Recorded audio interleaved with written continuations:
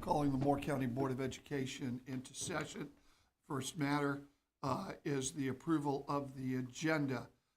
Is there, first of all, is there any amendment to the agenda? I believe, Stacy, you had asked.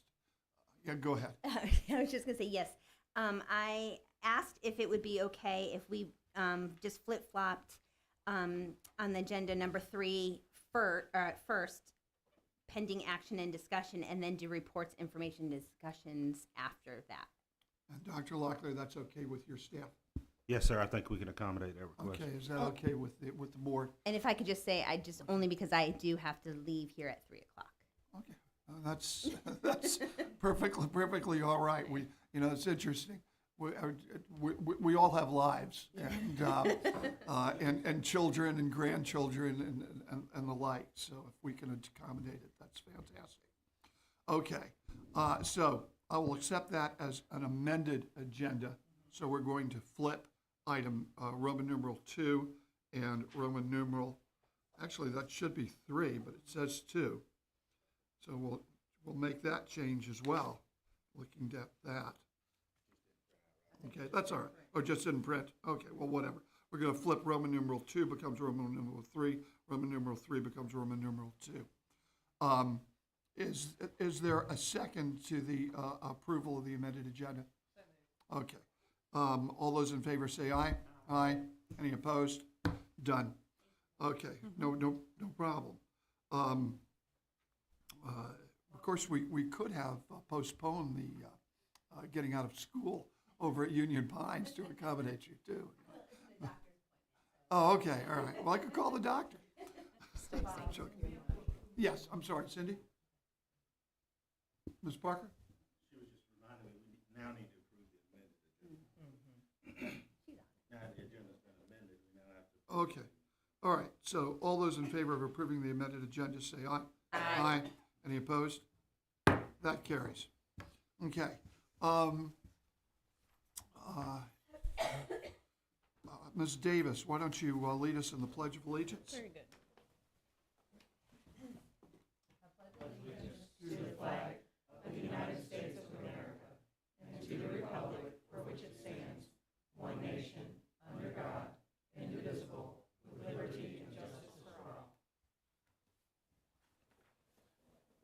And Ms. Davis, our moment of silence. Yes, please, if you'll join me in a moment of silence. And I'd like to particularly thank this month. We had a few incidences over this past month in our schools that was quite alarming, and for our safety of our schools to be a focus in this time. Thank you.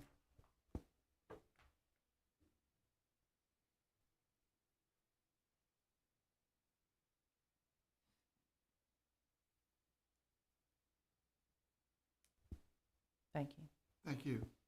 Okay, so now moving to pending action and discussion. Approval of the 25-26 Moore County Schools calendar. Dr. Locklear.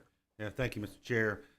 Just each year, we bring forward a calendar that's a year ahead, which we in Moore County Schools try to have 2 years of calendars out at one time, so our parents will know what's happening a couple years ahead. So this is the 25-26 school year calendar. Per the board's direction, Ms. Sinan and the calendar committee developed 2 calendars, one that follows the North Carolina calendar law and one that is what we call the Early Start Calendar at Alliance Community College. And so Ms. Sinan brought that last month, or actually 2 months ago in January. We now have gathered data from the public, and I'll let Ms. Sinan walk through that and represent those calendars.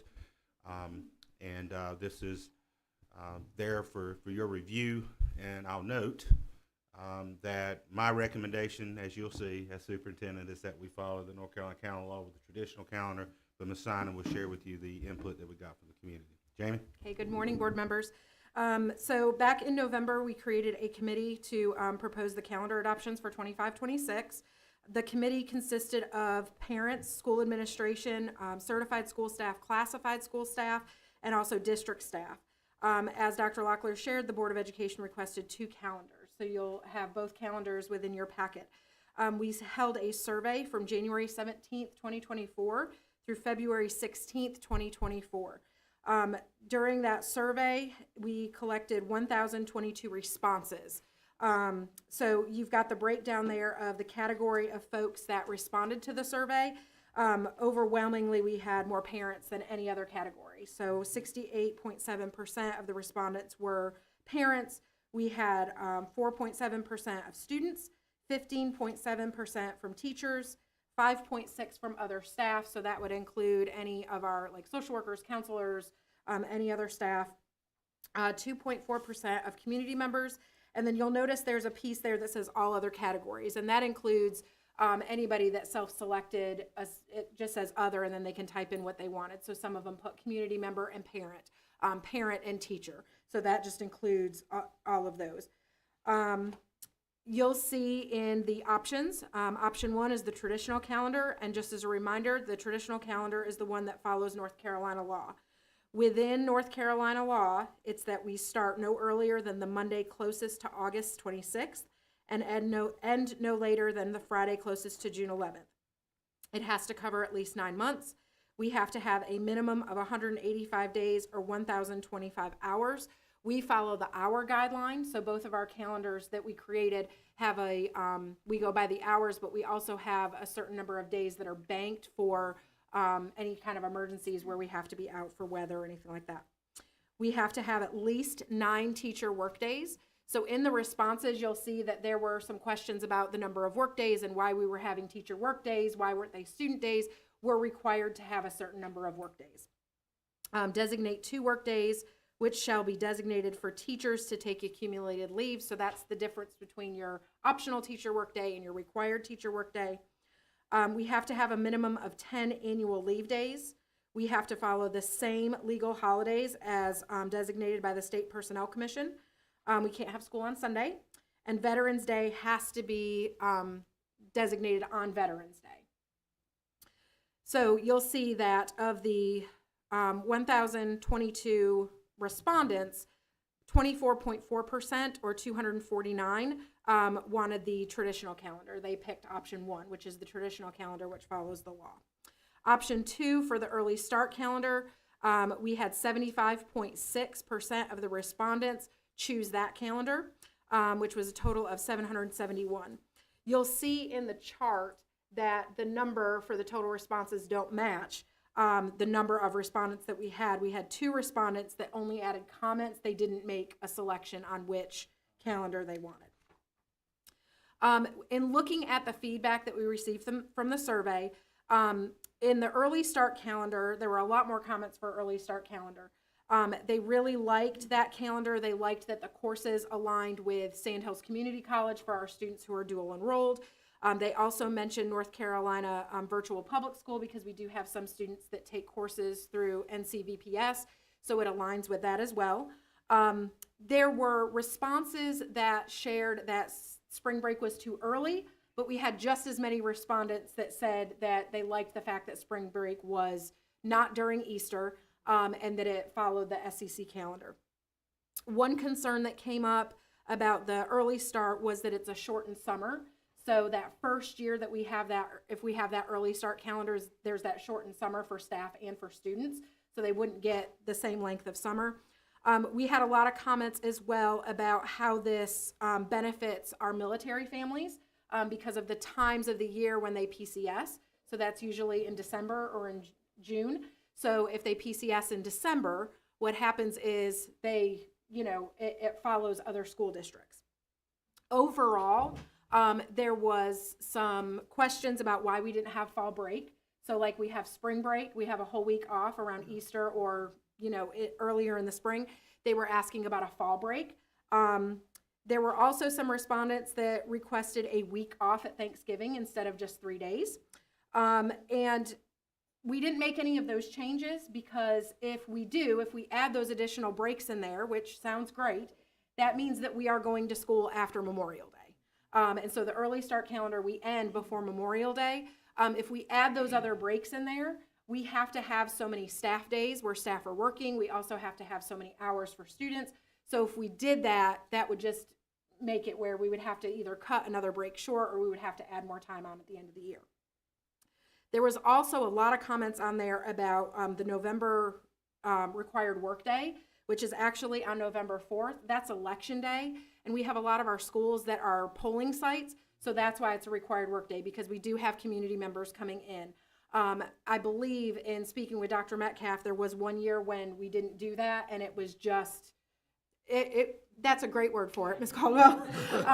So when you look at the calendar, you've got the November 4th required workday, which is Election Day, and then the next week you have November 11th, which is Veterans Day. So 2 weeks in a row, you have Tuesdays where students are off, which does create an issue for some families, but that's the reason behind that required workday. It's because it's Election Day. So we did not make any changes to the calendars based on the feedback. And there's your information about the calendar. Thank you. Thank You're you. welcome. Questions by board members? Sandy, just let me say that we're going to have to make a decision on this. And of course, we have to do it with our eyes open because, Dr. Locklear, how many, roughly, how many other school districts are doing it this way with the early, opening? 16 school districts, is my Okay. understanding, So that's 16 out of 115. out of 115.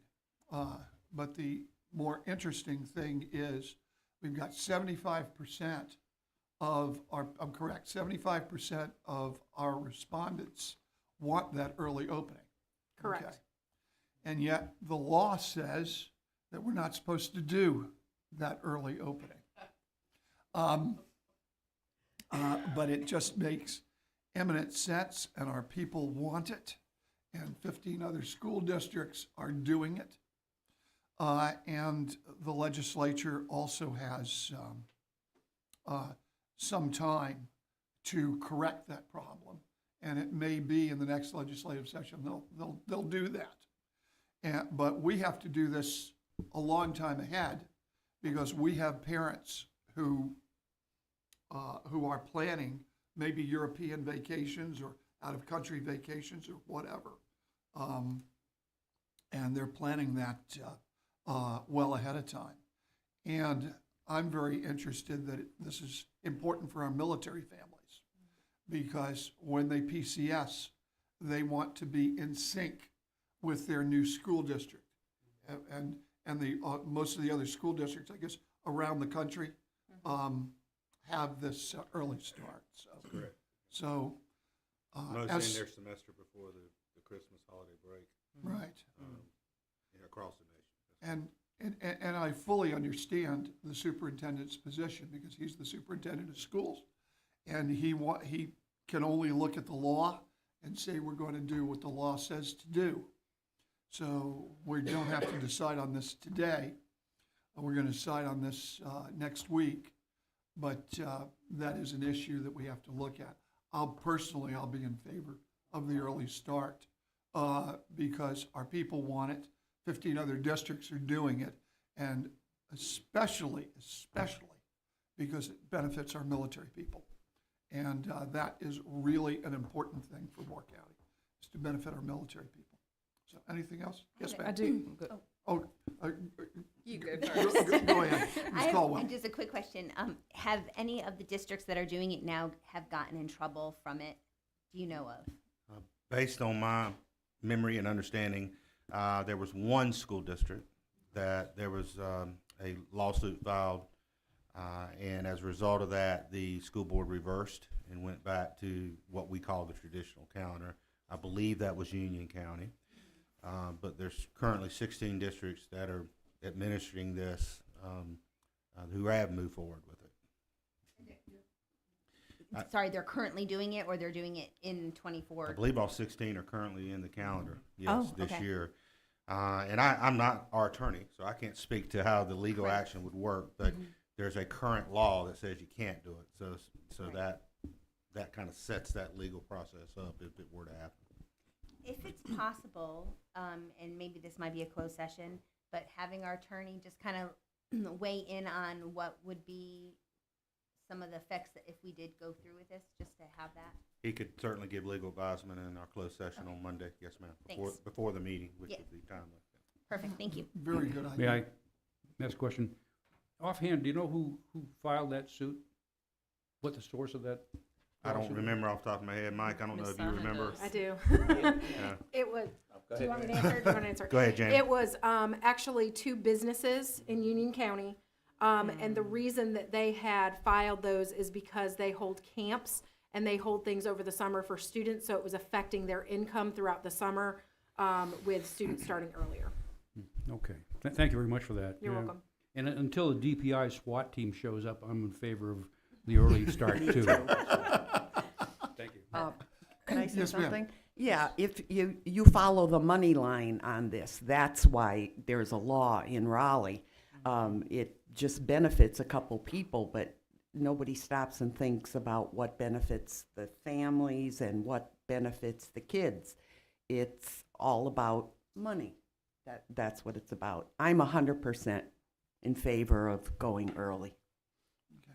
Yes, you want to, I patiently waited. yes. Oh, you did? It's okay. Sorry. No, don't be sorry. Question and comment. It is frustrating to me that the better option, obviously, is the early start, and that it is not the law. With that being said, I personally would not, I cannot go against the law, like Dr. Locklear. We can't expect people to uphold the laws that we make, the rules that we make. Our students, they look to us and how we govern and how we do, and I don't like it. For instance, if we were to put uniforms in, our children would not like it, but we would expect them to do it because it's the rule that we set. So that's where I stand on it. My question is, should the state change the law between now and that particular school year? I know that we would vote to approve it, but if at any time, what is the absolute latest, if there is a different time frame, that we could amend it to the early start if it is no longer illegal? That's a trick question, maybe. But that's what I want to know. Dr. Locklear? Yep. I can see him trying to save his staff. And if you need, no, and I don't, maybe that's a closed session. If that's a closed session, I don't know if it is. I mean, in general, I can give you a general response to Thank that. you. I think we've, like I said, we've had a practice of having 2-year calendars, having the very next year and the year out. Yeah. And that's in an effort to be very proactive in sharing that information with our parents and our community. But what that does also give you, that if there was a law change, we would have the opportunity going into early next year, next school year, where you can make that change and there still be Enough 10, time, 11 yeah. months ahead. Yeah, that's what I was where thinking. where parents would be able to adjust, our staff could adjust. Okay, Wouldn't be our preference, because Sure. our practice is to try to be as far out as possible. But we'd have some time and flexibility to do that. okay. You wouldn't want to do that in May for the next year. No, I 'cause understand that that. would be tough to pull off for a variety of reasons. But if it was 10, 11 months out, you potentially could do it. Okay.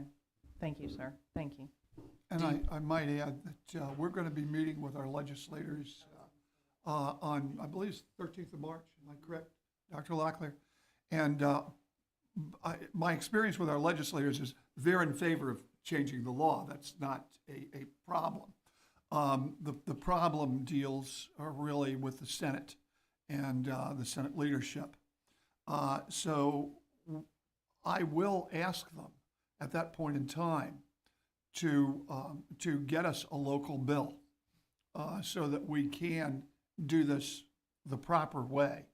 I don't know how that affects our decision coming up next week, but I will be lobbying them to do that, and I fully expect them to be cooperative because we tried to do this last time, as did several other districts. We weren't the only one. But also, one other thing, Dr. Locklear, isn't it true, isn't Lee County also on that early start thing? Yeah, yes, sir. Okay, and I think they were on that this year. So that's just something to think about and something in the mix. And I hope the public is understanding of us, because this is really a moral and a practical dilemma. So I respect the positions of either pro or con by any member of the board, because it is a very, very disconcerting place to put our Board of Education, because clearly our people want it, and clearly it's important for our military families. Okay. Anything else? Yeah, I'm going to say something. Yes, ma'am. Yeah, our country has a history of changing bad laws, and this is a bad law. So I think it's time to stand up, tell Raleigh, this is a bad law. We have to do what we have to do for our own people. Anything else? Okay, thank you. I appreciate it. Let's go to the next item. Excuse me, go down here. Endorsements for the end of course and end of grade test rate. By the way, this is going to be this will not be on the consent agenda. That'll be on the voting agenda. Okay, for next time. The endorsement of 23-24 end of course, end of grade test re-administration plan. Yes, sir, Mr. Levy. Ms. Sinan will stay with us, I believe, and present this. Each year, you endorse our re-administration plan, and what re-administration means is students who did not successfully, were not successful with integrate, end of course, state tests, have the opportunity to have those re-administered. And that also is an opportunity for us as a school district to have those scores count in our grade level proficiency. We are taking a more of a comprehensive approach this summer, which I appreciate our team and our principals really being enthusiastic about, and a little different approach. So I'll let Jamie kind of walk through what our plan is, but each year we bring this for your approval as required by state board policy. Jamie? Thank you. And Ms. Faw is not here this morning because of the schedule change, so if you have questions that, it's fine. If you have questions that I can't answer or Mike can't answer, then we'll get them for you. You have a copy of the testing re-administration plan. It is a little bit different than what we've done in the past. But just to review the requirements, we have to have a written summer testing plan approved by our local Board of Education. We have to submit this by April 5th, 2024. Instruction may occur on teacher workdays, but re-administration of assessments must occur after the conclusion of the academic school year. So we can't start re-administration until after school has concluded. Re-administration is only allowed after summer instruction has occurred. Tests must be administered online. All of our tests are online, and students who do not attend summer instruction will not be eligible for re-administration of EOG. So they do have to participate in that intervention time, that relearning, or they're not able to take those administrations. This is for our EOGs, our EOCs, and then our NC Extend 1 assessments. So in the past, summer re-administration has taken place a week after school lets out, over the course of 6 days, with 4 days for remediation and 2 for re-administration. These were half days, requiring families to drop off and pick up their students in order to participate. So if they didn't have transportation to the school, they weren't able to participate. Additionally, teaching staff had to be hired at each school in order to serve the students, because it was after the work days had concluded. This often limited to just 2 teachers per site. In order to increase participation and performance in summer re-administration, we will run a 2-day summer re-administration plan on June 10th and 11th for half day each. Reteaching and remediation would occur on June 10th, with tests taking place on June 11th. So as far as staffing is concerned, June 10th and 11th are still school work days, so they're still teacher work days. So we have all teachers that are able to be utilized to support re-administration as a classroom teacher, or support personnel to complete those required end-of-year tasks. So there's other things that teachers are required to do with their cumulative records and things like that. Using this method, teachers would not have to be contracted as summer employees. So there's a cost savings there because of that. As far as transportation is concerned, as I noted earlier, they were not able to participate if they didn't have transportation to school. So we would provide transportation for these 2 days. We want to make sure that we have equitable access across the board for all students. So any student that wants to that needs to participate would be able to, because transportation would not be a barrier. We would run the existing bus routes for 2 additional days, and this means that transportation doesn't have to create new routes based on students who may or may not attend summer school, and all students who currently ride the bus have equitable access to ride to and from summer readministration. So according to our operations department, with maintenance and salaries, the cost to operate buses is $24,291 per day, meaning $48,582. We will ensure all bus riding students have access to transportation to and from school. This is being paid for out of our PRC 181 funds, which is part of our ESSER funding. So you've got a pros and cons list. The pros definitely outweigh the cons.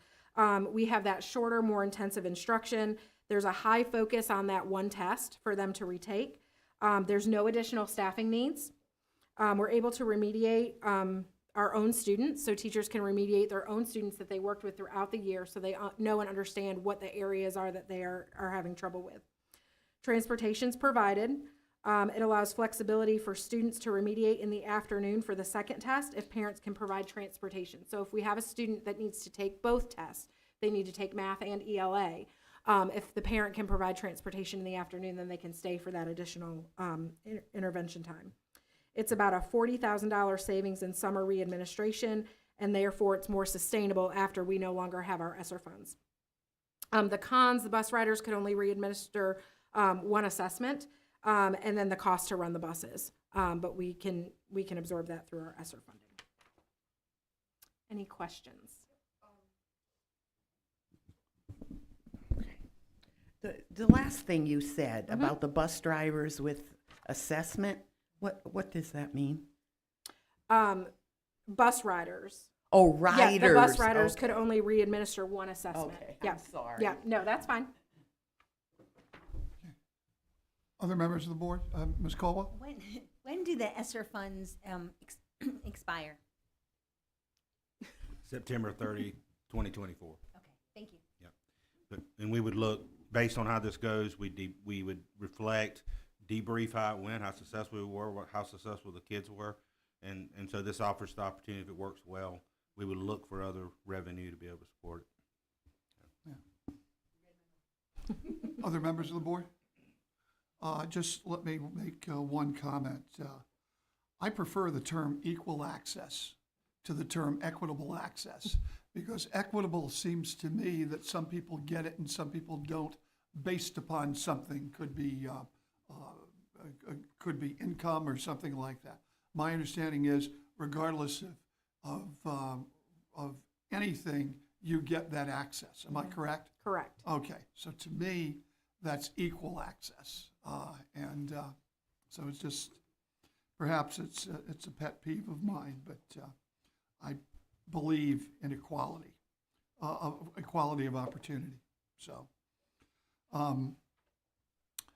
anything else? Okay, thank you very much. You're welcome.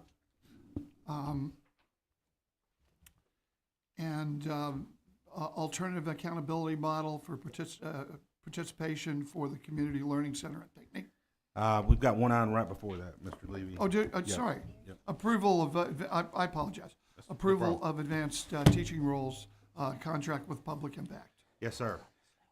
Excited to bring this presentation to the board today. I previewed this presentation a little bit with you at last month's meeting with my update. We're very excited to have received the Advanced Teaching Roles Grant from Moore County, really now over a 4-year period, including this year. We've received some funding to get this thing jump-started.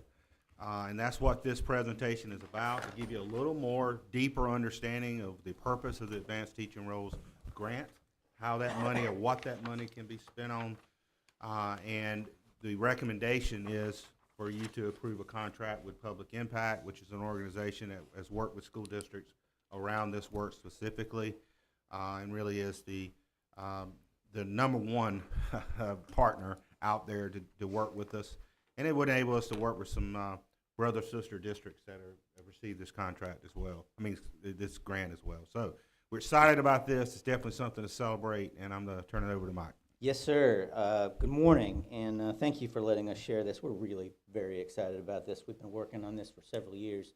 I remember Mr. Levy, when we first met, I think you talked about your daughter, who is an outstanding teacher, I understand. Yeah. And your hope was that she could find a career path that would keep her in the classroom working with students rather than feeling forced to do what I did and go into administration. So Yes, because too many times we have our best teachers.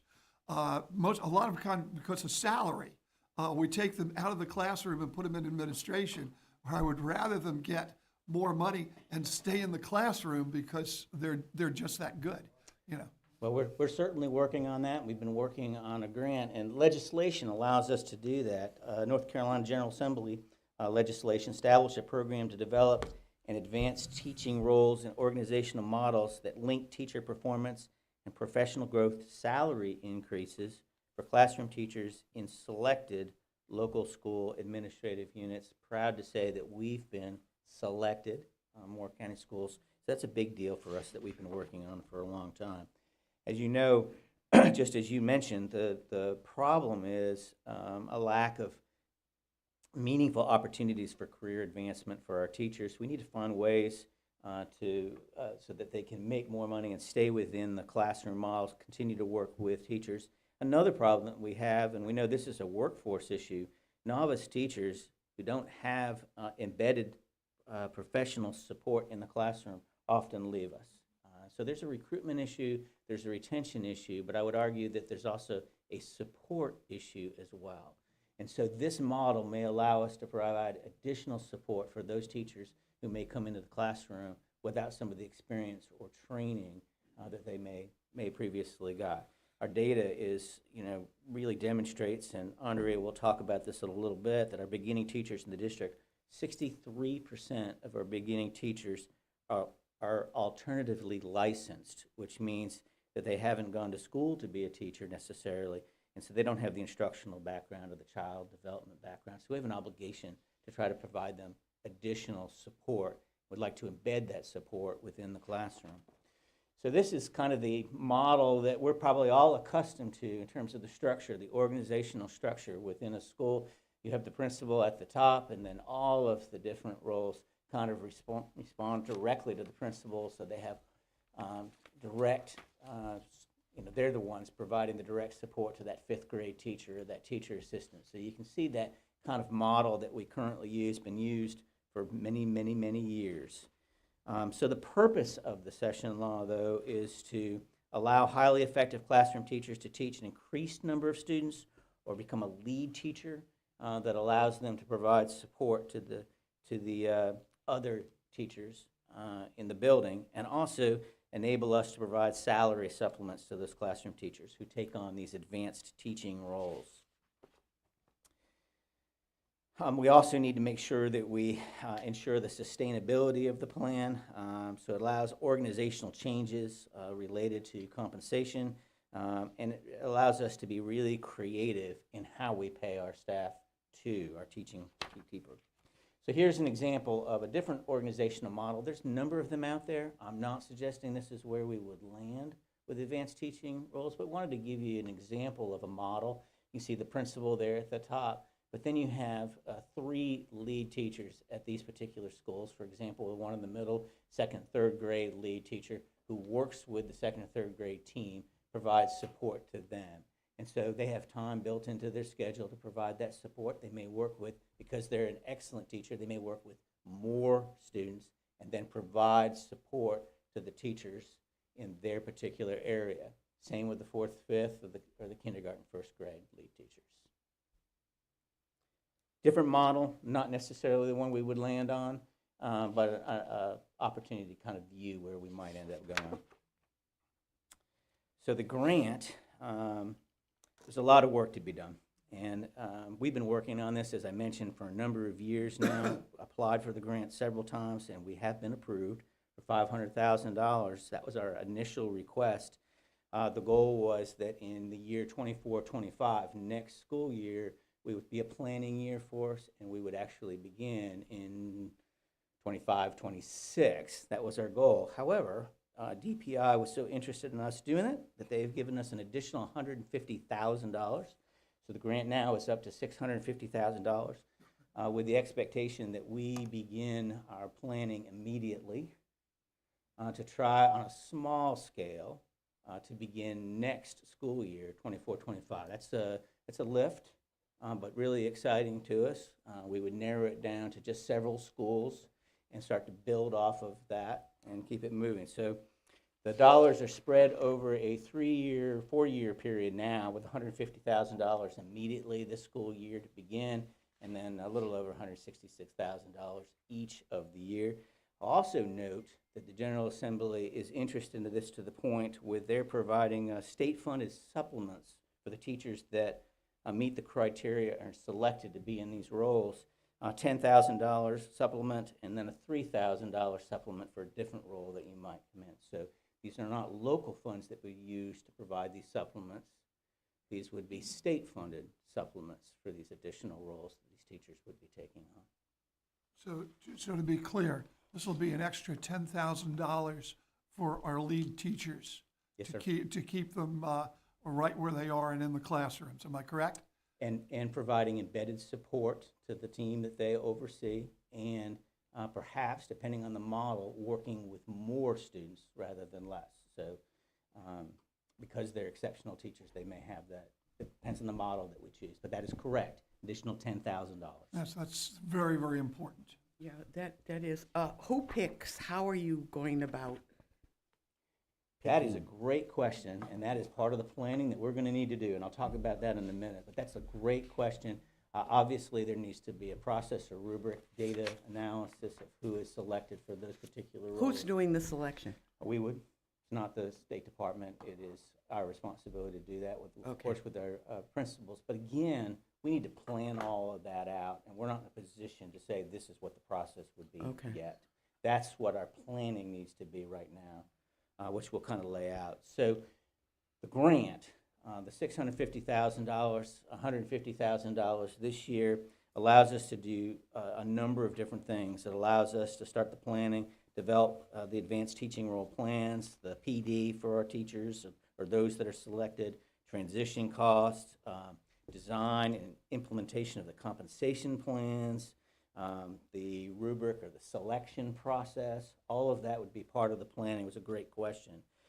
What we can't use this grant for, and I just want to be clear on it, we can't use the grant to pay staff members or to provide stipends or bonuses. It's for the planning piece. So they're very narrow in terms of how we can use this grant funds. It's really to be very thoughtful and build a program from the bottom up and get support in doing that. So the grant, Yeah, hold- I want to make sure we're not contradicting. Yeah. It sounds like you're contradicting ourselves. Oh, I'm sorry. The teachers do get the $10,000, and it is coming from this grant. Am I correct? no, sir. Where's the $10,000 coming? $10,000 comes from the General Assembly, from the state, from DPI. From the state, okay. But in other words, it's not Not coming from from our us. local funding. This grant is for the planning purposes, and then they have supported, beyond just the grant funding, they supported the $10,000 supplements, state-funded supplements. Okay, so just wanted to make sure, because it sounded like for the first that it was going to come from us, but no, this is pure state funding. So Right, the grant is to help with the That- that's- development of the that's fine. program. Okay, That's fine. Mike, I have a question. Sure. On one of the previous slides, you had it that the lead teachers are going to do kindergarten to first, and then you're going to have a group second That's to one third. model. Okay, that's your model. Why- Maybe the model, that is just an example of a Okay, model that is being used. That's fine. If you happen to use something like this, why can't you loop these teachers? Absolutely could. It just makes sense to me. If you're picking the best at that grade level, why can't we keep those grades together? Certainly something that could be part of the plan and is a good idea. Okay. We'll bring. Very close to Mr. Benway's heart. You want Yes. to say something, Mr. Yes. Benway? I was just going to pose that question. Oh, were you? How conducive is this to looping? In the last year or so, I've spoken to exactly 30 teachers It's not a statistically significant number. But I've asked the question, given the opportunity, would you loop with your current class? Across the board, 30 out of 30 said absolutely, some really enthusiastically that way. So I think there's something to this continuity and consistency thing that we need to capitalize, probably via this approach. Anyway, thank you for that, Pauline. And I might also add, there is a school, and Dr. Locklear, maybe you can correct me. I think it's called the Experimental School or something like that, where the state is looking at looping much closer. Do you know what I'm talking about? No, sir, I'm not familiar with Okay, it. so just something that came up at a state meeting of state boards of education, members of state boards of education last time. I was at the convention, but we really do need to take a look at looping. And Mr. Benway, you want to say what looping is, so that the public will understand? Yeah, it's where one teacher remains with his or her class for a period of years. 3 sounds like a good number to me, but that's certainly worth discussing. It does provide that a whole array of positives come along with the looping process. And whenever I get to talk about the strategic elementary school, I'll go ahead and elaborate on that part. Thank you. Yeah, I would say that Dr. Locklear? based on, certainly we have schools that use looping. Looping has been used in our schools throughout the years, and that's usually based on the teacher. That's usually based on the group of kids. It's based on, obviously, the principal analyzing all that. There's pros and cons both ways, but it's definitely something that we can pay attention to with this model and how we grow our teachers. So, and this model is really about extending that impact of our best across many teachers. Our best being ones that usually get more than a year's growth every year out of kids, et cetera, et cetera. So that's an exciting opportunity, and so all those things can be analyzed as we move forward. That I do. You touched on something I was going to try to wait till the end, but just for the public's knowledge and for you guys, I did it. This is exciting to me because the recruitment retention. I did the deep dive. I went to the DPI. I saw all the work that you guys have been doing, and I was in it. So there has been a lot of work that has gone on behind the scenes. Phenomenal, pales in comparison to what is being presented to us today. But the teachers who are chosen are the ones who have shown the most growth in their students. And that's what everybody in the public, a lot of people in the public and ourselves, were focusing on student growth. And our teachers who are seeing the most student growth are the ones who we would pull to do this type of thing. For sure. And one of the things that we would need to do as part of this work right now is develop what are our qualifications for these positions. How do we, what is our application process? Because a teacher would have to apply for this. We may reach out to them. They'd have to apply. At least I envision it that way. That's part of this planning work. That's where we need some support to do that, which is what we're asking for today. So job responsibilities, the sustainability plan, communication, the overall plan, what it looks like in the schools that we've chosen. How do we evaluate whether it's being successful or not? Mr. Benway always asks me that question. How are you doing program evaluation, Mike? And we have to evaluate the program properly to make sure that what we're doing is working as well. So this is all part of the work that we need to do. And institutionally, you're building a tremendous bench, if you will, bench of knowledge, resident knowledge, as you proceed through this process. And I think that cumulative effect is tremendous, I think, in the long term. Absolutely. It's very exciting. So if we go to the next, you just start seeing the timeline. I just wanted to share that timeline. We would get a jump start on it, or have already. Right now, we would implement with 3 schools. Ms. Burton will talk about that in a minute. 3 schools next school year, and then look for expansion, continue evaluation, continue to see how we can do it better. That process that we go through as we continue the implementation, make sure that we've got sustainability. Program evaluation, just because Mr. Benway asked me that question a number of times, I wanted to make sure everyone knew that we were both required and naturally do anyway with anything that we do a program evaluation. So we'll look at the improvement of the quality of classroom instruction, see what the data demonstrates in terms of school-wide growth of our teachers. Is it impacting the attractiveness of teaching recognition, impact, retention of our high-quality teachers, a number of different ways that we would evaluate our program as we're moving forward to make sure that it's having the impact that we expect that it will have.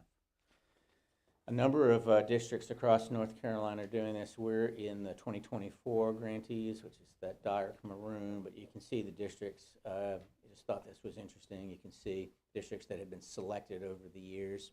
And again, we began working on trying to be one of those districts several years ago. Do you have this, like, the statistics, how the people who got, how the counties or the school districts from 2020, how are they doing with this? There are different places in terms of their movement. I don't have any numbers to share Okay, with you but- specifically. but- They're feeling great success with it. The overall, when you speak to different districts, it's very positive. Okay. But some have started out very small, some have started out a little larger, and they're in different places. And again, the model is really site-specific with support, meaning their models may be slightly different than what we Oh, choose to do. yeah, okay. This is a large project for us, and so we need some support. Public Impact is who we'd like to partner with. They're used by virtually all of the districts. The 18 districts are using them. They've been around since 1996, and one arm of Public Impact is of the Opportunity Culture Initiative. They call it the Opportunity Culture because they're providing a culture of opportunity for teachers within the classroom to be able to move up and continue to get pay.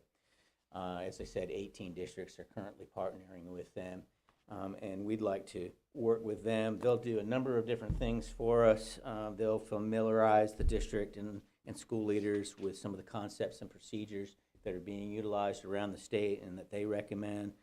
They'll help us to set parameters for the teacher roles and criteria for who should be selected and processes for that. They'll look to establish school level plans to improve student learning. They'll support teachers and principals with the implementation as we move forward. And they'll help us with the assessment piece and that program evaluation piece as well. So we feel very comfortable with this company. We've vetted them and look forward to working with them with your approval. There are a number of benefits to Moore County Schools, and Ms. Burton will talk about that a little bit. Thank you.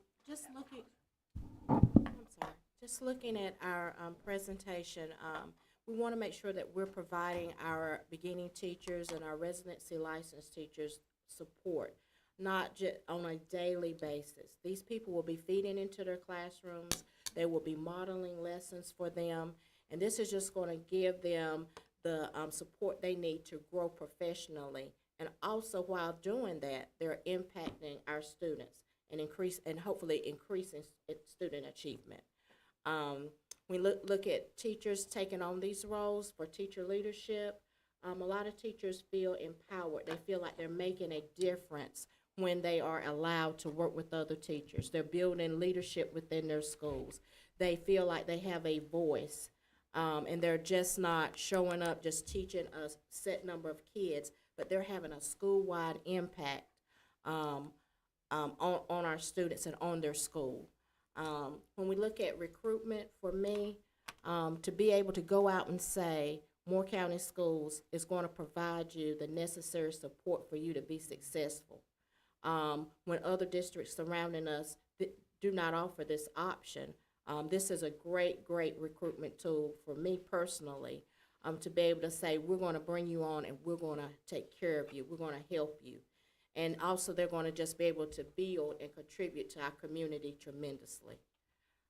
Looking also at increasing teacher satisfaction.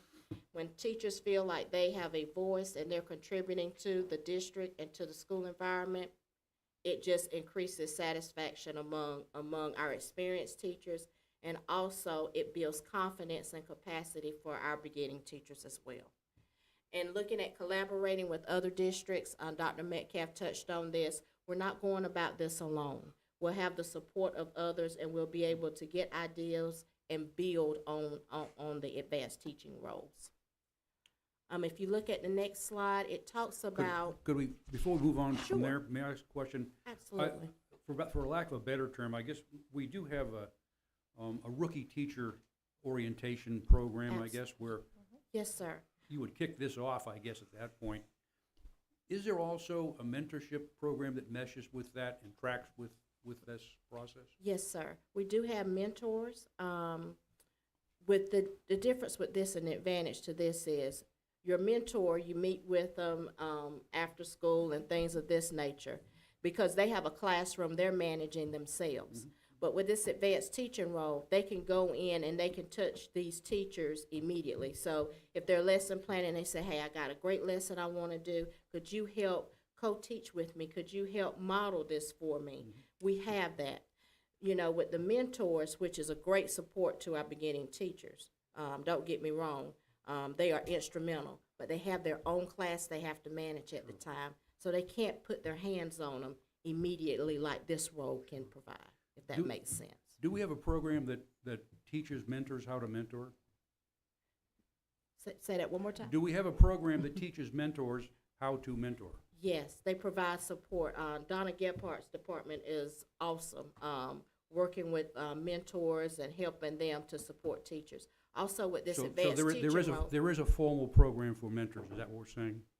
Yeah, we do. We do have that. You have to qualify to be a mentor. We just don't pull any and everybody to do Right. that. Yeah. Could I get a copy of the program for mentors? Yeah.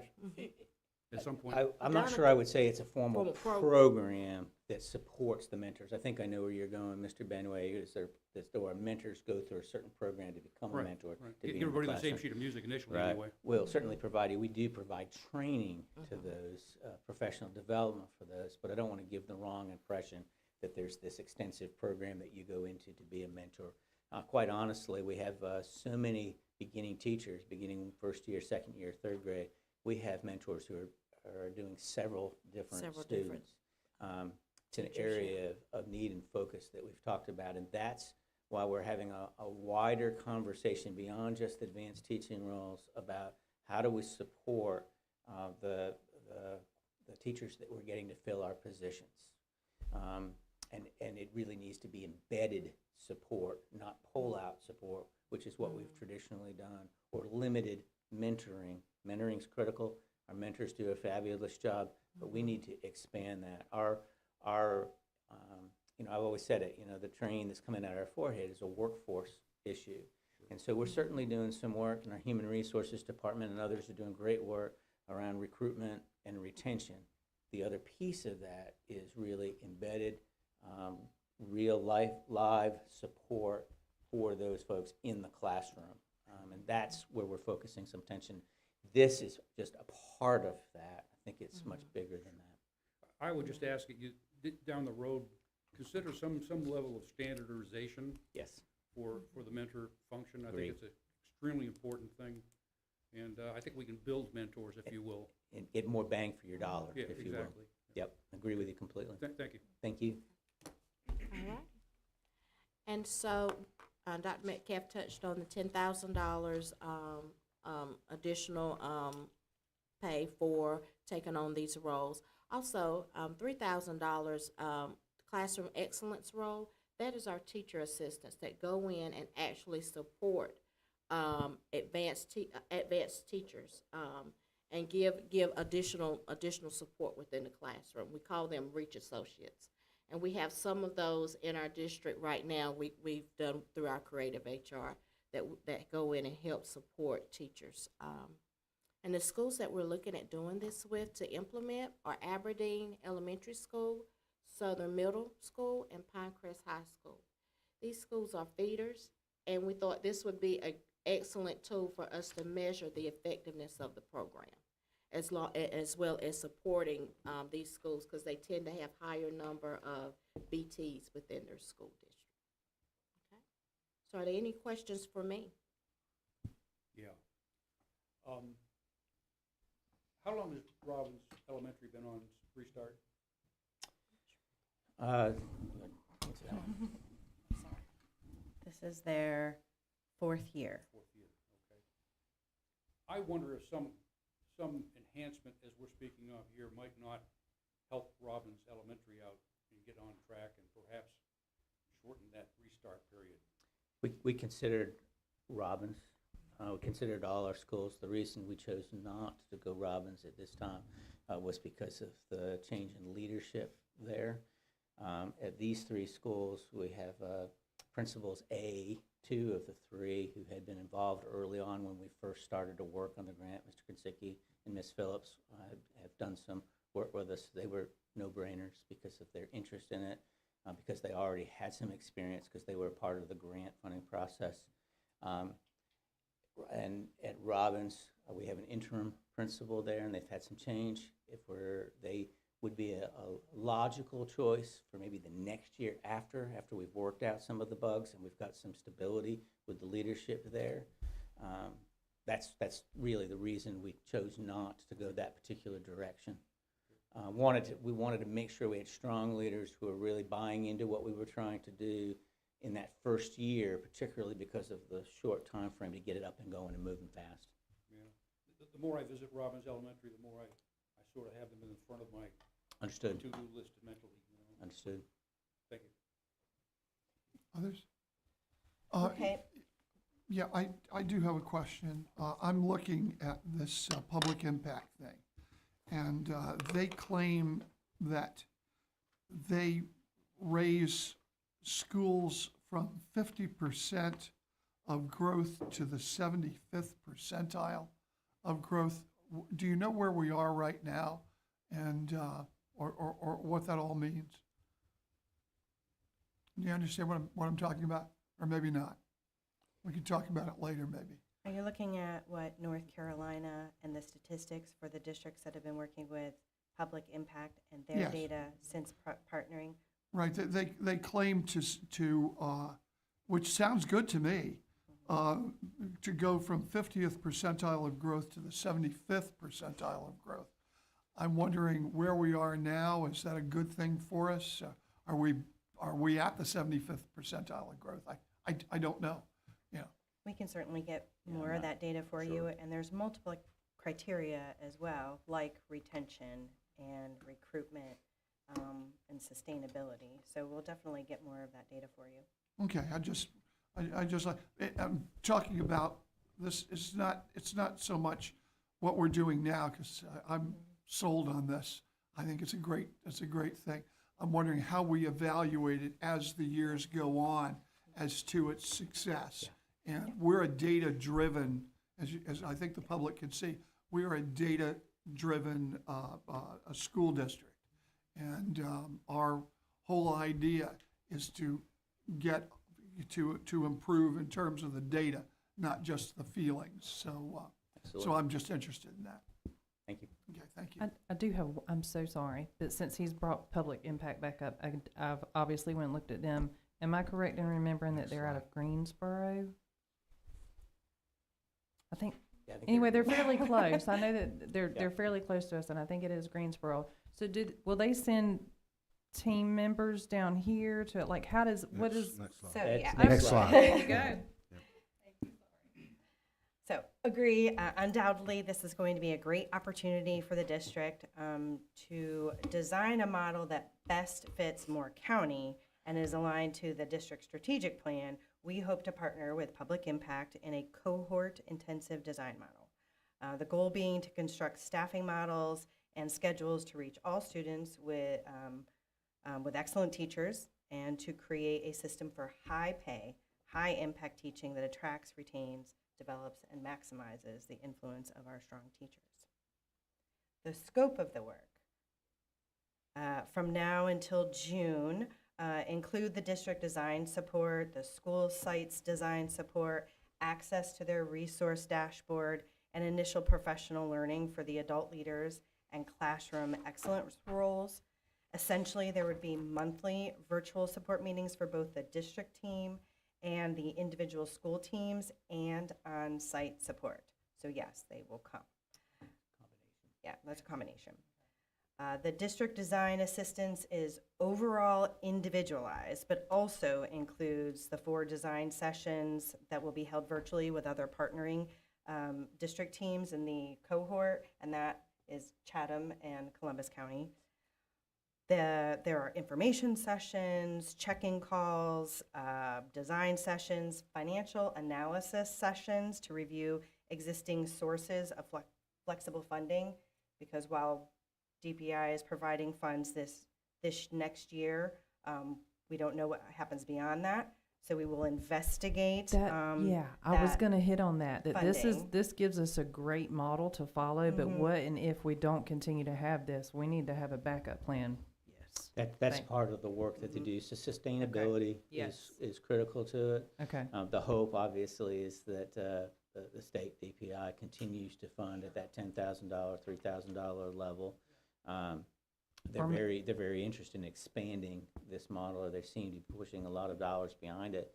But regardless, part of the work of public impact with us is to look where can you use creative human resources like we've already done to make this sustainable if we didn't receive these funds and not be trying to pull from other areas. And there's great support in the General Assembly for this. I was going to so- say, yeah, that's on my list of things to talk Right. about next month.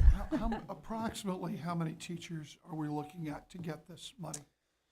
Talk about it's 20% of your, it's based off of the number of teachers that you have at a particular site where you choose to do the ATR.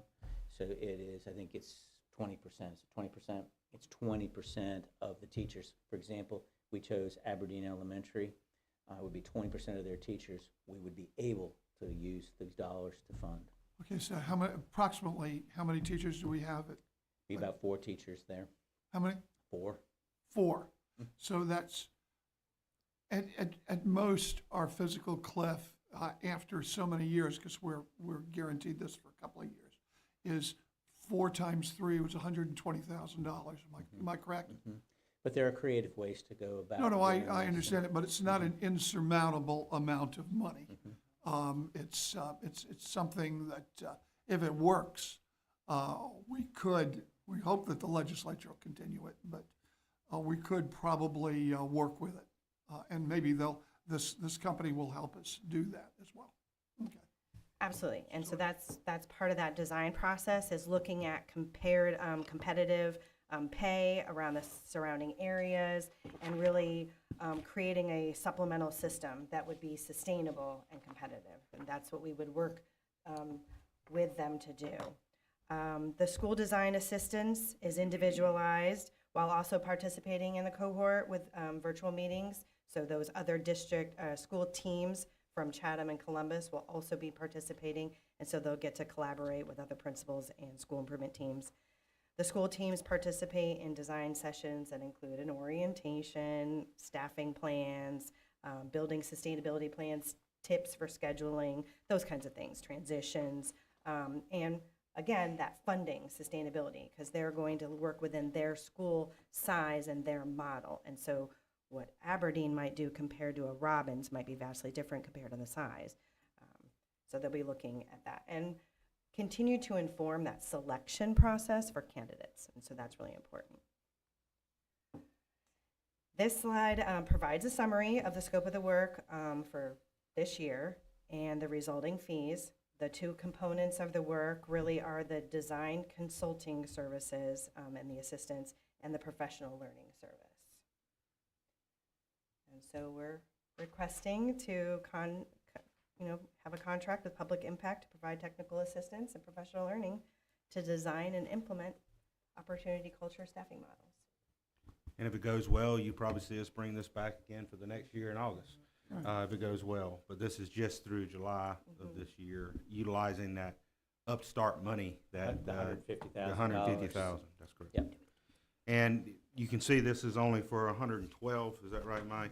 And the other monies can be used for travel reimbursement, things of that nature, as we're sending folks to training or doing different things. Transition dollars. Other members of the board? May I? Just a couple of comments. I hope we can get updates periodically on where all this is going, because very frankly, this is the reason I ran for public office. This very stuff here, where the rubber meets the road, and we produce what we intended to produce, is excellent students. The second thing is that I'm sure it's embedded in here in the whole process, but we've got a rising, maturing, and excellent PLT program across the board, I think. And that's that's where the PLT is gonna be a force multiplier in this environment, I think. You get the opportunity to task force it to a greater extent than you do now. Tremendous potential here, and I hope that all gets integrated, and I know it's gonna work. Thank you.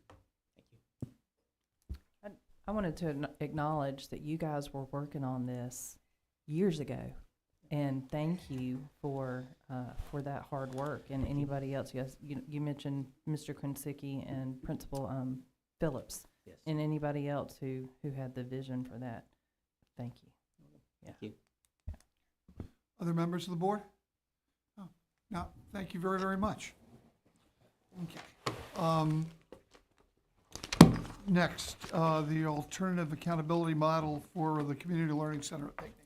Yes, sir. I think Ms. Sina will come back up on behalf of Ms. Fall, since she's not able to join us. But this is you may recall as a board, we present this each year. It's required by state board policy. Excuse me, my throat. So it's required by state board policy that the board approve our accountability model for our alternative school.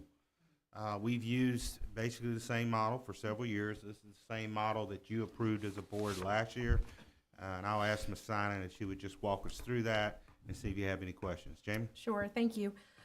So this goes along with General Statute 115C 105-35 and General Statute 115C 83.15 to measure the educational performance and growth of students placed in alternative schools and alternative programs. There's three different options that school districts have. We chose option B, and that's the same option that we've had for the past, since 15-16. Option B, evaluation components include three different things. So 20% of student persistence, and that's the percent students enrolled throughout the year and remain enrolled in North Carolina school. 20% of school achievement, and they look at 3 years of the school data. And then 60% of growth, which is the student's EBOS information. The option is used only if there's not enough data at CLC to calculate the SPG. That is when we're looking at the school level SPG grade. For the last 4 years of the calculation, there was enough data at CLC to calculate that, so there was no need to use an alternative option. In the event that there's not enough data, what CLC requests to do is use the 3 years of data. You'll see in the executive summary that CLC has received a progressing rating, except in 22-23 when they received a declining rating. You have to have 30 students in the EVOS for the calculation. They only had 28, so that's why they had that for the declining. And there was no rating for 1920 or 2021. Due to the COVID-19 pandemic. Okay, is that got it? That's it. Okay, any questions? Okay, seeing none, I just want to comment that Pinckney is really a linchpin of our school system, and anything we can do to help them out in their professional opinion, I think is a good idea, because this is truly a place where the rubber meets the road, where we are saying every student can learn. Okay, so that's and by the way, not to say that other teachers do not do this, they do, but at Pinckney they are certainly doing God's work. So I appreciate it. Thank you. Okay. Our E-rate WAN services contract. Tell me what a WAN is. Mr. Ecken? Thank you. Well, Yeah, That sounds complex. Oh, no, every time Yeah. I put down an acronym, I realize I need to spell that out. And Kent, don't worry, I'm not going to try to take the lead on this because I don't know. So I'm going to turn it right over to Kent. But I appreciate Kent's leadership in utilizing every bit of funding we can utilize from the federal government, et cetera. And so I'll just turn it over to Kent to walk us through what this is about. Thank you, Dr. Locklear. This is for the wide area network services contract. That is basically the fiber that runs between all our schools, connects them back to our data center, and then gives them the capacity to connect to the internet as well. The contract actually ends in June 30th of 2025. We put this out to bid a year early in case we decided to go with a different provider. It would provide plenty of time for construction. But actually, after reviewing the bids, we selected Conterra, which is the current provider of our WAN services. The new contract will be 5 years with 5 optional 1-year extensions. It was selected based on the requirements were based on a rubric that scored total cost, ability to support requirements as laid out in the request for proposals, proposed contract terms and conditions, service uptime, and availability reliability. It also demonstrated scalability of technology through pricing for higher tier bandwidth and provider references. So, as I said, Conterra was selected based on their submission, and the new contract will provide enhancements to the network reliability and bandwidth improvements for high schools. It's a 4 times improvement in bandwidth to the high schools and to the core data center, and over 2 times improvement to the bandwidth to our core data center. The yearly cost for the new contract results in a savings of $22,882.92 per year. Just to make you aware, this is fully covered by the federal government and the state. 80% is actually covered by the federal E-rate program, and the state provides the remaining 20% funds through the 073 funds. They cover this. But because of the total cost of the contract, the yearly cost of $493,973.18 yearly through federal E-rate funds, and $123,493.29 yearly through the state 073 funds, because that's well over the $50,000 threshold. We need board approval to move forward with the contract. So, and I'm available for any questions. Questions from the board? Okay, let me ask one question. Generally, how is their security and how is our security with regard to hacking and the like? Because that's what we're always concerned about. Well, this is actually the private portion of the network. This is actually not connected to the internet in any way, shape, or form. This is actually the fiber that runs school to school and then runs to the data center. So it's traffic that's controlled, that we have segmentation of this network, that there's not an external pathway to it. We protect all this internal network through our internet firewalls and all the other protection that we provide on the internet side. Okay, So, thank you. yeah. That's always on our mind. And by the way, I've always thought that we have, if not some of the best, if not the best IT in the state of North Carolina, and that's that's certainly a lot of your doing, Mr. Thank you. Atkins. Thank you. We appreciate it. Our team, I'm very proud of our team. Okay, anything else? The board? Thank you. Thank you. Okay, out-of-state field Thank you. trips. Yes, sir, Mr. Chair. Ms. Metcalf will join us to take us through a couple of schools' requests for out-of-state field trips, and they do come with my recommendation for approval. Ms. Metcalf. Good morning. We have 3 requests this month. Northmore High School Band will be performing in Washington, D.C., April 5th through April 8th. From Pinecrest High School, their band will be performing in a competition in Williamsburg, Virginia on May 17th. And then Pinecrest's Air Force JROTC would like to travel to Gettysburg, Pennsylvania, April 16th through the 19th, as this is their capstone event as they're studying the events and leadership decisions at the Battle of Gettysburg in the Civil War. Questions by the board? I want to know their opinion on Pickett's charge to see whether that was a good idea or a bad idea. It seems like a bad idea in retrospect. Any other questions? Okay, seeing none, that'll be fine. Thank you. And by the way, I should say that, Dr. Locklear, we do bring this up from time to time, but state law requires us to approve out-of-state field trips. Isn't that correct? Our board policy. Our board Yes, sir. policy, okay. Which is the reason why we bring it up, but it seems like it's very uncontroversial. Correct. It's we hope continues to be a routine matter because our folks do good planning, and Ms. Metcalf checks that with our principals. So, thank you. Okay. Award of bid for the HVAC replacement at West End. So I'm going to turn it right over to Ms. Purvis. We have several items here that Ms. Purvis will be leading us through. Good morning, Ms. Purvis. Good morning. How's The first is, like Ms. Purvis and I talk about, we're proud that we're able to move some of these very needed work forward and bring to your attention for potential approval. So, Ms. Purvis, go right ahead. Thank you. We had single sealed prime bids for HVAC replacements at West End. We had 4 bids this time, which was terrific. We didn't have to rebid.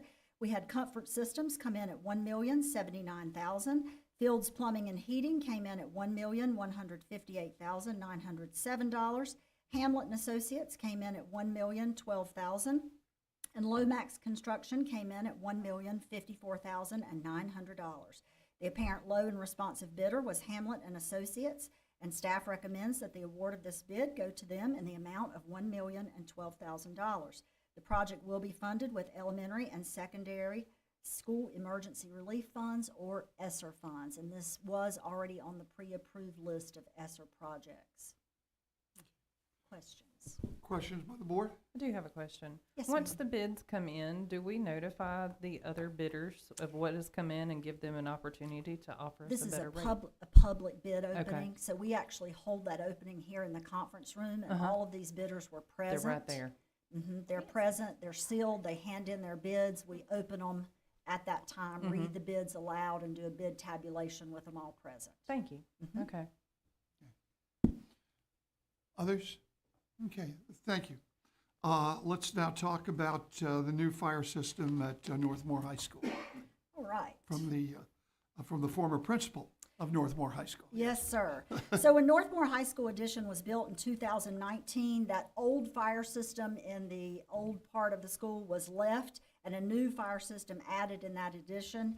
The integration of the two systems has caused ongoing issues, and we've had several attempts to make that fully integrational and fully functional, and they failed. So at this time, the fire system needs to be replaced throughout, which would create one campus-wide system to ensure that we have reliable and dependable system in place for that Northmore campus. The two proposals that were received for this replacement of the fire system at Northmore are Ashboro Fire and Security, $116,658.70, and Central Security Systems, $113,577.25. Central Security Systems came in as the lowest bid, and staff recommends award of the bid to Central Security Systems. The project will be funded with remaining county funds which were allocated to Northmore High School for the addition. So we still have funds in that county account for the Northmore High School addition. We propose that we complete this fire system, and then we hope to bring back to you the courtyard drainage project, which will also be part of those funds and that addition, and complete that project. Okay. Questions by members of the board? None? Okay, thank you. The agreement to amend the Crown Castle cell tower lease? Yes, sir. So since 1996, the Moore County Board of Education has leased a portion of property on 792 Felton Capel Lane in Southern Pines. It's about 2,400 square feet. We've leased that to Singulaire Wireless, and at this time, an amendment to the lease is due. Proposed amended lease terms include 2 additional terms of 5 years with a new expiration of 10/31/2038. Rent increase to $3,000, which would be effective the first day of the second month following the amended execution. That goes from a lease of $2,600, so that rent would increase. A 30% revenue share on all future subtenants, that moves from 25% to 30% this time, and a $15,000 signing bonus. And our last renewal was in 2019. We received a $7,500 signing bonus. So you can see the terms of the lease have really gone up. We were able to negotiate some better terms for this. Now, under North Carolina General Statute, what we're doing today is not approving the lease. What the board is doing today is granting the permission to move forward with these lease terms to draft a formal lease agreement. So what you're doing as a board today is not approving the lease. I would get this lease drafted, get all of the terms in it, and then bring that back to you at the April meeting for final approval.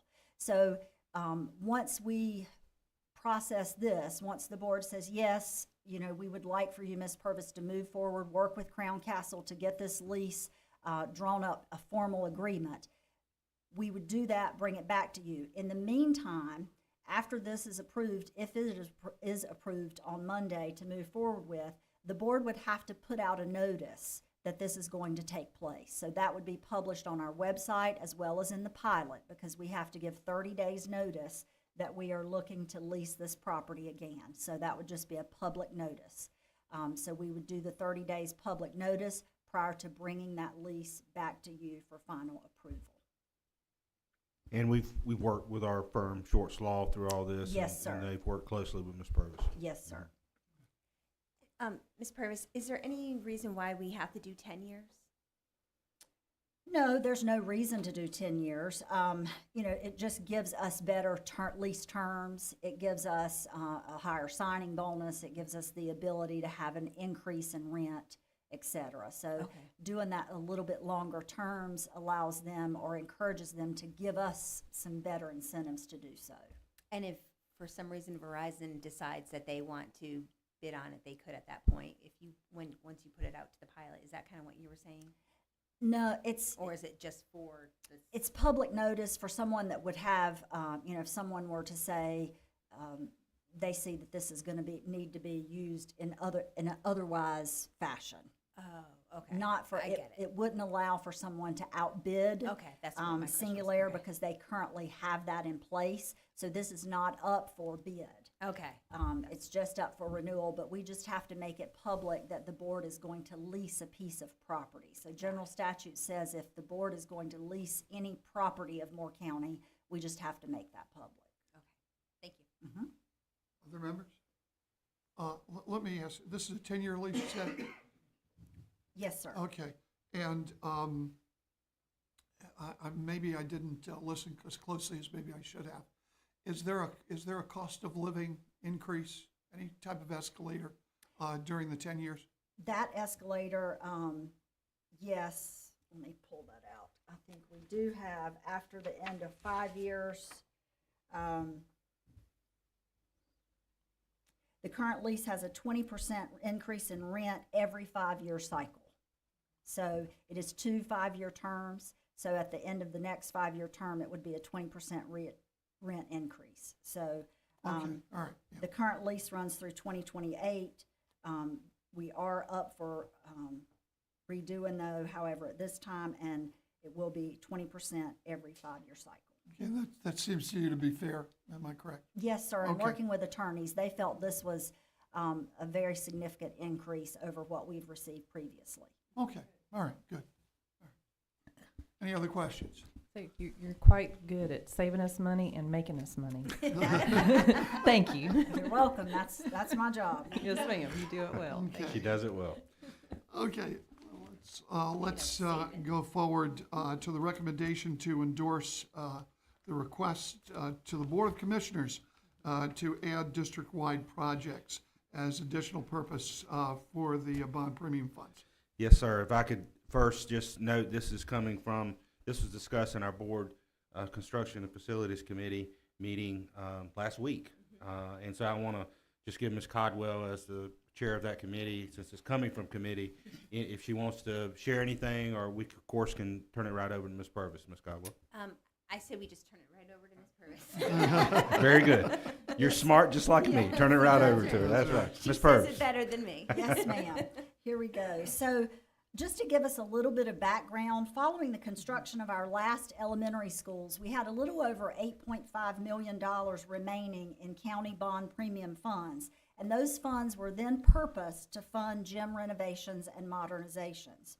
After the completion of the gyms at Cameron, High Falls, Westmore, Sandhills Farm Life, and Vast Lakeview Elementary Schools, there will be an estimated $3.7 million remaining in those county bond premium funds. So after we complete all 5 gyms, that's what we're expected to still have there. The Construction and Facilities Committee met on February 29th and recommended that the board endorse a request to county commissioners to add an additional purpose to the funds, which will remain after the completion of the gyms, to complete district-wide improvements. The use of the remaining funds would begin with priority 1 from the board's endorsed list. That would be district-wide improvements to our playgrounds, to our bleachers inside of each of the 3 high school gymnasiums, as well as the auditorium curtain and riggings at all 3 high schools. That would be about $2.5 million. Remaining funds would be utilized to support additional improvements across the district. One example of such might be we are planning to replace the HVAC at Pinckney Academy this summer. When we do so, we'll have to abate the asbestos that's there. In doing that, we'll remove every book and chair from that building, so it'll be a totally empty building. At this time, it would be a terrific time to go in and do some renovations there while we're also doing the HVAC. So replacing flooring, putting new windows there, new ceiling, paint, the bathroom that's currently outside, making sure that's brought inside. So this would be another example of where we could utilize these funds for district-wide improvements. With adding the additional purpose to these funds, we could begin to bid these projects out and see completion within the next 6 months. And because the county bond premium funds were allocated to something, we always have to get permission, correct? Correct. The way that our county funds work, there's a purpose attached to each fund. And so if we're going to utilize these funds for anything outside of the gym projects, then we need to go back to the county commissioners and request that we purpose these funds additionally for the district-wide improvements. Thank you. Yes, ma'am. So a couple weeks ago, myself and Mr. Benway and Ms. Bruno went to New Century, and I'm curious with the updated playgrounds if the covered screen areas where the children go outside to read sometimes or work on their schoolwork, I think that the county funded those previously, and if it's possible to get additional or first time, if all schools don't have it. Anyway, if that could be added to the list, if there's no room for it, I understand, but I would love to see more outdoor areas for schoolwork to be done. It's very, very good for our children. Yes, ma'am. Okay. Anything else? Just let me say, I think this improving Pinckney, as I've said before, it's a school which is, all the schools are close to our hearts, I know, but especially Pinckney. We have to show the kids who are going to Pinckney that their school is beautiful too. And you're gonna do some stuff to the bathrooms and things like that to make them a little bit more updated, a little bit nicer. Am I correct? Correct. New flooring throughout the school, new paint, new windows, new ceiling.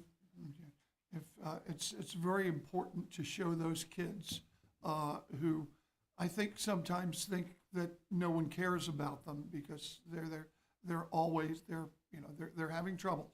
That we are caring about them, that we think about them, and we want to make their school just as beautiful as all the other schools.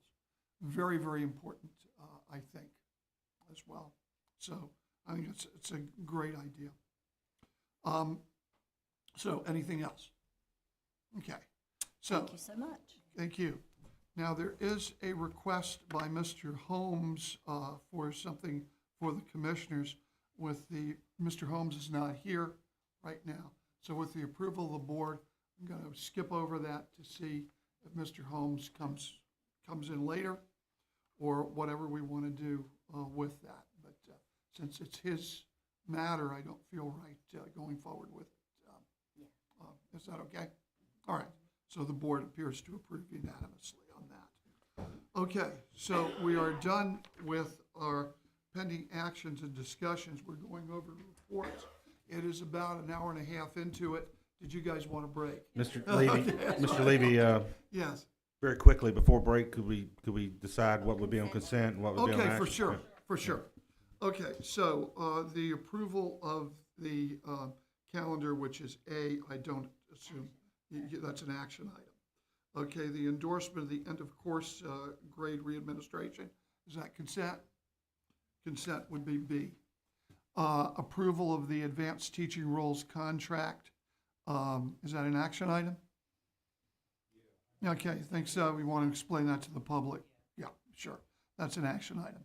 D, the alternative accountability model for participation at the Community Learning Center. Is that a consent? Consent. The WAN contract, is that a consent? Out-of-state field trips, is that a consent? Award of the bid for the HVAC replacement at West End? Consent? Consent, am I correct? Consent. Okay, the new fire system at Northmore? Consent. Agreement to amend the Crown Castle lease? Consent? Consent. All right, recommendation to endorse the district-wide improvement projects, action or consent? Action. Action it is. Request for Board of Commissioners, okay, that is, we're skipping over that. So I don't know what we're gonna do with it. Maybe that'll go into next month. All right, so we're going, anything else? Okay, so before we go into, okay, so let's take what, a 5-minute recess? Okay, 10 minute, I'm told 10 minute. Okay, 10-minute recess. We stand in recess.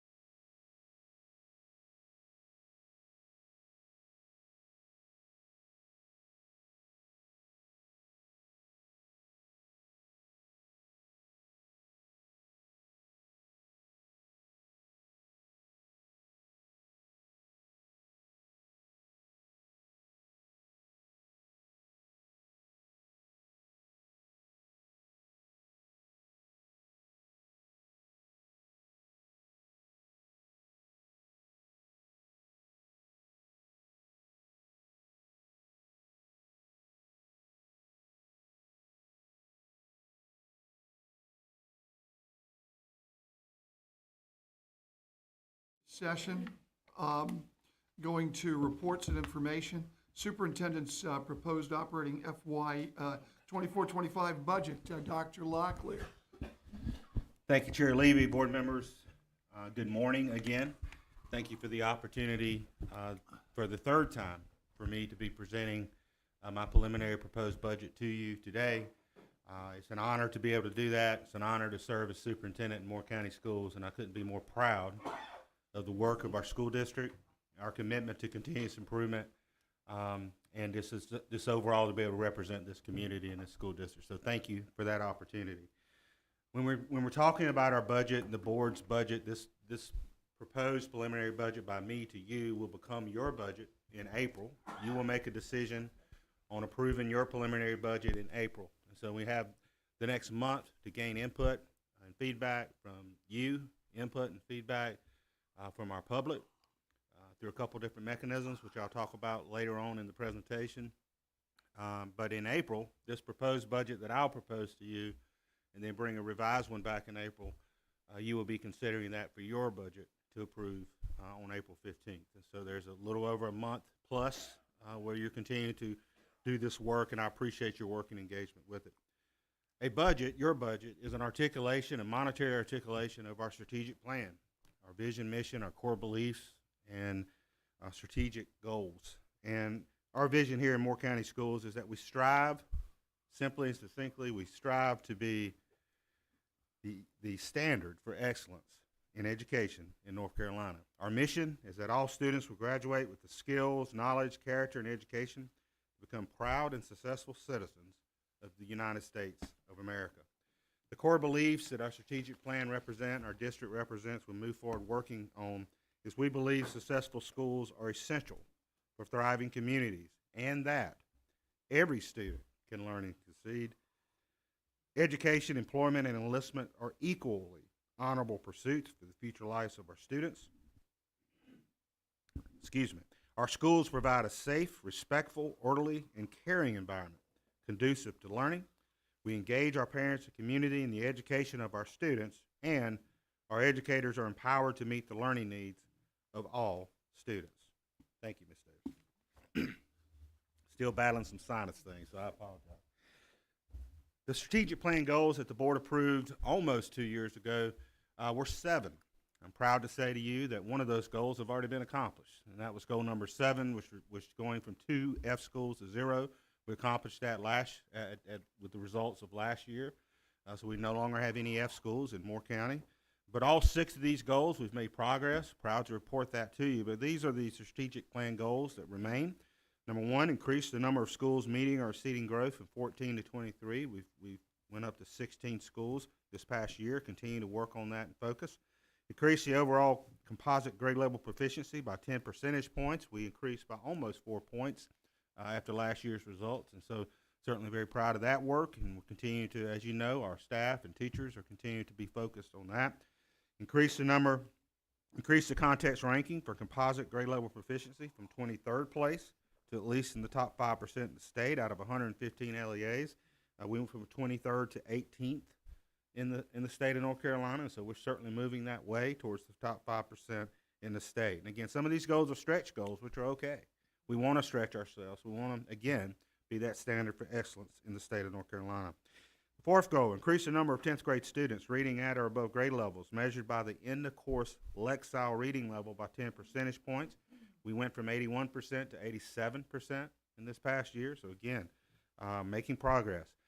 5th goal, close the achievement gap of Black, Hispanic, economically disadvantaged, and students with disabilities of those subgroups by 10 percentage points from their respective 21-22 achievement scores while increasing student performance in all groups. Overall, almost in all groups, we did increase performance, but we still are working on those gaps. We didn't see the type of closure of those gaps we would like, so we're continuing to focus on that. The 6th goal, increase the number of students who complete a career and technical education cluster, which means that's a student who's taken at least 4 career courses within the same career pathway by 15%. We did grow into the 460s, so we grew over 20 students who completed that, and we're making great progress this year, is the data that I'm hearing back from our career technical education team. So I have great confidence we may be able to accomplish that goal this year. And so before I turn it back over to Tina,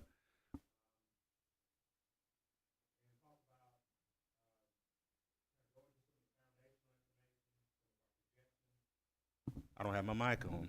Tina was giving me the eyeball. Before I turn it back over to Tina, talk about some of the projections, foundation information behind our projections, rolling into my recommended budget for this year.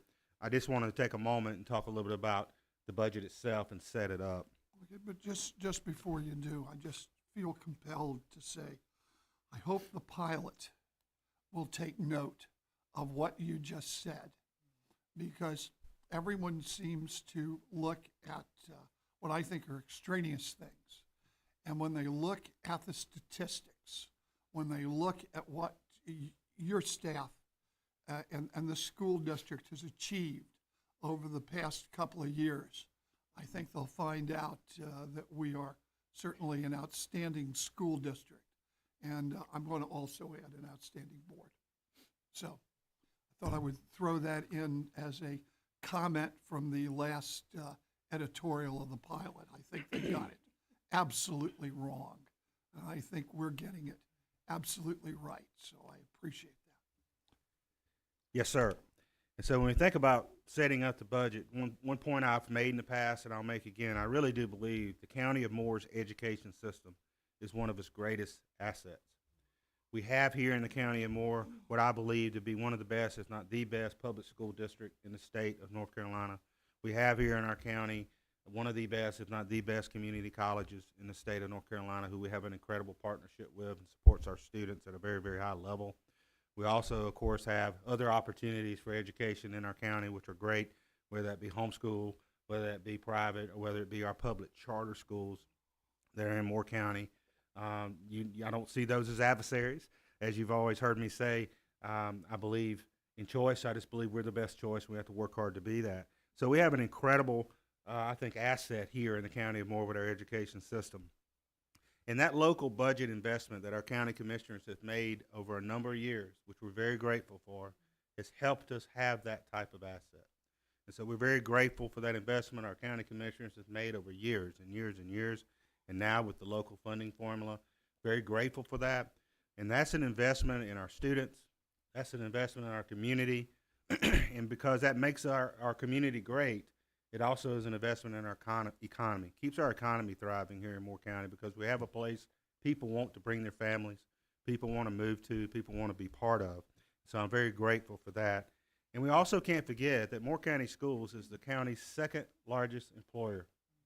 And so when we invest in Moore County Schools, we invest in the people of Moore County, the taxpayers of Moore County, because we are the second largest employer in the county. Three key narratives I wanted to hit on as well before rolling into the budget presentation itself. One, again, this is something you've heard me say before and heard Tina say before. We have to plan for the impact of our fixed cost increases. Those are those increases that we know we have no control over. The salary increases, benefit cost increases, inflationary cost increases. So that's the first thing we have to really look at, prepare for in our budget, and plan for in what we see as local cost increases, because that's essentially taking care of our people so they can take care of the students. The second narrative that you'll hear in this budget that we always have included is the potential expansion items prioritized by either you as the board or individual board members or as the staff and myself bringing forward for you to consider. One item that's not technically an expansion item, but I want to share with you today that I'm proposing in this budget that will be covered by our Child Nutrition Fund, which is an enterprise fund, self-supported fund, is a small tweak in our classified salary scale that I'm going to go in a little more detail here in a couple moments with our child nutrition manager. So I want to talk about that. That's going to be a very, very small tweak that I recommend, but it would be covered by our Fund 5 budget. And there's also, you'll see me share one expansion item that a member of the board has shared that they're very passionate about, so I wanted to have that included as an option for the board to consider.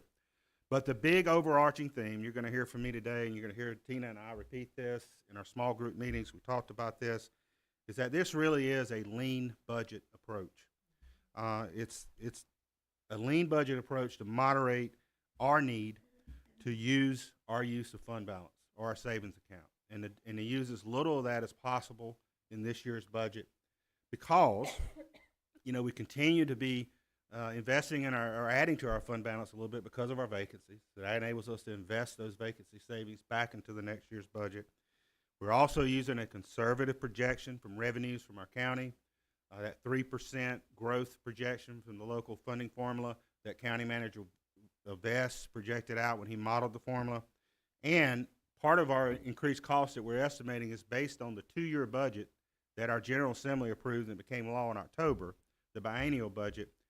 However, after you as a board approve your preliminary budget in April, the General Assembly will be coming back into short session at the end of April, and you could see changes take place in their budget, maybe additional salary increases or benefit cost increases that could impact our budget.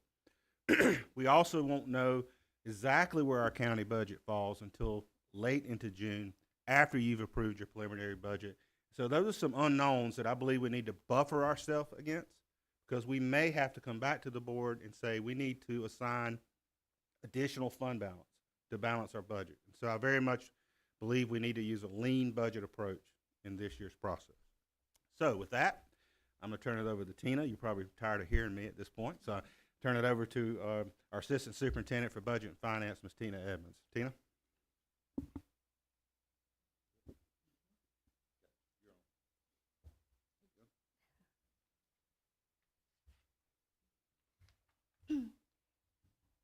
So the chart that you see on the screen is you've seen this one before at the last meeting. This is our total County of Moore public school students. In 2023-24, we had 14,302 total Moore public school students. 12,869 of those are Moore County school students, and 1,433 are charter school students.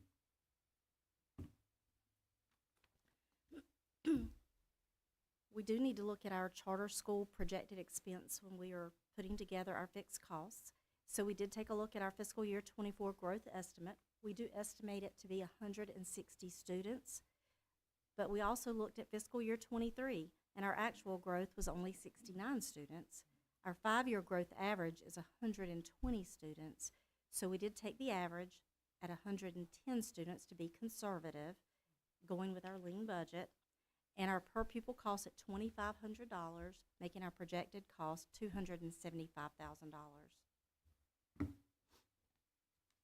Just noting, I'm sorry, Tina, just noting that investment from our commissioners invest both in Moore County schools and in our charter public students who are in the county of Moore. So again, going back to that key point we made earlier. Thank you, Tina.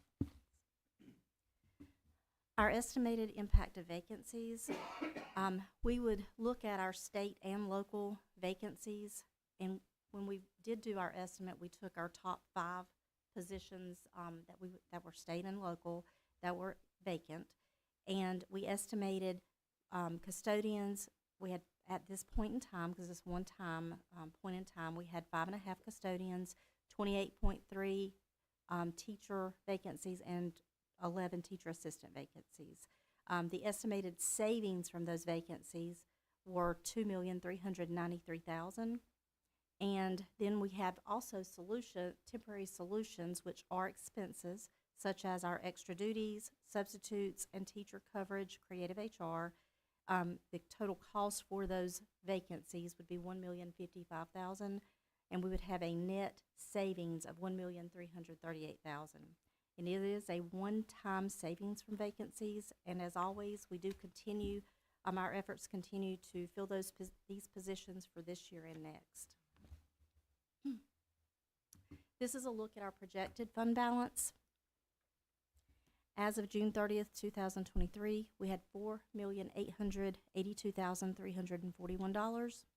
We did have assigned for inventories, and that is fuel, the auditor's entry, of $487,133, and we had assigned fund balance for this year's 23-24 budget. We had $2,173,000 of fund balance appropriated, making our total unassigned fund balance $2,222,208. January 25th's balance sheet, our net gain was $2,798,106. Our projected revenues through June 30th was at this point in time, and as of as of January 25th, was $16,013,120. Our projected expenses through June 30th were projected at $17,936,204, making our projected fund balance gain $875,022. Our projected fund balance total, when you look at that, you would take your projected unused fund balance from this year, the $2,173,000, plus our unassigned fund balance of $2,222,208, plus our projected fund balance gain of $875,022, making our projected fund balance for June 30th $5,270,230. When you remove the $2 million floor, that would give you $3,270,230 above that $2 million floor.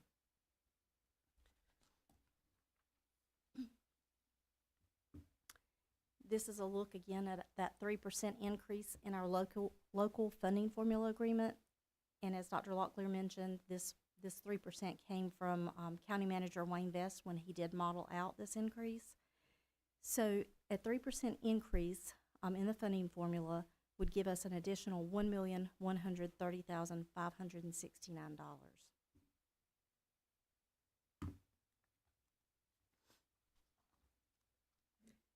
Our projected increases for fiscal year '25, our fixed costs associated with the projected state increases in salaries, retirement, and health insurance contribution rates. We did go with the biennial budget, that 3% increase they've already put in the budget. We did an additional 1% retirement increase and an additional $500 per person health insurance increase in the calculation. The total for our classified staff that are locally paid, giving them a step increase plus the 3% increase. Our classified staff that are local paid, a step increase plus the 3% increase. And our classified staff that are state paid, giving a step increase only because the 3% would be covered by the state. And then we did 3% increase for our vacancies, and we did add in our 4 new SRO positions locally paid, and we are being optimistic that we'll be able to hire those 4 in next year's budget cycle, so we did go ahead and calculate those in. That would make our total fixed cost increases $1,275,000. Our local supplement step increase for certified staff, which are teachers, assistant principals, and instructional support, is $300,000. And then all other projected fixed cost increases with a 5% inflation rate for utilities, insurance, coverage, supplies, materials, repairs, fuel, and equipment was $350,000. Our projected charter school growth based on 5 years is $275,000, making our total fixed cost $2,200,000. When you factor in the projected county appropriation funding formula increase of $1,130,569, that would leave $1,069,431 that we would need as fund balance appropriation to balance our budget.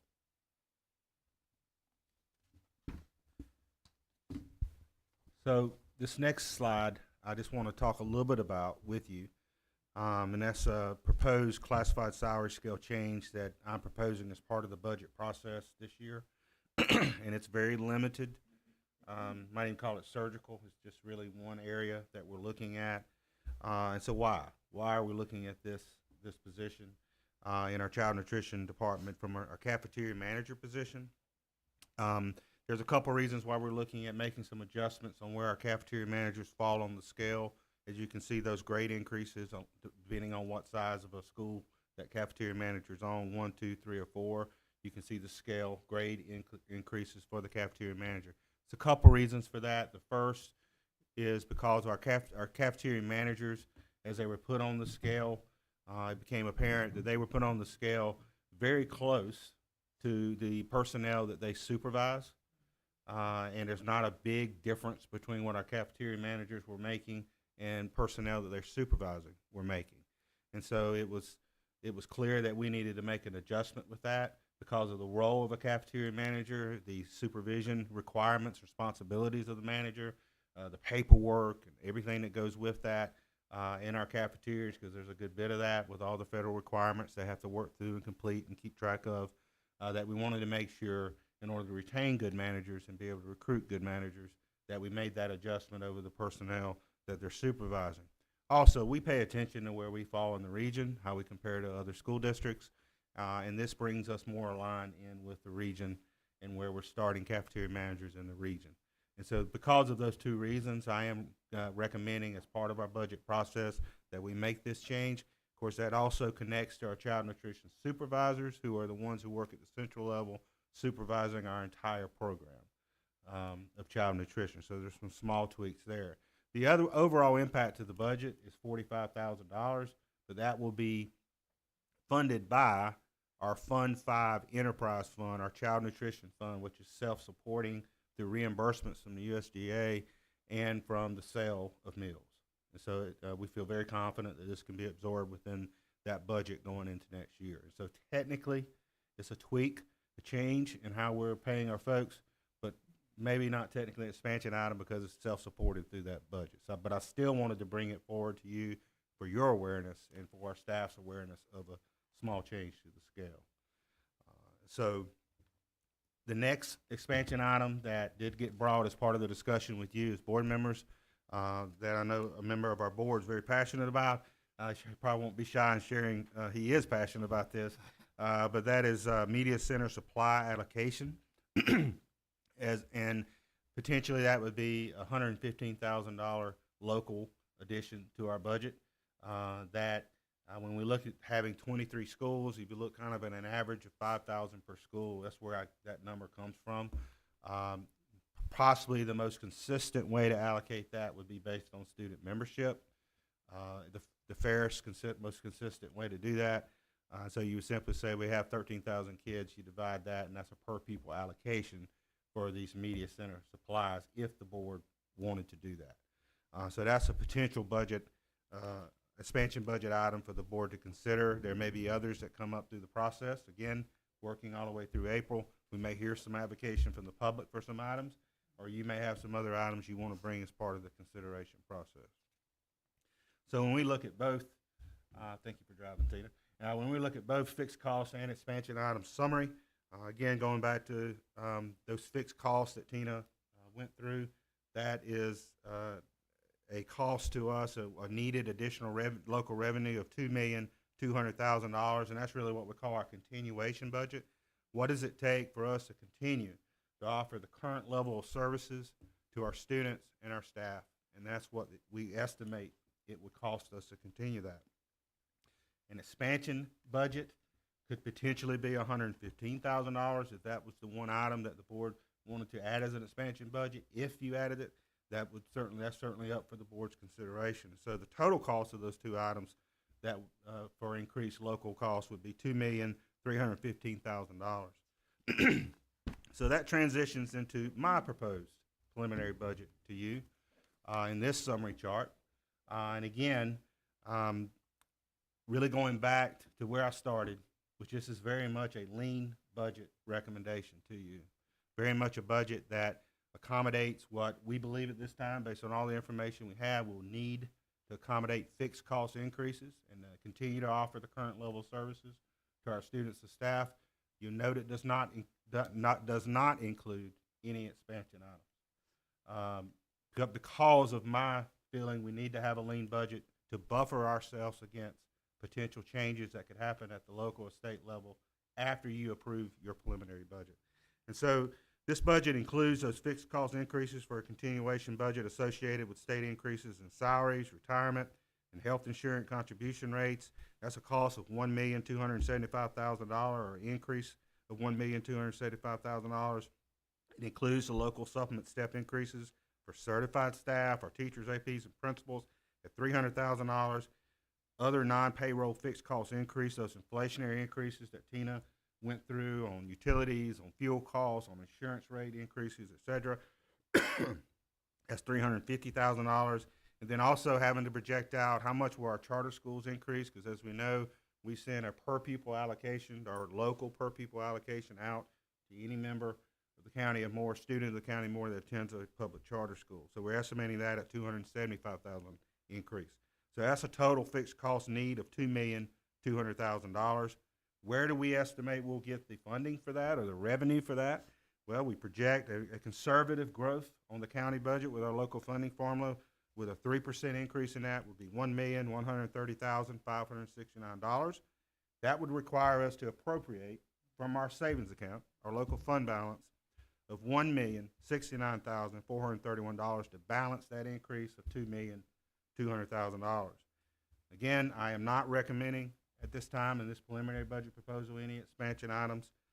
We note that on this chart. And so the total proposed local budget increase I would be recommending to you at this time would be $2,200,000.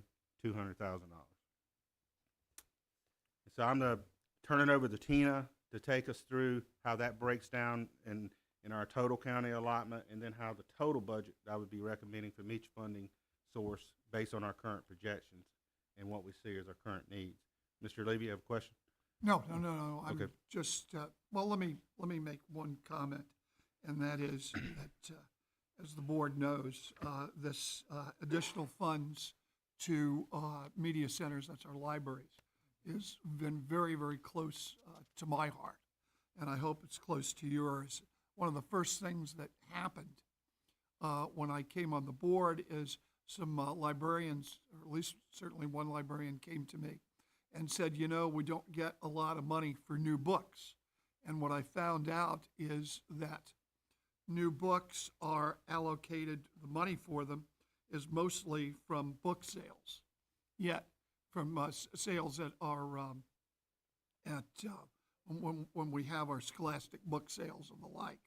But the problem is that we have Title I schools where the kids don't have a lot of money to buy these books. And so some of our libraries are shortchanged. Not only that, but the money for the libraries comes from the principals, and the principals have lots of priorities, and some libraries get more money, some libraries get less. If we have reading as a priority, and we want to make sure that kids read books, and I know it's been controversial, but it's been important to have them at least read 4 books a year, okay? We're going to have lots of books and having a wide variety of books. And this is one way to get this into the libraries and also make sure that all of our libraries and all of our students have a well-funded library so that they can find the books that interest them, that encourage them to read, and that we can get our reading levels up. So I hope as we go along that you'll consider closely this one expansion item, because I think it's real important, and I think it looks like we can afford it. So we'll have to look closer at that later down the road. But thank you. Thank you, sir. And I'll turn it over to Tina to walk through how this all breaks down with our total county allotment based on this recommended budget. Then all funding sources, how that breaks down for our total budget, where you're talking federal, state funding sources. Tina? Okay. Our local current operations, the 24-25 allotment from the county would be $33,949,191. The charter school operations would be $3,733,000, making our total local Fund 2 allotment $37,682,191. We would also receive $800,000 for Fund 4 capital expense, $284,000 from the Sand Hills Center, Fund 8, PRC 829, and $50,000 from DHHS, which is Fund 8 and PRC 069, making our total county allotment $38,816,191.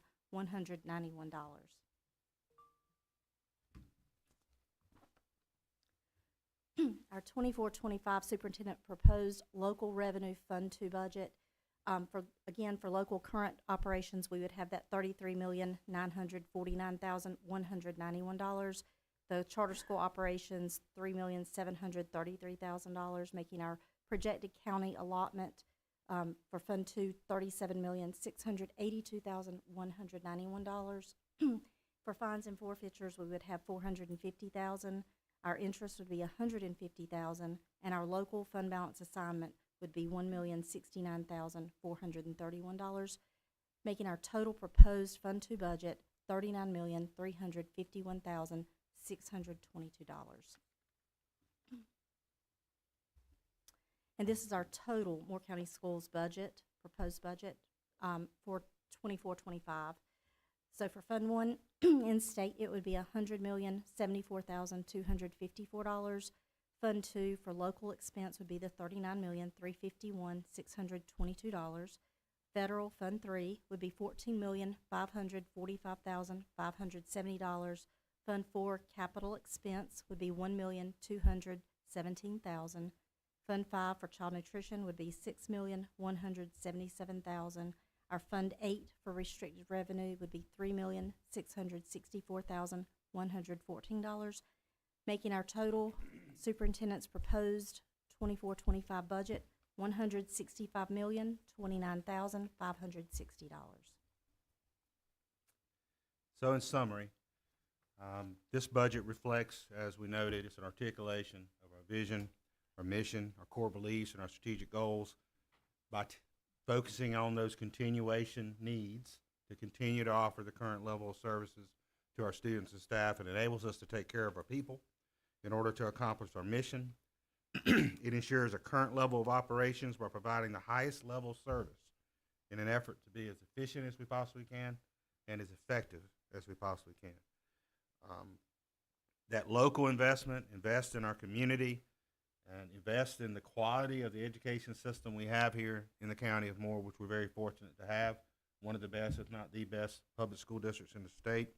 And that investment ultimately is an investment in the vibrancy of our community and its economy. Also, I always note, being the second largest employer in the county, that's an investment in those folks as well. As I've said several times, and you'll hear Tina and I say probably several more times through this cycle, this is a utilizing a lean budget approach to moderate our local budget's use of fund balance. We're reinvesting those vacancy savings. We're trying to be conservative in what we're projecting that we'll get from the county.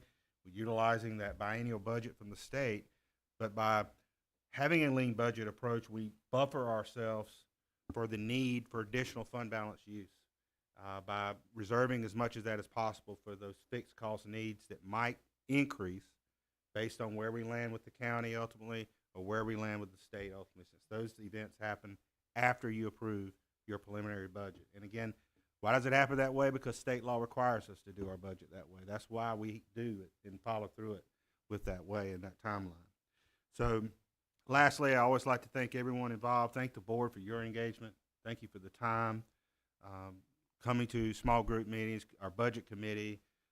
Really appreciate all the time and investment you make in this on behalf of the students and staff of Moore County Schools. I want to thank Tina, her expertise, her team, and the entire staff for their input along the way and their work helping us do this and bring this forward. So with that, certainly open to any additional discussions and questions that you might have. Well, I do have one more slide. Thank you, Tina. Where are we now, where we're heading? Well, as I noted in the beginning, this presentation today of the preliminary proposed budget, we will launch tomorrow. We'll have it out there, and we'll notify our public of that and our parents of that it's an online portal where folks can lean in and give feedback on the superintendent's preliminary proposed budget. They also have the opportunity to come to Monday's board meeting, offer comment during public comment on this proposed budget. We then, coming at the 1st of April, have additional small group meetings that we'll be able to share all the input that we've received up to that point, get additional feedback from you as the board. I will then bring back a revised superintendent's preliminary budget, proposed budget to you to consider at your April 8th work session. And then on April 15th, you will make a decision on your preliminary budget for the 24-25 fiscal year. So that's our work moving forward. And like I said, open to any additional questions that you may have. Members of the board, questions? Okay. Yes, if not, thank you very, very much. Thank you. Appreciate it. Okay, so the academic update, the continuum of services offered by the Moore County Schools Exceptional Children's Program. We'll have a change in group, I guess it is. I'm coming back to sit beside you, Mr. Levy. Yes. Okay, all right. Well, I'm glad we made up now. Yes. Well, we have a rock star team. I'm going to let Dr. Metcalf introduce, but, you know, we often say we're very fortunate to have the quality of people we have in Moore County schools, and there is no other school district that has a higher quality of exceptional children's staff supporting our schools and students than we do in Moore County. So I want to thank them. I'm going to let Dr. Metcalf introduce them. Mike? And once again, you stole my introduction, Dr. Lutler. The great blessing in Moore County Schools, the greatest asset we have is the people that work, and that is truly the case in our sexual education department with our director, Marcy Cooper, and her leadership team and her whole team. They care about students. They're focused on students. They're professional in their work with students and families, and they do an incredible job, just an incredible job, and I cannot say enough about them. Do you want to introduce Ms. Cooper, who is our Director of Exceptional Education, and we are excited to share an overview, a high-level overview of the work that they do and the difference that they make in the students of this county. Ms. Thank you. Cooper. Thank you, Dr. Metcalf. With me today, I have Neil Waters, our Assistant Director for Exceptional Children's. Yeah, let's go. It's on. Okay. It's fine. So I have Neil Waters, our Assistant Director for Exceptional Children's Services, and Dr. Caitlin Yoris. She is our Specialist for Compliance. All right. So we'll begin with IDEA. The Individuals with Disabilities Education Act is the federal law that makes available a free and appropriate public education to eligible children with disabilities.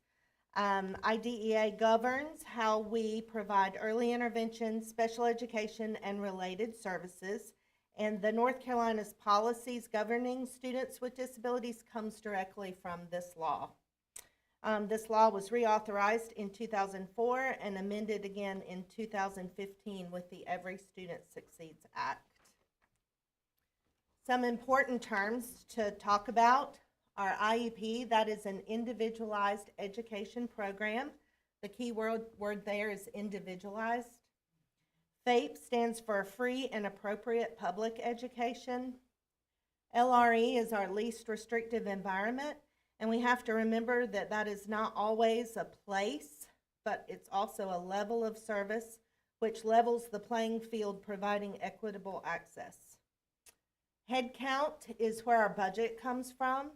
Our state budget head count is taken in April. Last April, we had 1,904 students in Moore County schools with an IEP. Our federal budget is derived from our December head count, and that was at 1,901. If we were to take an unofficial head count right now, well, actually it was as of Friday, it's at 1,933, which is 14.8% of our population. Our state budget is capped at 13%. And our proportionate share kids count in this. So we'll explain about that later in our presentation. We serve children from the day of their 3rd birthday through their 21st year. So we're going to start with preschool. In Moore County Schools, we have 10 classrooms in 6 elementary schools. We are awaiting inspection and site selection for Westmore.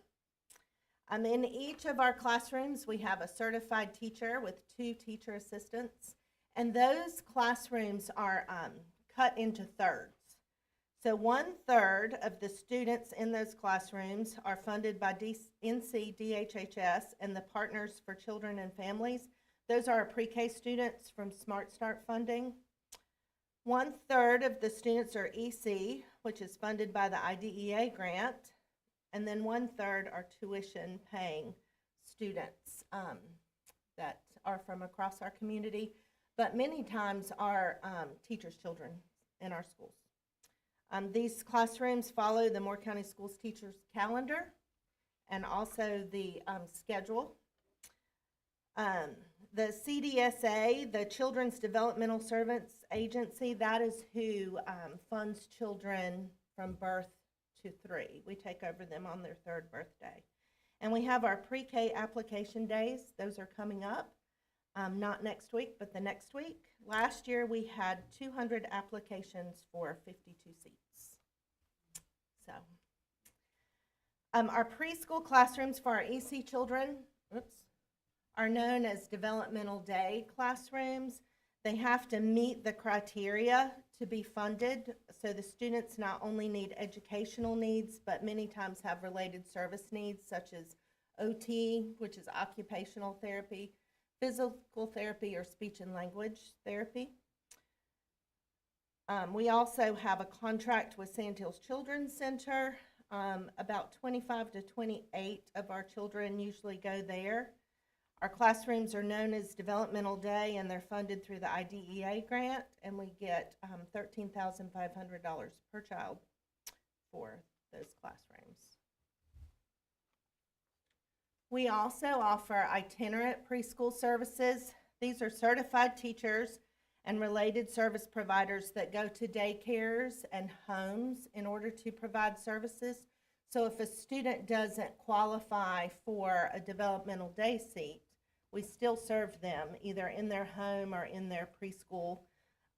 We also offer playgroup at the Preschool Assessment Center at the Ed Center, and group and individual services such as OT, PT, and speech. These folks at the Preschool Assessment Center also provide all of the initial assessments and placements for all preschool students requiring services. So as we go through the year and we identify students, our caseloads grow. So you're telling me for preschool, these are all special needs children that you're talking about for preschool?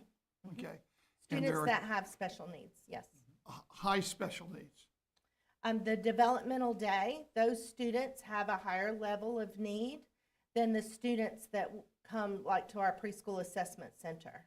Okay. and Students so- are assessed, and if, say, a student may just qualify for speech and language, so, and that could be speech, which is mostly the way they say their words, being able to be understood, saying their speech clearly, or it could be language skills, or it could be both. Yeah, but my biggest concern is we only have 52 seats and 200 applicants. So that is for NC pre-K. That is for students that fall 75% below the poverty level. And what I have been told through our Partners for Children and Families is that Moore County is one of the lowest funded for NC pre-K. You know, where do the, just, I'm sorry, I didn't mean to step on you. Is that because of where we are in the tier system? I think so. Okay, thank We're you. not a low, Yeah. yeah. Okay. Thank you. And where, that funding that you're talking about generally comes from the state, or does it generally comes from the state? The state, yes, sir. For NC pre-K, that comes from the state and our local Partners for Children and Families. The EC funding comes from the federal government, the IDEA grant. Dr. Locklear, I hope that if not this coming year, then the following year, we can look at that terrible discrepancy between and for where we could find funding for 200 applicants for exceptional children, right? No, they're not These- exceptional. These are not, okay, We serve every single exceptional child that we find. okay, so, We serve every child that we find exceptional, whether they are served in their own preschool, in their home, the preschool assessment center, and then we also have over 60 seats here in Moore County Schools for developmental day seats, or we also contract with the Children's Center. This year it was for 25 students. okay, but somehow there are 200 people who want this, That's and in only seat pre-K. 52 seats, right? Those are economically disadvantaged students. Economically We're- yeah. disadvantaged students. There's a gap. There is a. There is a gap. There is a need. Yeah. And hopefully, what I'm getting at is hopefully, if not this coming fiscal year, then the following fiscal year, we can find some money, something where we can somehow close that 200 to 52 gap. I know the Partners for Children and their families, they are working to broaden our funding for NC Pre-K. Right, because one of the things, workforce development, that young people who come here and who, we need workers who will work at some of the not so high-paying jobs, but they need services like preschool. And so that's important for us to look at. I certainly will for the add future. that our tuition seats for preschool, we only charge $105 a week. So that's pretty affordable childcare in this area. And do we have an imbalance of demand there too? No, we actually have, in some of our schools, we're almost all the way full now, but we do have a couple of tuition paying seats available. No, what I'm saying is we have more demand for tuition paying seats than we have seats. Am I correct? Not always.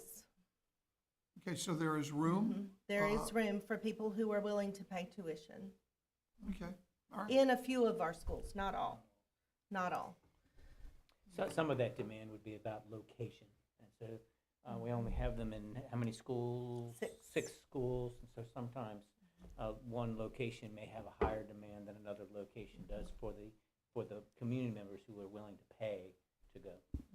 And this is non-related to technically, Setner Children has, in Moore County has supervised and administered our pre-K program, which is not just those kids who need developmental services from the ages of 3 to 5. So they've taken that responsibility, and I'm very grateful for that. But it does include Yes, NC it's Pre-K. a lot of work. Yeah, NC Pre-K is for kids who are economically disadvantaged, families who are economically Yes. disadvantaged and qualify for that. And we do have a few tuition spots, as noted. And we're looking to expand our pre-K in where we can and when we can get. We Right. have expanded. This year, we opened an additional classroom at Aberdeen Mm-hmm. Elementary School, and we're right on the cusp of opening another preschool at Westmore Elementary. We're waiting Mm-hmm. on site selection and inspection. Yes. But we're And ready when to is- go there. So the public knows when can people apply for that sort of a thing? So we put on the website about the NC Pre-K application days. That should be running across the banner. And then Ms. Kennedy has quite the waiting list for folks ready to pay tuition for that preschool. Okay, so that's my point. You have quite the waiting list for people. There she does. Okay, so there is a need for more seats on the pre-K, even for tuition, correct? Correct. Okay, that's what I'm getting at. Okay. In certain areas, right. Okay. Yeah, you'll get no argument from us that we'd love to have lots of opportunity for pre-K across our district, but we have to balance that where we can find available funding, where the site will allow it, et cetera. So, but you will get no argument from us, Mr. Levy, and that's something we have expanded over the last year and a half, and we'll continue to look for opportunities to do so. Okay, I appreciate that. Go ahead, Mr. Benway. Yeah, question. Do you accept the assessments of students coming in, say, from out of state or from the military, or do you reassess them? So we can. It depends on when they were assessed. If they were assessed in the past year, we usually accept those. If they're coming into preschool, after that, because, if you're assessed at 2, a year makes a big difference. Sure. We usually reassess those. Okay, On a thank you. team-by-team basis also, we're looking at the amount of testing that was done. Was it proper? Was there thorough testing? And if not, then we're definitely looking at doing more to supplement that. Yes. Okay, thank you. So through Child Find, which is mandated by IDA, we are responsible for finding children in our community that we suspect may need special education. And I believe this is what you were talking to a moment ago, Mr. Levy. Yes. This year, we began doing free developmental screenings. So if a parent has a concern about their child's development, whether it be cognitive, adaptive, communication, fun, or gross motor, or social emotional development, they can bring their children to one of our free developmental screenings.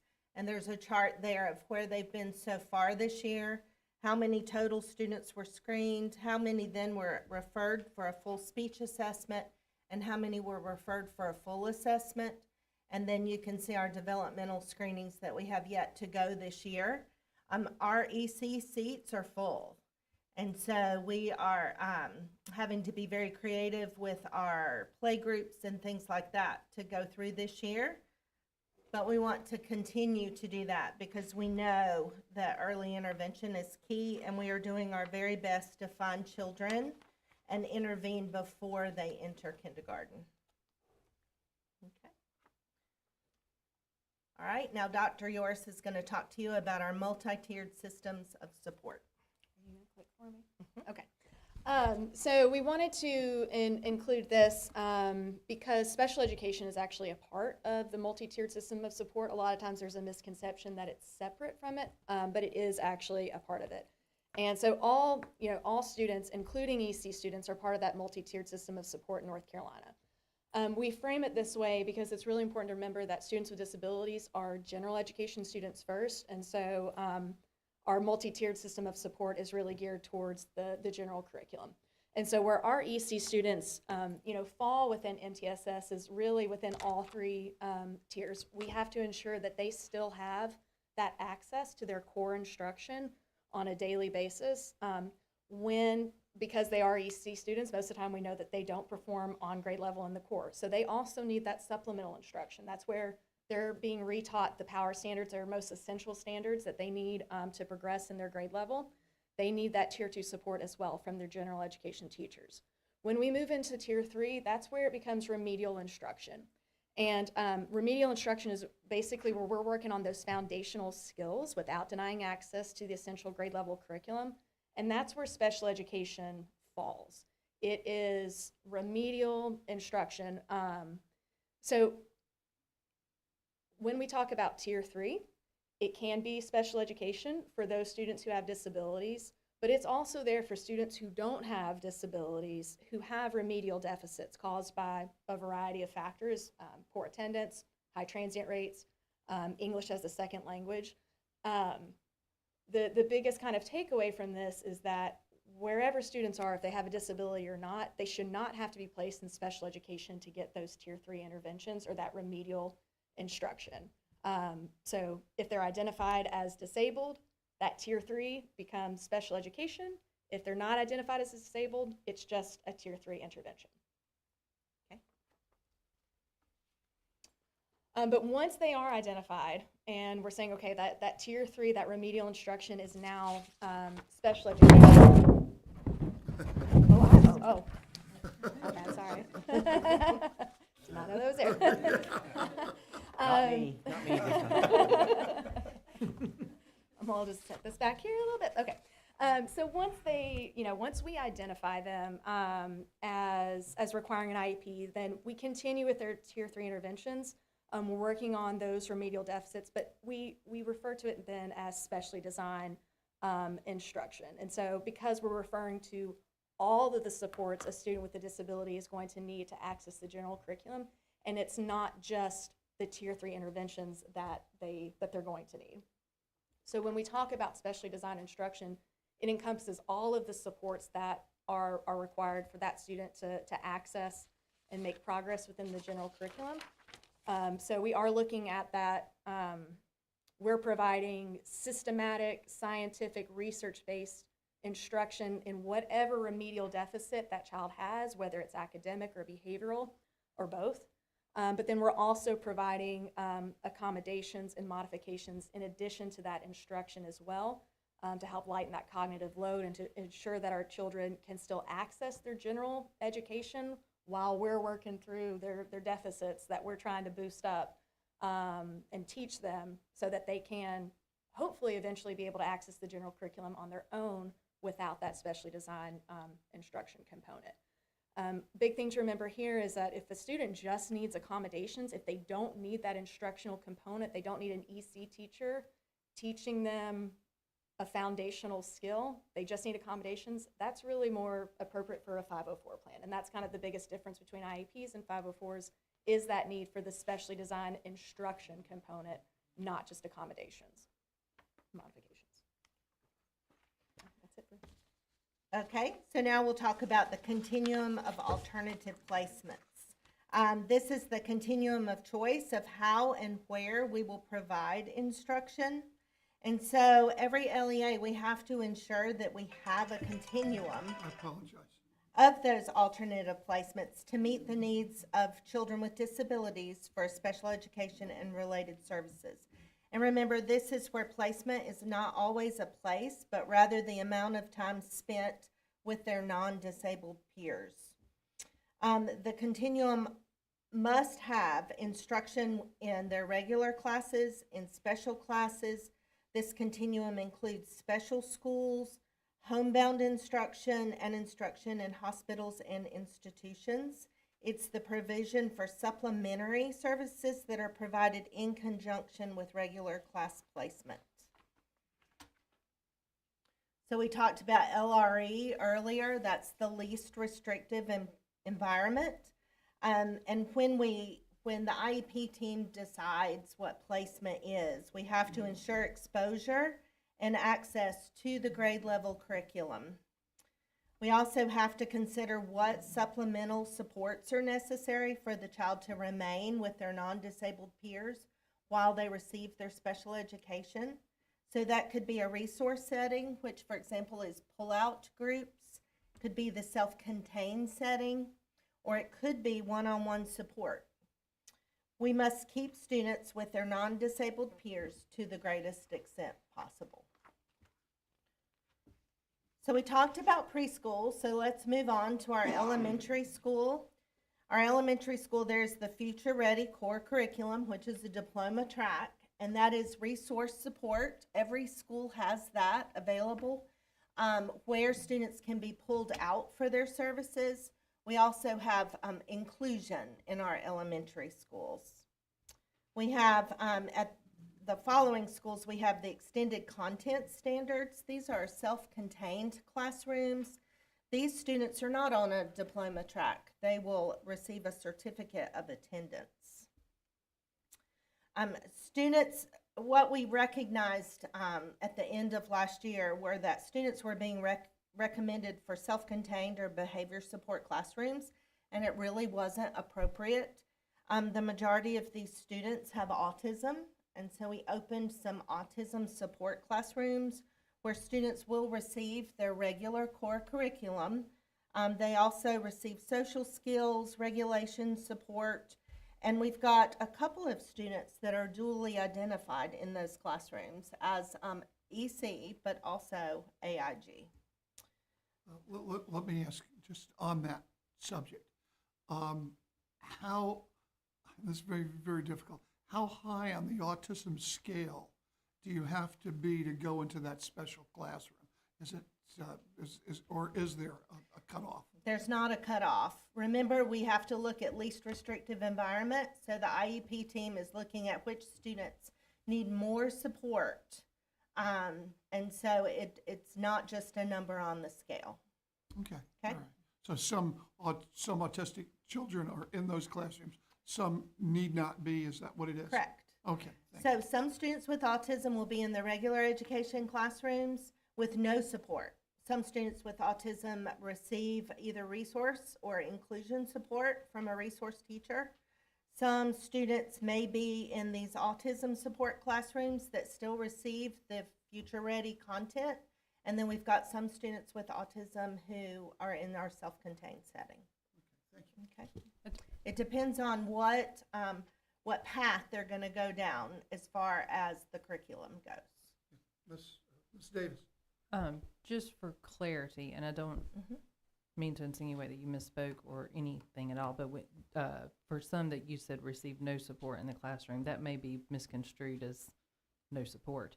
Or you may, can you further Perhaps- explain the perhaps- least amount of support, sure. maybe? Or That- they're a student that has Uh-huh. been diagnosed with autism that Mhm. doesn't need specialized instruction Okay. in order to access their curriculum. Thank you. Instead, I just they may wanted- have a 504 plan. Yes, ma'am. I Right. just wanted that to be Or very nothing, clear. yeah. Yes, Okay, ma'am. thank Okay. you. Yes, ma'am. And if I can just add something, Sure. just because I think I was the teacher that got those children. But we would, and I had your child too. But what we would do too is the teacher would also work with somebody and come up with strategies, because some children need just a little bit more extra. So it's not that they don't get help, because the teacher obviously does help them, but they also do get help from some special No, education I teachers. realize that they do receive the help they need. I just wanted to make sure we were very abundantly clear in that. Thank you, I Yes, ma'am. appreciate Yes, that. ma'am. Finally, we have our behavior support classrooms, and these are for students that have the most intensive behavioral needs. They get support from our behavior specialist. These students may have emotional disabilities, mental health needs, so we support them there. So in elementary school, we have pull-out resource time, which we use evidence-based programs to provide support for those students and instruction. There's just a list of some examples. We also serve students through inclusion, and some people may say, well, what can you do if you go into the classroom? That's when a special educator would work on things like executive functioning, which is, for example, organization, behavior, and we have our special educators and our reg ed educators will co-teach many times reading and math. So in middle school, we have that Future Ready core curriculum, just like elementary school. Resource support is in every school. Many times that's given during a flex period. We do have more inclusion and co-teaching in middle school because it's so important that students are exposed to the regular curriculum. Then all of our big middle schools have extended content standards, which is that self-contained classroom. We have opened 2 autism support classrooms at West Pine and High Falls, and our behavior support is at New Century. Remember, in high school, our students can go through their 21st year. Future Ready core standards course of study, we have that. That includes inclusion support and co-teaching. Our pull-out or resource is many times given through the Curriculum Assistance Lab, and that is an elective and counts as a credit, and it's led by an EC teacher. Also on the Future Ready core, we have our occupational course of study. It's also a diploma track. However, these students are not prepared to enter a 4-year university. Instead, they work on job skills and have work training. They have narrowed standards, so they may take a CTE course. However, they may take one strand of the course during first semester and another strand of the course during second semester, so it's slowed down. And then we also offer vocational support, which is work training. We have our extended content standards. Again, these students will receive a certificate of completion. They work on life skills. They also have some supported work, and they have the unique standard course of study. And again, these are our students that usually attend through their 21st year. So they will turn 21, and we serve them all the way through that year until they turn 22. And then at the end of that school year, they will participate in graduation, but they will get a certificate of completion. Also, when a student turns 16 through the IEP process, we develop a plan for post-secondary education, whether that is training, education, employment, and then work on independent living skills as well. Our behavior support classroom is at Union Pines. Extended school year is for students who regress more than their non-disabled peers, and it's harder to catch up. The criteria for qualification for extended school year is determined by an IEP team. In the past, this has been right after school has let out for 3 to 4 weeks in the summertime. This year, we looked and decided to try something new. Since it's students that regress at a higher rate, We're going to let them have a small vacation for the end of June, and then they'll come back the week after the 4th and have school for 3 weeks. It's 4 days a week for half a day, and then they'll have another small vacation before school starts back. All right, now Mr. Waters is going to talk to you about related services. Thank you. This is my area of focus, is our related service providers, which is a group I believe to be the best group of related service providers in the state. First off, we have 24 speech-language pathologists, currently 12 employed by Moore County Schools and 12 who are contracted. Some of them working part-time, some working full-time, but those equal out to our full-time equivalents that we need for coverage. So 24 total. 7 occupational therapists and 1 CODA, Certified Occupational Therapy Assistant, who works under the license of 2 of our occupational therapists. 1 physical therapist and 1 physical therapist assistant. 1 audiologist for the county, and she's with us 3 days per week. We do provide transportation and align transportation for students who require it because of their disability, or possibly just the location of the program that an IEP team decides that they need. So we do provide that for students. We have an orientation and mobility specialist, known colloquially as O&M.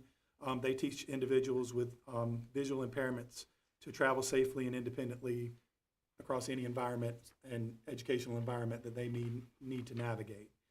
And we currently have 3 nurses who are contracted with us to provide services for our students who have really the highest level of medical care needed, who you might call medically fragile, or just have that really high level of need. May I ask a question? Of course. What does it cost, what are you spending for the contracted pathologists? You know? I don't know the bottom line number. We can definitely look that up and get that for you. Absolutely. Okay.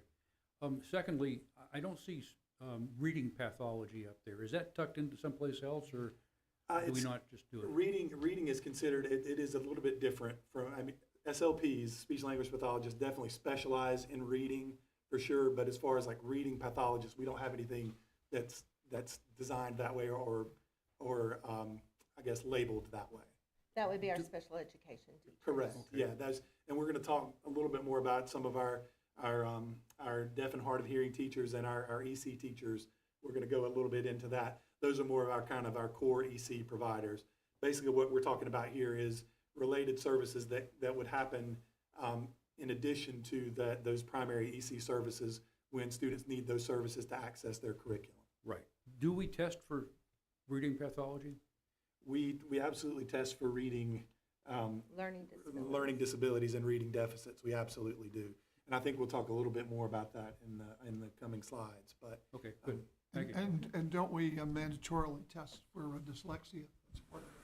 It's part of our, we have a screenings, screener, all students. A lot of the public constantly get this question: do we test for dyslexia? And the answer is yes. Am I correct? That is correct. Okay. So a few other requirements you may not know about that we do provide. Child Find does not end with preschool. We are tasked with finding students who may have a disability throughout the continuum, throughout our grades in school. And we're looking at students who may be in private schools, students who may be homeschooled in a registered homeschool, and we are tasked with evaluating those students. Can I speak to that? Of course. Very quickly, because Sure. I have my older son, my second oldest son, we took advantage of that. He had a little bit of a speech issue, or at least my grandma thought he did, and I thought he was fine, and you all said that he was. But it is, I was going to ask you all if you are the ones who I took advantage of almost 20 years ago for that, and it is something that is there for the public, and maybe I don't even remember how I came to the knowledge of you all, because you didn't seek me out. Somehow or another, I got connected with you. So if we could hit on that for a brief moment, just so that people realize that we do offer it for, you don't have to be a Moore County school student to take advantage of some of this. As we have it currently designed, Ms. Davis, yes, we do provide through that second bullet point there, through our proportionate share funding, Moore County has decided to use those federal Title I funds to provide speech language services. That is the one service that we provide to anyone, and there is a limit on funding for that. So we do cap out what we can offer. It's the only service we give where we say this is the maximum that we can give. Normally, we're saying whatever a child needs. But we do have that allotted. We currently have 5 students that are accessing that this year, and when that funding exhausts, we have to stop it until the next year. But with the current numbers that we have, I think we'll be able to last the year with what we have. But that service is there, and we do work to let parents know when we're doing the child find, where if we find a child eligible for something beyond just speech, it is a situation where we have to tell that family, we say, this is what your child would be provided in a public school system, were they to enroll in public schools. But if you continue to be wherever, whatever that other option is, then we can offer speech if that's something that they qualify for, but only speech language services. So.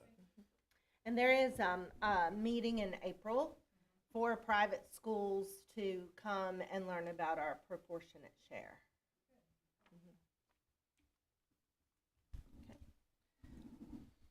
So now we'll talk a little bit about our students in crisis, and these are students consistently interrupting the educational environment, suffering behaviorally or emotionally.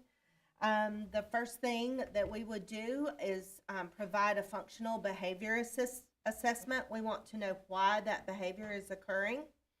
And then we write a behavior intervention plan, which if a student is labeled as exceptional, that becomes an extension of their IEP. Students that are not in special education can also have a behavior intervention plan. But through the assessment, we want to know why the behavior is occurring, and then through the plan, interrupt it and provide replacement behaviors. Then we also, in the summers and the fall, and sometimes in the spring, if needed, provide crisis prevention and intervention training. Last summer, I think we trained almost 200 teachers, teacher assistants, administrators on how to provide intervention for a crisis. We can also increase the support a child receives, and that's through PRC 29, and they start to work with our behavior specialist. If a child is having a crisis in that moment, we can call mobile crisis. We do have to have parent permission before the folks with mobile crisis can see the child. The school counselors and our behavior specialists can also give a threat assessment that a parent can take with them to either Daymark or the emergency room. When we have exhausted all of our options in Moore County schools, then we look at perhaps residential or day treatment programs or private placement. Again, the least restrictive environment, as required by IDEA, remains at the forefront of the decision making. Let me ask more or less a philosophical question. How do we balance this type of approach to what I'll call it's a terrible word, a punitive approach or a punishment approach? So if we continue just to suspend a child or put a child, say, in ISS and don't teach the child the replacement behaviors, then we're just spinning our wheels, basically. That's why there's the, what we didn't put in our presentation is manifestation. If a child continues to be suspended who is in the special education world, then we have to have a manifestation determination meeting. And we have to determine whether or not the behaviors are manifested by the child's disability. If they are, the child can still be suspended. However, we have to figure out how we are going to provide their specialized instruction as well as their core curriculum while they're out. Well, I guess I'm If we find it's a manifestation of their disability, we have to return them to their placement. And within those, if they're suspended past 10 days before we have that manifestation meeting to determine if it's a manifestation of their disability, we have to continue providing their services while they're sitting in that kind of holding suspension before we meet to determine if it's, but if we do say it is a result of the disability, they have to return to school, and we have to put in a behavior intervention plan in place to ensure that we're not continuing to remove them from their placement. And I will say our team works really hard to ensure that those students have those behavior intervention plans before that happens. What I guess I'm saying is that we ought to have sympathy for you guys overall, because there is this balance between the need to get a disruptive child out of the classroom, but also the need to educate that disruptive child and make that child into a non-disruptive child. So it is very much a balancing type of thing for which we should have a lot of sympathy for you guys, because that balancing falls on you. Well, not just us, but I would say it falls on the regular education teacher, the principal of the school, it falls on special educators. We work as a team, and parents. Parents are a really important part of that IEP team. Just want to say we appreciate you Thank guys you. balancing that. Yes, and a couple points, if I may, Marcy. Sure. She comes back to LRE several times through this presentation, least restrictive environment. We may find a student, least restrictive environment is a more restrictive environment. If that makes sense. So we may find that if a student is really having troubles and issues and are not able to be successful in their current setting, we've got to look in another setting where they can be more successful and progress and perhaps come back to that setting at a later time. So that's part of that equation in our most significant severe situations. And then we do have the ability for emergency placement in really extenuating situations where you may have a dangerous situation with a student, which is a 45-day, if I'm not mistaken. So we do have that ability as administrative IEP teams for emergency placements of a student if we're talking about a real dangerous situation. So I just want to point that out. That's there, only used in extenuating rare circumstances, but can be used. Can I verify quickly with Dr. Locklear that the board goes over all, of these situations in closed session, or is not always?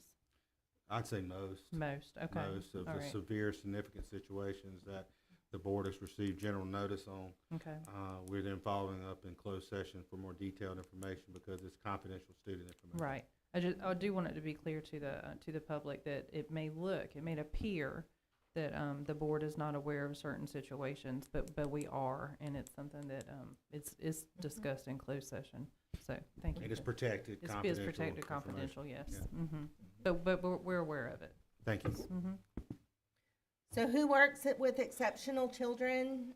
This is a long list of the folks that are part of our team.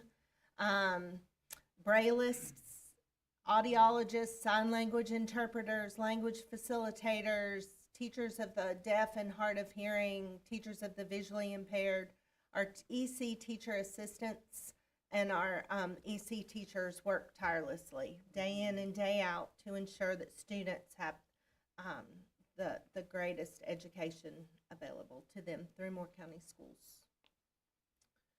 We do have some EC specialists. These specialists assist with program planning.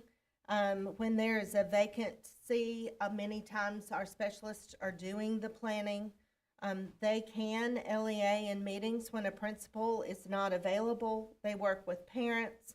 They observe students. They offer strategies and support EC teachers as well as gen ed teachers. They provide district-wide professional development. They support 115 EC teachers, many regular education teachers, and about 1,933 EC students and their parents daily. Thank you for that last number, because I was curious what it was. So our greatest challenges right now, and these do not just belong to Moore County Schools, they're also statewide challenges. One is the teacher openings. Currently, we have 11 teacher openings, and 4 of those are in our self-contained classrooms.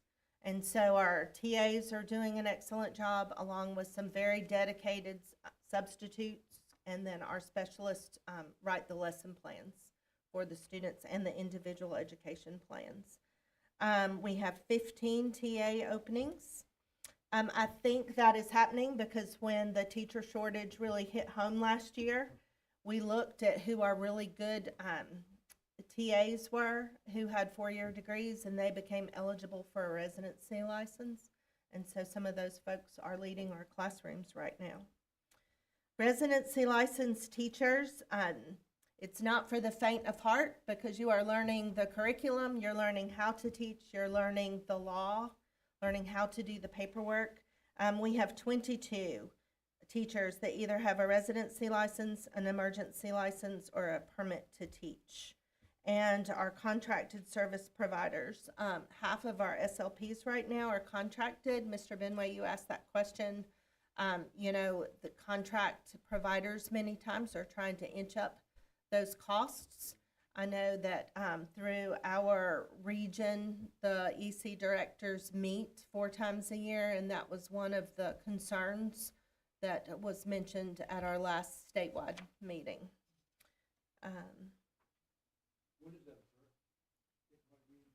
So actually, Mr. Waters and I will go next week to what is called March Institute. And it's 4 days of statewide meetings, talking about how the grants change, so that we can ensure to have all the funding that as possible. And lastly, I just like to say that I appreciate the hard work and dedication that all of our teachers show on a daily basis, as well as our specialists. They take it home with them every day, in their hearts and on their minds, trying to do what is very best for children. So thank you for your time today. Questions, other questions by members of the board? Mr. Benway? I would eventually like to get a costing on the contract side of the house. I've heard some numbers that are kind of astounding, but I'd like to get a breakout of that if that's possible. Along those lines, I understand there are several colleges, universities that kind of specialize or produce the most EC qualified teachers. And it's a personnel question, I guess, but do we go there with recruiting teams? Yes, we do. What the greatest issue is right now that students are not going into education, period. Oh, yeah, that's right. So special education falls into that as well. I know Ms. Burton and I work closely together, trying to race toward that child, the student that's getting ready to graduate and say, come to Moore County. So we do know where those programs are. Okay, good. One more thing. It may exist already, but back around slides 4, 5, et cetera, is there any possibility we could get a diagram of the relationship, or an organizational diagram, if you will, of the EC footprint? I think that would be very useful. One on our website. Yes, we'll work on that for you. Yeah, maybe some. We'll make sure you have one. Couple of well-selected bullets to go along the way there would help us out. And I think it'll help the public too. Okay. You've got an astounding program. Let's publicize it, you know? Yes. Thank you. Other members? Yes. To say something. So our EC teacher. Yeah. Marcy, Neil, and Caitlin, I just want to say your presentation was complete. You included absolutely everything. I thought it was wonderful. Thank you. I really did. Thank you. Hard work. Appreciate it. Other members, let me just say, I've always hated to use this term because it's not of my generation.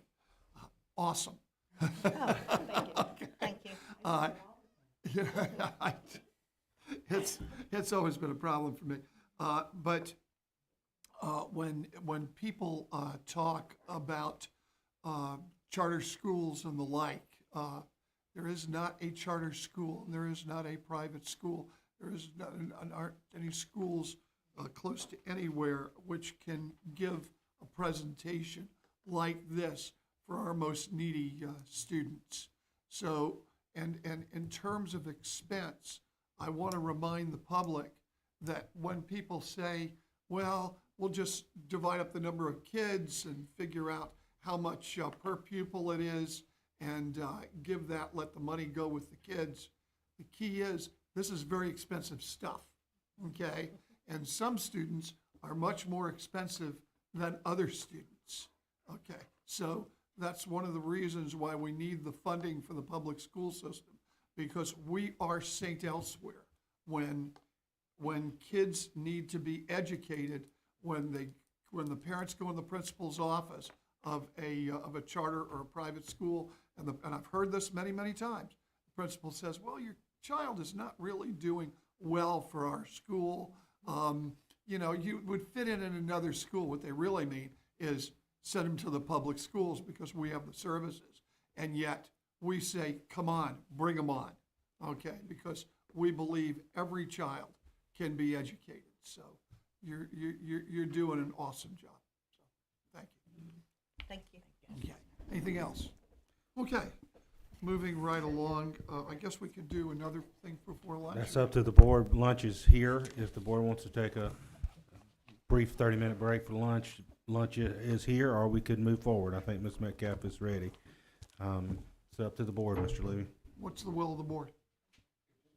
Continue, he says. Okay, so we'll continue. Let's go ahead with the discipline report. I want to thank that team again for that academic update. Something we're doing a little differently this year based on board requests is to bring those academic updates when we're bringing the discipline updates. So I just want to thank, I know they've left the room, but I want to thank Marcy and her team for that very, Ms. Bruno, you summed it up perfectly, very complete professional presentation of the services we offer from age 3 to age 21. So for our special needs kids. So I want to thank them again for that. Ms. Metcalf is here with our first semester from our first 2 quarters of the school year discipline data report. There were a couple requests from the board. I know we've incorporated in this report for this time. And Ms. Metcalf, I'm going to turn it right over to you. All right, thank you very much. So I've highlighted semester 1 so you can see the comparison. Discipline referrals continue to increase district-wide. There's a corresponding increase in our consequences as well for ISS, OSS, and bus suspensions. Note there has been an increase in the percentage of ISS and a decrease in out-of-school suspension, while the bus suspensions have remained largely the same. Some of the increase in ISS is actually due to the increased use of in-school suspension in our elementary schools. So last year at this time, about 3% of ISS assignments were elementary school students. This year it's 7%. The decrease in OSS, when we did that analysis, seems to reflect a larger number of referrals for actions that really warrant the student being removed from peers, but not being removed from school or instruction. We do want to give you an update on our police consequences, and so Captain Gooch, who's serving as our interim chief, will be giving you those. Yes, on the second chance program, I think for this semester is at 48. Teen court is at 29. And the Department of Juvenile Justice referrals is 64. And I just want to break down this second chance in teen court and pretty much how that works. I know Chief Hardy probably done that before, and I know you probably still have some questions about it. But with the second chance program, it's on a Saturday, and it's only for 4 hours. They come in the morning, and they have a like an hour-and-a-half block of instruction by the officer college to kind of lead the program. And it pretty much covers everything between fighting, bullying, threats, pretty much the things that happen in school that they get charged for today. And then it goes to, at the end of that block of instruction, you have a 10-question test. I haven't really known anybody to fail that test yet, but some came pretty close at 70. After that, we have some guest speakers come in, and they talk about their adults, of course, and they talk about when they was in school and some of the trouble stuff they was involved in and how they overcame that. Kind of like give them a positive outlook on that they can overcome it too. And then at the end of that, that's about the last hour and 15 minutes. We take them outside and do the little community service part of it. And that's the end of the day. And as long as they don't get into more trouble, second chance is where they stop at. Teen court is a little more detailed. Teen court is ran by juveniles of their peers, but it's actually overseen by an adults. anything from the prosecutor to the defense attorney, the jury, the judge, and the bailiff, all of them teenagers. And it's on a volunteer basis, and they get served for that complete school year. Is that something we can look at, or is that confidential, or is that something we could visit if we decide to? I'm sure you can, because they invite the officer every time if you want to come. I mean, so if we can definitely set that up if one of the board members want to attend that. I'd like to if that's possible. Yeah, Judge Tanner is in charge of that. She is? Yes. Okay, so perhaps maybe Cindy can set something like that up for us through Judge Tanner. Yes, sir. That'd be fantastic. Yes, sir. I'd just like to see it. And really with teen court, if it's accepted into teen court, you're already pretty much guilty. But the average consequences is 17 hours of community service. You have to attend one life skill class, and the one I got it written right here. I'm kind of having a blank. 17 hours of community service, one life skill class, and one. It'll come back to me in a minute, but that's fine. Hey, I guess getting old, I guess, but that's pretty much what it is. No problem. Okay, but and that's a little different than Department of Juvenile Justice. Department of Juvenile Justice, first of all, you get to get accepted in it. If you don't, you can't really fall back on the teen court thing. Only time teen court pretty much don't accept, they look at the case and they pretty much say, well, have they been the second chance? You might want to do that first, or sometimes when they read your narrative of the report, they accept it that way. But, so Department of Juvenile Justice will either not accept it, or you will go to court, and they will give you what they call a deferment, which is the contract. It's almost like the same thing as probation.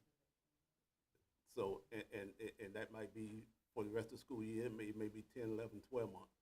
So, after you go to the Department of Juvenile Justice, you can't go back to second chance teen court, because that's not how the program works. So, there have been cases where you skip second chance in teen court, depending on what the charge is and what if it's a felony, you can't go to second chance on teen court. You gotta go straight to DJJ. But you can go to second chance one time, you can go to teen court one time, and you can go to the Department of Juvenile Justice every time you mess up. That's how the program is designed. So, like I say, some of them stick. Some of when you become an adult, that changes, because it don't stick that long, depending on what the charge is. I want to teen court is used by more than just Moore County schools. Is that correct? Yes. Okay, that's what I thought. Yes. And I do see that there's a significant higher number in the 23-24 than the 22-23 for the referral for Department of Juvenile Justice, which I think would signify that we're handling our disruptive students as best as we can, or the ones who need some extra. And mine is coming back to me now. Yeah, go ahead. 17 hours of community service, one life skill class, and the last one that you had to serve on like some jury duties. They might select 3 or 4 jury duties that you have to participate in to complete that consequence. And part of that is that process of taking our kids and teaching them the skills they need, the replacement behaviors, and Teen Court and Second Chance do a good job of that. About half of the students that were referred to DJJ have been through those 2 programs before, but the other half, that's where it stops.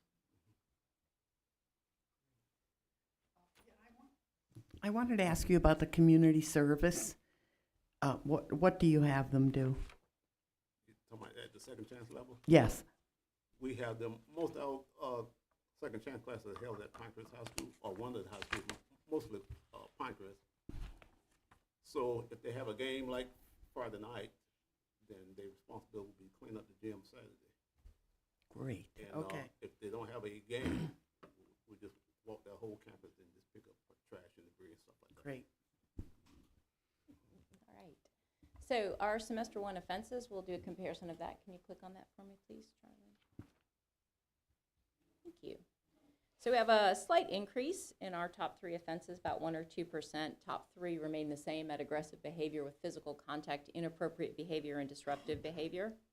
We had 2 significant changes in these offenses, and that's tardiness. It decreased by 5%, and possession of a vape, which decreased by 4%. These primarily were at Union Pines High School and Pinecrest High School. When it comes to tardies, both of those schools have implemented a new system to track tardies and have used consistent enforcement, and so they've seen a decrease in those. For vaping, quite honestly, it's getting harder to find them. So a lot of this is they're just getting difficult to detect. They are now selling products called stealth vapes, which are designed to be inconspicuous. They're intended, and I had to get this quote, socially considerate of those around you. So they don't cause comfort or annoyance to the people around you, but you also can't detect that they're there. So that's probably the reason for the decrease there. Thanks, Charlie. So for us this time around, I wanted to dig a little deeper to put these top 3 offenses in a bigger context of the district. So I've got some categories there. So students with referrals for our top 3 offenses, I just want you to note that they only represent about 3% of our total population in Moore County schools. There's been a lot of concern over EC and whether these students are EC students. The majority of students referred for these offenses are not identified as exceptional children. The EC population is overrepresented there because they're about 14.8%, but you'll see for these 33, 26, and 26. However, the majority of students are not EC. I then looked at the grade spans. I found this to be fascinating. So when the principals analyzed this, we looked, the majority of aggressive behaviors are occurring in our elementary schools, 57%. When the principals analyzed that data, what they found was kindergarten is an increasing problem for our classrooms. 14% of the K-5 referrals that come in are from kindergartners. Kindergartners make up 8% of all referrals for aggressive behavior. That's about 35 students. And when they looked at what are the possible reasons for that, you know, we've seen an increase in minor behaviors that then lead to an office referral. We have large difficulty for students who have not been in preschool. And so what we find is that those students have a difficult time adjusting because they don't know how to do school. There's a decrease, we're seeing a decrease in the ability of children to regulate their emotions. And so that's 2 things really. You know, we do have a gamified culture that separates action from consequences. And sometimes our students don't understand the true understanding of the impact of their words and their actions on others. We also know that we have a lot of students who know the right answer and know the right thing to do, but in that heat of the moment, they don't make the right choice. And so that's something that all of our schools are working on. For inappropriate behavior and disruptive behavior, most prevalent is in middle school, which is developmentally typical for middle school students. 7th grade is the highest percentage, about 42% of inappropriate behavior and 55% of disruptive behavior are 7th graders. Note that aggressive behavior is easier to define, right? Because it's usually with physical contact, you can see it. Inappropriate and disruptive behavior often encompass a lot of other behaviors. So there's more possibilities than our specific categories. All of our schools are working to define those to make sure they have working definitions, and I think that's why you'll see that some of those numbers are up. The bus fights was requested information by the board. So in the first semester, there were 13 referrals for fighting on a bus. That involved 21 students, representing about 1% of our overall population. So I think the numbers indicate it's less of a problem than may have been perceived. An equal percentage of referrals come from elementary and middle, about 43% for each. Those resulted in 13 bus suspensions, 12 out-of-school suspensions, and 3 ISS assignments. Note the ISS assignments are usually if that's where a student is placed, if they're out of school suspended, but the parent can't come pick them up. We looked at the number of students, or the percent of students with a number of offenses. Our students receive consequences for their actions, and that often has an immediate impact, but we also have to intervene to change behavior, or as Mrs. Cooper said, the cycle just keeps going. So one of the things that we were looking at is how effective are the interventions that we're putting into place to change student behaviors for the first. Now, we also use the tiered system that we talked about for academics. Tier 1 is core for every student, includes setting those expectations and consequences, reteaching those expectations and consequences when they're not met, and that is at the classroom level for classroom violations. Those are going to be the students you see with 1 referral. Tier 2, this is supplemental support. These are our students who have 2 to 4 referrals for a behavior. They continue to exhibit. We pull them out to learn strategies to target those undesired behaviors. And then Tier 3 are our students with 5 or more referrals. This is intensive support. So these are the individual plan for students teaching. These are the behavior intervention plans that we've talked about. So the good news is our Tier 1 and our Tier 2 are working, and they're getting stronger.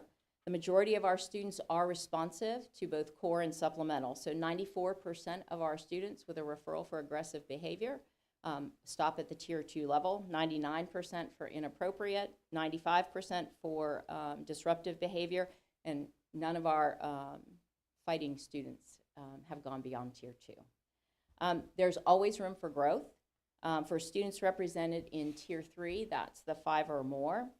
Each school has individualized plans they're implementing to address those behaviors. We have 24 total students in that category for aggressive behavior. I will tell you they are all elementary school students, and they're in grades K, 3, and 5. We have 5 students in that category for inappropriate behavior. Again, elementary and middle, biggest number in the 7th grade. And then 14 students for disruptive behavior. Again, elementary and middle with 7th grade topping it out. Right. But in context, it's a very small percentage of our students, and we are able to give them that individualized instruction that hopefully will change those behaviors for the future. Gender and race we also looked at, and you can see that our males and our black students are significantly overrepresented in both categories.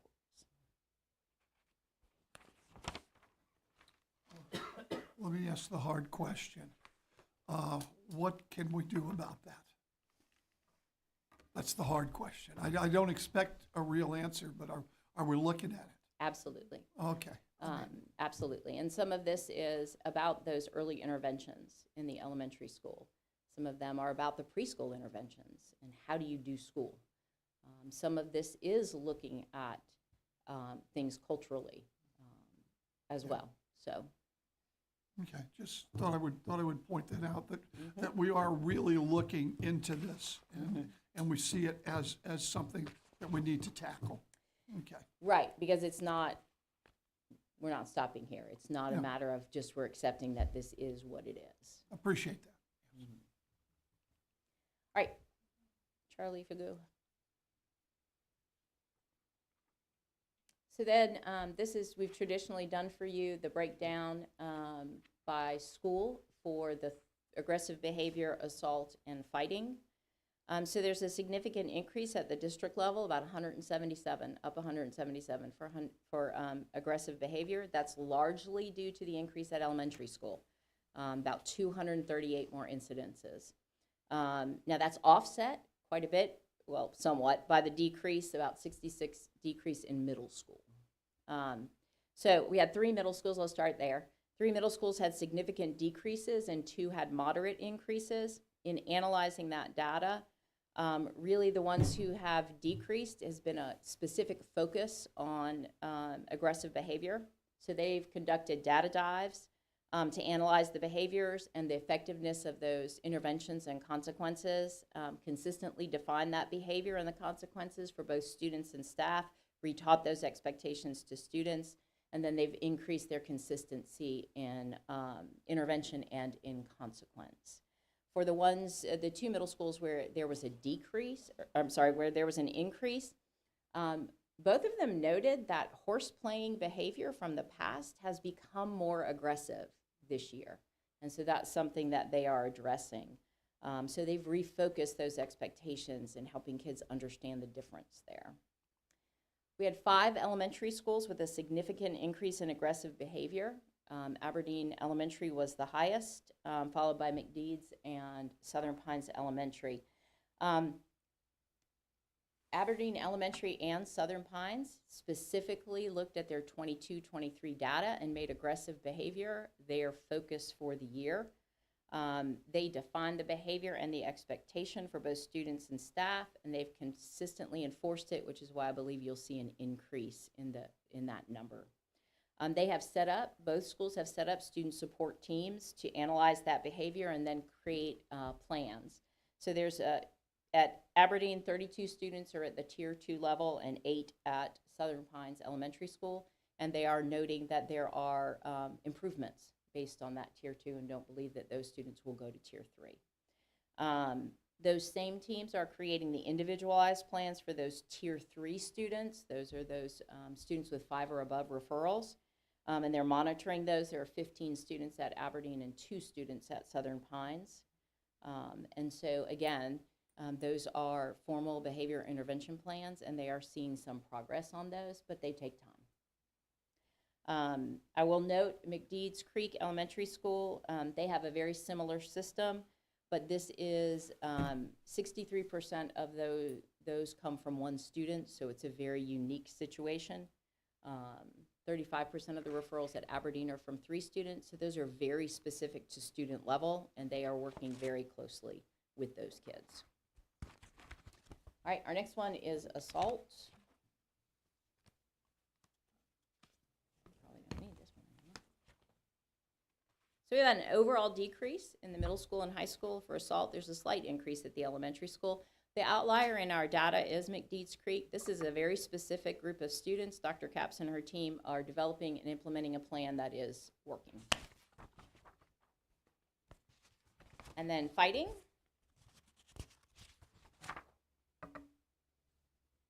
We had an overall decrease in fighting, primarily focused in middle school and high school. The largest decrease was actually Pinecrest High School and Cranes Creek Middle School. Both of those principals had focused this year on prevention by identifying potential problems and then de-escalating those situations before they reach a fight stage.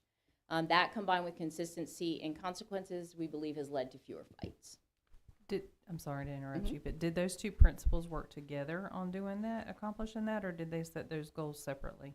Or do you know? They originally set those goals separately, but then ended up working together as we were analyzing data. We share all of that. Very good. Now, did we share district-wide? We did. Good. So the other schools really didn't have as big a problem Sure. From last semester as those 2 schools did, but yes, absolutely. That's one of when the principals get together, that's when we analyze this data, and that's when they're sharing those strategies. Thank you. Elementary school has seen an increase in fighting incidents, largely at Southern Pines and Cameron Elementary.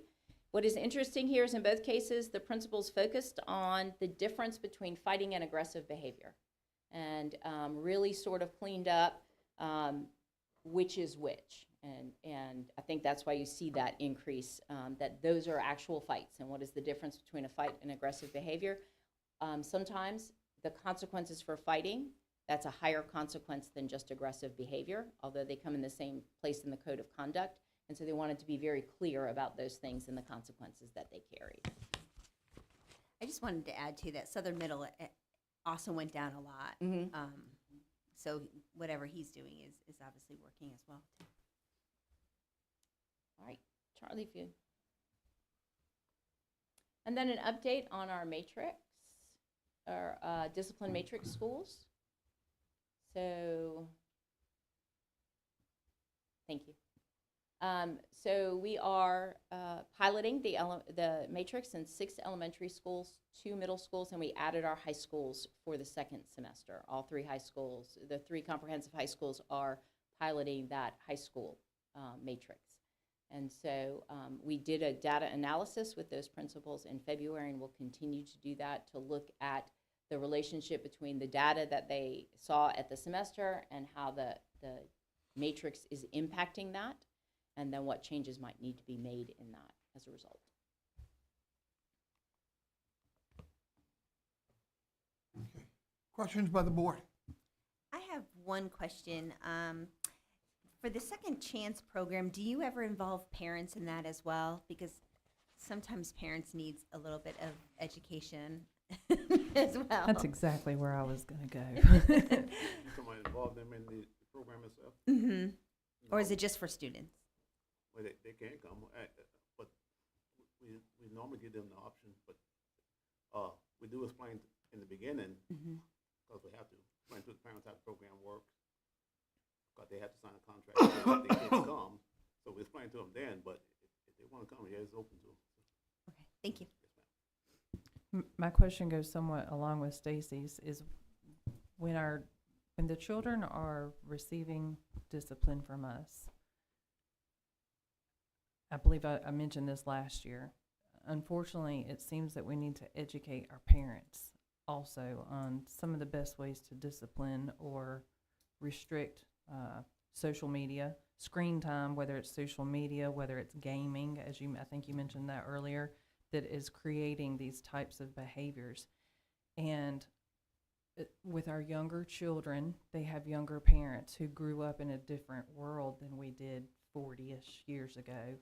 And I'm not telling you all anything that you don't know, but it weighs heavy on us to help our parents understand how to help deal with that discipline. Do we educate our parents?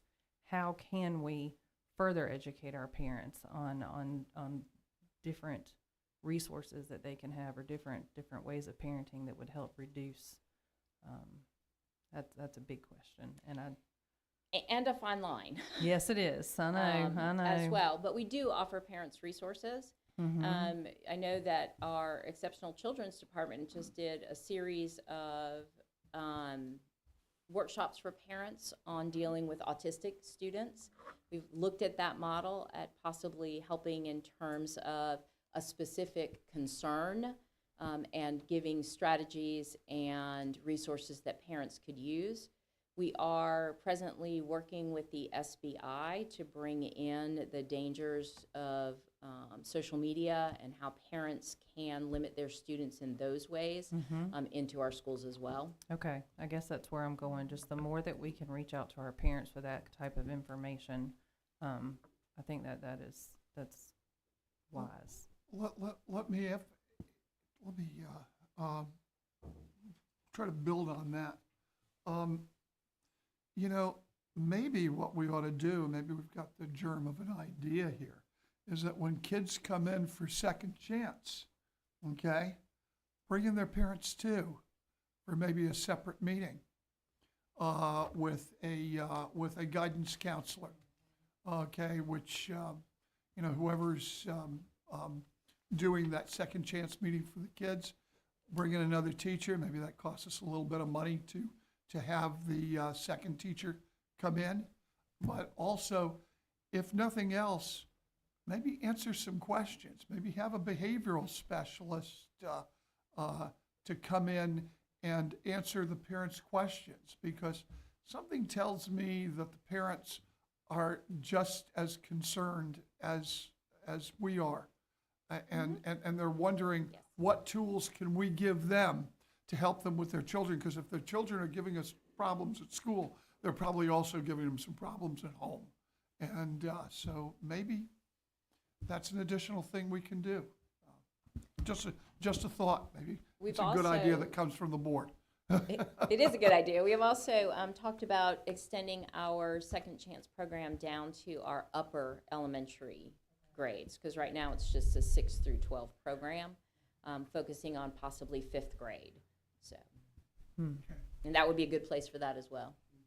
Other questions from the board? One additional thing that I have is I did notice in terms of aggressive behavior, one thing is a success. CCMS, Cranes Creek Middle School, seems to have gone down 50% in aggressive behavior. Of course, we have fewer students there, but it's not 50%. It's certainly less than that percentage of reduction. So maybe one of the things that we might want to look at is what are we doing right at CCMS? And then looking at Aberdeen Elementary, fully half of our aggressive behaviors are coming from Aberdeen Elementary. So perhaps we should look at a couple of things. Number one, maybe they're defining aggressive behavior differently, and maybe they're being tremendously strict on aggressive behavior, which is a good idea. I don't mean to say it's not, but maybe to find out why that stands out to me more than even Southern Pines Elementary, but stands out to me as having fully half of all of our aggressive behaviors throughout the elementary schools are at Aberdeen Elementary. So that bears a good look. And we have taken a look at that and continue to do that. We find that part of that is reporting, part of that is changing the expectations, part of that is also how we're defining it. So maybe that's a good thing, so that we're defining it, we're being a little more strict, and maybe that'll come down as the fruits of being more stricter seem to come back to us. So maybe so, but I just did want to notice that. Anything else, members of the board? I have a question. You said changing expectations. Would you? So making sure students understand what the expectation is and what is considered to be aggressive behavior. But more examples, more ways of showing kids, more. You're not softening it though. No. If anything, increasing that rigor of that definition so children truly understand everything that encompasses. Okay, all right. Anything further? If not, then thank you very, very much. Thank you, for a folks. very good, Appreciate it. good and comprehensive report. We have essentially, at this point, 2 items left. One, which I'm sure will be fairly extensive. The other one, I doubt is going to be extensive time at all. Do you want to take some time for lunch? I would recommend it for staff, 30 minutes. You do need your full 30 minutes. Okay. All right. 30 minutes goes pretty quick, so I would recommend 30 minutes. Yes, sir. Okay, all right, that's fine. That's fine. Okay, so at this point, with the permission of the board, we'll stand in recess for 30 minutes.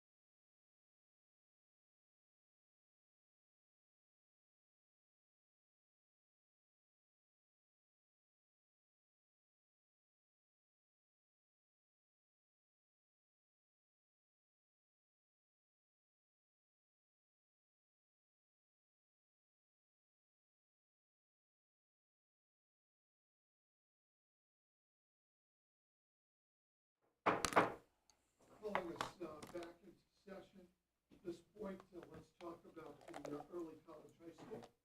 Dr. Lockley. Thank you, Chair Levy.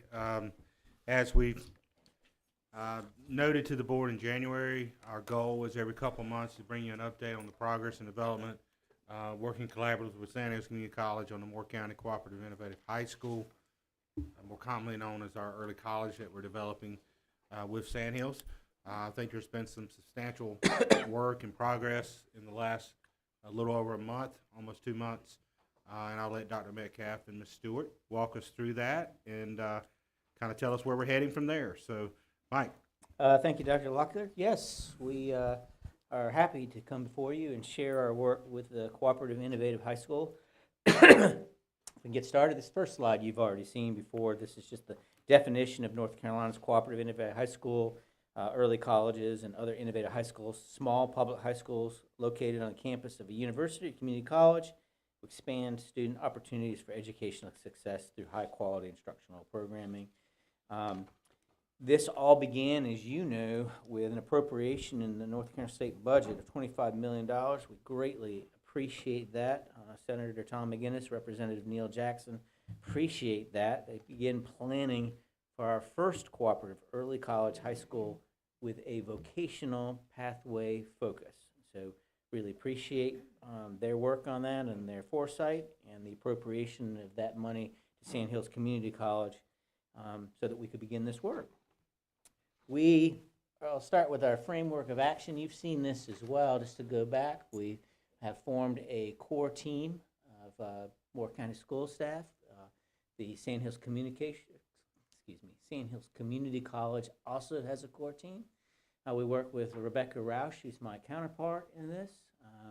Rebecca and I met with President Stewart and Dr. Locklear, I guess, in December to get our marching orders, and we began that work together. We've been meeting quite regularly, and the work is on track, we believe. We've done site visits, we've done data. We're into February now in terms of our framework of action, and we're starting to work on some decisions. We've got some decisions points that we will work through February and March and April. We're using a decision analysis protocol to help us to narrow those decision points. We're working on the regional needs, student needs, curriculum, program description, so forth. And we'll continue that work through March into April as we go. That's that decision analysis protocol we began this month, and we'll continue that over our next few meetings and our opportunities to kind of work together. That carries us all the way to June, which is when we need to do our letter of intent to NCDPI. That really is just a Google form. It's really very much of just a form letter that indicates that we're interested in doing that. That'll be in June. We'll work through the summer on some of the finer details. In October is when we would do the application. We have not yet seen that application, although we're told it's very similar to the one that we shared with you. We gave you a copy of the 6-page application from last year, from 2023. So they have not yet posted the application for 2024, but they will shortly. And that'll help us narrow down and put together our plan. So really what we've been focusing on to date has been doing a lot of data review, We've looked at student demographics. We've looked at bound-for data. I'm going to talk about that in a minute because that's really interesting information that we're able to find. We've looked at our national student clearinghouse data. This allows us, it's data that allows us to track our students after they leave Moore County schools and what they do in terms of when they go off to college. Do they persevere? Do they stay for an additional year? Do they move? Do they actually graduate within 6 years? So the national student clearinghouse data was very informative too, as was the My Future NC data. We also looked at best NC facts and figures and some graduation statistics from early colleges, looked at our own offerings and what the college offers as well. The other piece of that, as we try to match what our students may need with what the community needs, is really look at regional, local employment projections for the next 10 years. And so the college has real availability to a lot of data, which really kind of analyzes where the county, the community's needs are moving. And so that's been very enlightening as well. So we've looked at regional industry employment projections, we've looked at occupational projections and some quick facts. North Carolina employment projections all the way going back up from 21 to 2030, CTE labor markets analysis, and most recently Jobs EQ, which the community college brought to us, which is really very focused just on Moore County, when they can also focus on the region too. But it's very interesting to narrow down what the next 10 years job growth looks like in Moore County. Again, looking to match what are our needs of our students and match that with what the needs of the community are as well. So a couple of data findings. This is from the Bound 4 data. So what this is student selected. Students inform us of this information. It's you know, what they as seniors are saying that they're going to do. 37% of our seniors, and this really holds true every year. These numbers are from last year, but the numbers actually kind of are consistent from year to year to year to year. 37% of our students say that they're going to college. 42% say that they're going to a community college or a technical school. And 14% say they're going directly to employment. Of those that say they're going to college, as you would expect, they have the highest GPA. Their GPA is 3.5. Community college is a 2.9. And then direct to employment, it's a 2.3. That's interesting to us, along with our perseverance data. Of those who go to college, of those that go to college, 84% continue into their second year, which means there's a number of students that, for whatever reason, do not continue in school. And of those who go to college, 62% get a degree in 6 years. So there's a number of students, life may get in the way, they may make a different choice, they may need to have financial responsibilities, they may academically not be a right fit for it. They choose they don't complete their college educations. That's about 55% statewide, so we're stronger than the state average, but still at 62%. What this is telling the group, and these are just conversations that we're having as a core team with the community college, is that there's a group of students that may need additional support.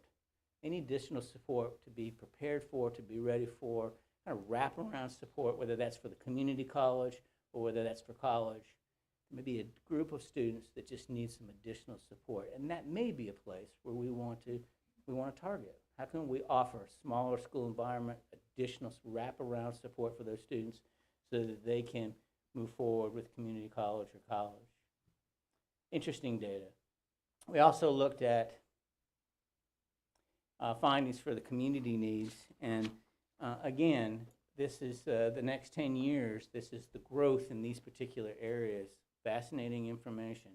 You know, law, public safety, corrections, and safety going to increase by 7.2%. The need is going to increase by 72% over what it is currently. Transportation, auto mechanics, distribution, logistics, it's going to be up 7.7%. Hospitality and tourism, up 7.7%. Construction, architecture, up 8.5%. Education and training, up 10.9%. Health, sciences, 14.5% need greater than where it is right now over the next 10 years. Science, technology, engineering, 15.9%. Human services, over 17%. And technology, information technology, well over 17% increase as well.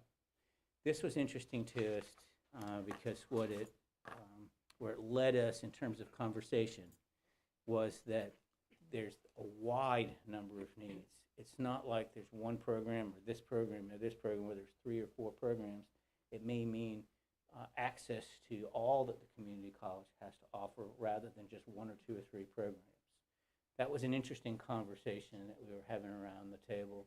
It just seems that all these areas are growing that the college offers and could expand in other areas as well. Double down on the data, and then if you'll continue. Let me ask a question Yeah. right then and there.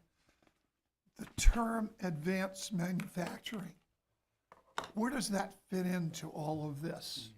Or does it fit in at all? It may. one of the steps we need to take is look at when you look at the regional numbers, it's a little bit higher for the advanced manufacturing than it is when you're looking just at Moore County. Because I don't see any manufacturing Right. at all. Yeah. Not the high end of growth. We pulled out some of it may have been included, some of the advanced manufacturing. Maybe but that's it an wasn't engineering It wasn't thing. as high as a growth as some of these other areas were.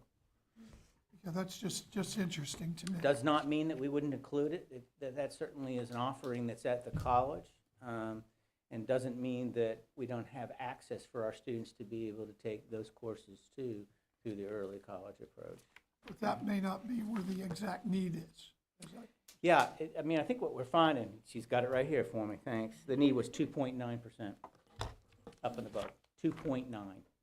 Okay, that's So, very, very interesting. I think what we're finding is that there's not 2 or 3 or 4 areas, where we go, we have to, this is where the greater need is. What we're finding is the needs really are across the board, and so perhaps access to all that the college has to offer would be very important. And that our focus may be, also what we're finding is that there is a group of students who the smaller school, putting in programs that provide some wraparound support for those students that we might choose not to go to the community college or may not take advantage of this pass because they're not ready for that, or they don't have, they don't have the courage to do it. To a smaller school, through programs at the early college, maybe we're able to attract them in and have more students taking a vocational pathway. So again, matching the needs of the students with the program. Smaller school. I've heard That's that before. something I've heard before. Heard yes. that I before just- around I this can't around remember where I this heard table. that before. Yeah, I just thought I'd throw that in. So Go ahead. I'm sorry. Comment, please. May I? Please, yes, sir. Yes. That advanced manufacturing might be teased out when there's a more matured vision for the future of Moore County. Absolutely. That needs to be worked through. So there's a place Not- for it. Yeah, not if we have a vision for it. Right, absolutely, and certainly not taking anything off the table. We're looking at the data, and we're doing that by going out to the schools too. We've visited 3 schools to this date. We've got more that we're going. Again, we're trying to get this wider picture of what are other early colleges doing that have the same vocational pathway. And there are some commonalities. We've gone to Pitt County Early College, we've gone to Southeast Area Technical, which is near Wilmington, and we've gone to the college, went to Vernon Malone College and Career Academy, which is connected to Wake Tech. It's connected to Wake Tech, yeah. I don't mean to interrupt you, I'm sorry. No, no. Would you please go back to that slide? Thank you. So these are my very simple thoughts. And I don't even know if I know how to best articulate them. Look in here, the bottom half, just under education, the health science, human services, information technology, excuse me. It appears that the greater need is in the health sciences or the lower ones on the chart there, or that's where we're seeing the most growth. But my way of thinking, my simple way of thinking is, I'm going to use Mr. Eklund for an example because I believe he is very, with the way he understands mathematics and the internet and things like that. That's not the minority of the majority of people do not have that particular brain. I'm not smart like that.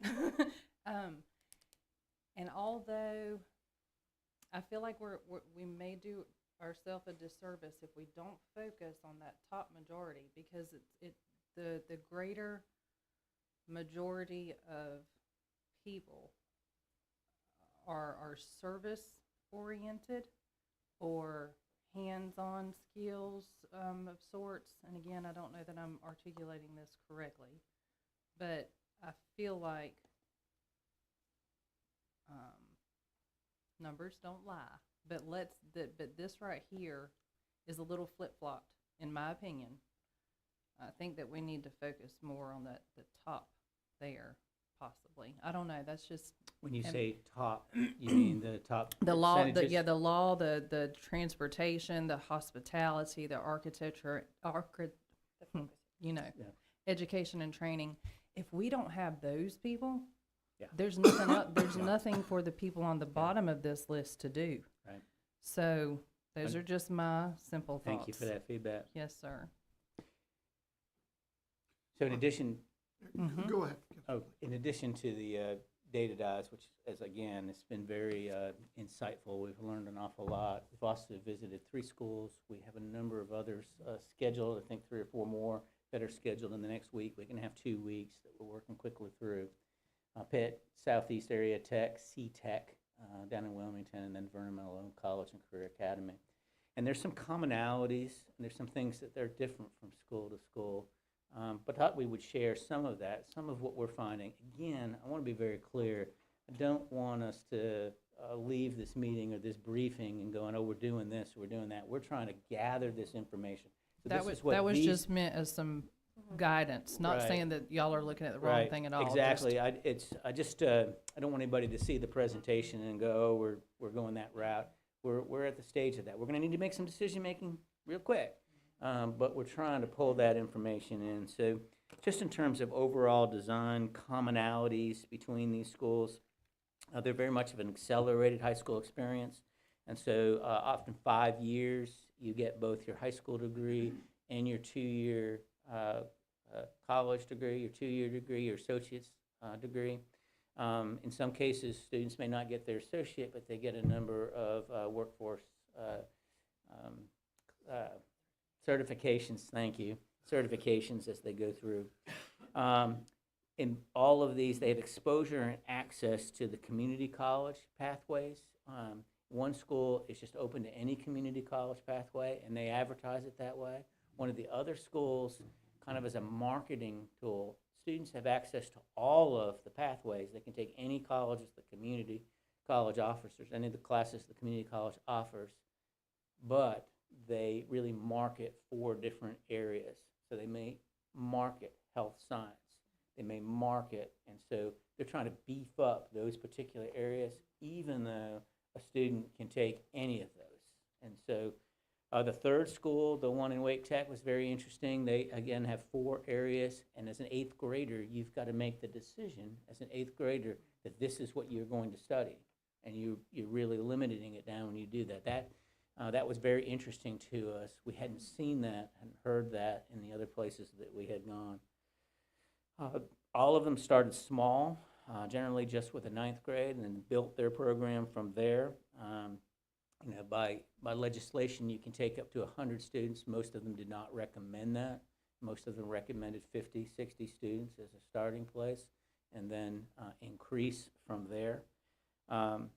Really increased support and emphasis on independent learning, self-directed study prepared them for the transition to a traditional college environment. And so there's really this wraparound support. Individual career planning is very individualized. So it's really, I'm sitting down with Mike and talking about what he wants and where that fits into the class. Student schedules can be somewhat flexible based on what their availability is with the community college. And so it's very, very individualized with wraparound support. Programs, Pitt in particular had some programs built in to provide some support. They were really looking at and trying to attract students who might need a little bit more support to kind of get through, might kind of fall along the wayside at a comprehensive high school. And so those were students that they had a number of programs to kind of individually provide the support, prepare them to be able to take college classes, whether that's emotionally in terms of courage or whether that's academic support as well. The skills, just learning the skills to be able to survive in a college level class. And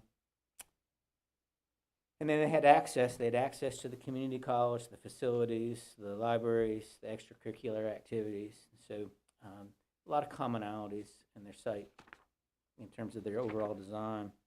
Student profile, there are also some commonalities there. Application process.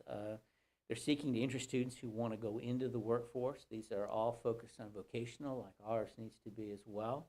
They want students who believe they can be successful with rigor and pace of the school design. So again, a lot of support for those students.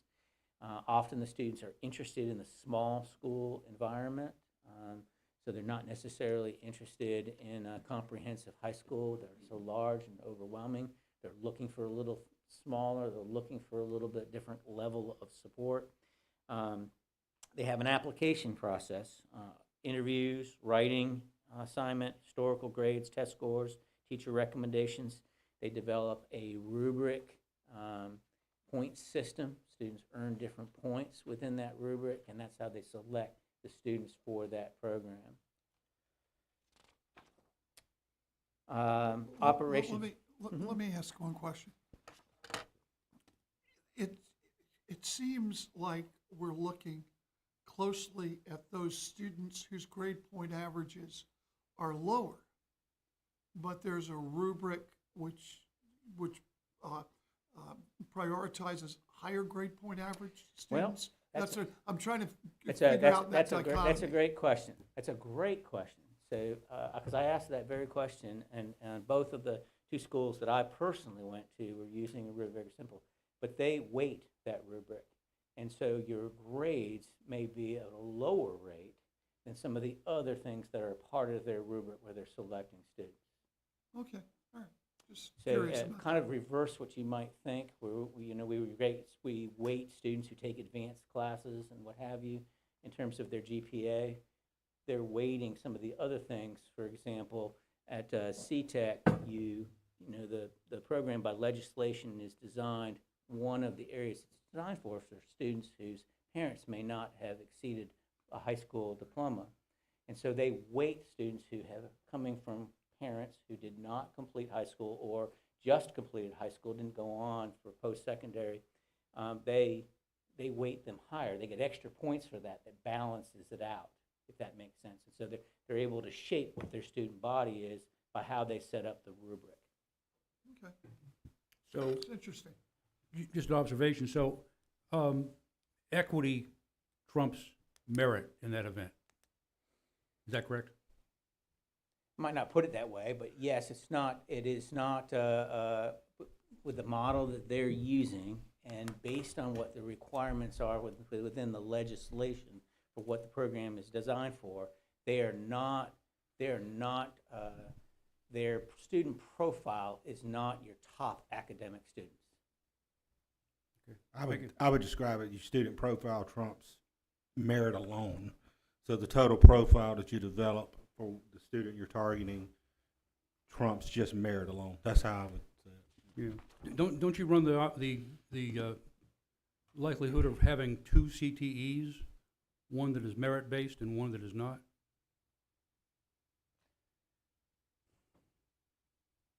I don't think so, Mr. not- Munley. Yeah, I'm just not sure of the question. How do you avoid that? I mean, you've got a selection process that bases on equity, and then you've also got a CTE track ongoing that's based on other factors, merit, Sure. grades. I mean, I think at these schools that we've visited, their focus is students can go to their home school and take the same CTE courses, the same community college courses as they can through the early college or cooperative. It's not that they're getting an opportunity that they're not getting. What they're getting by going to their early college is a higher level of support, wraparound support. That's the differentiation. The differentiation is not that I get an opportunity to take classes here that I can't take over here. Either way, under this model, at their comprehensive high school, they can take the same courses at the community college as you can in the early college. But at the early college, we're going after those students that maybe need that higher level of support. Maybe don't have the courage because their parents didn't take on those types of classes. Maybe need some programs that wrap around to help them to be able to be successful in the classroom. Maybe need the smaller environment.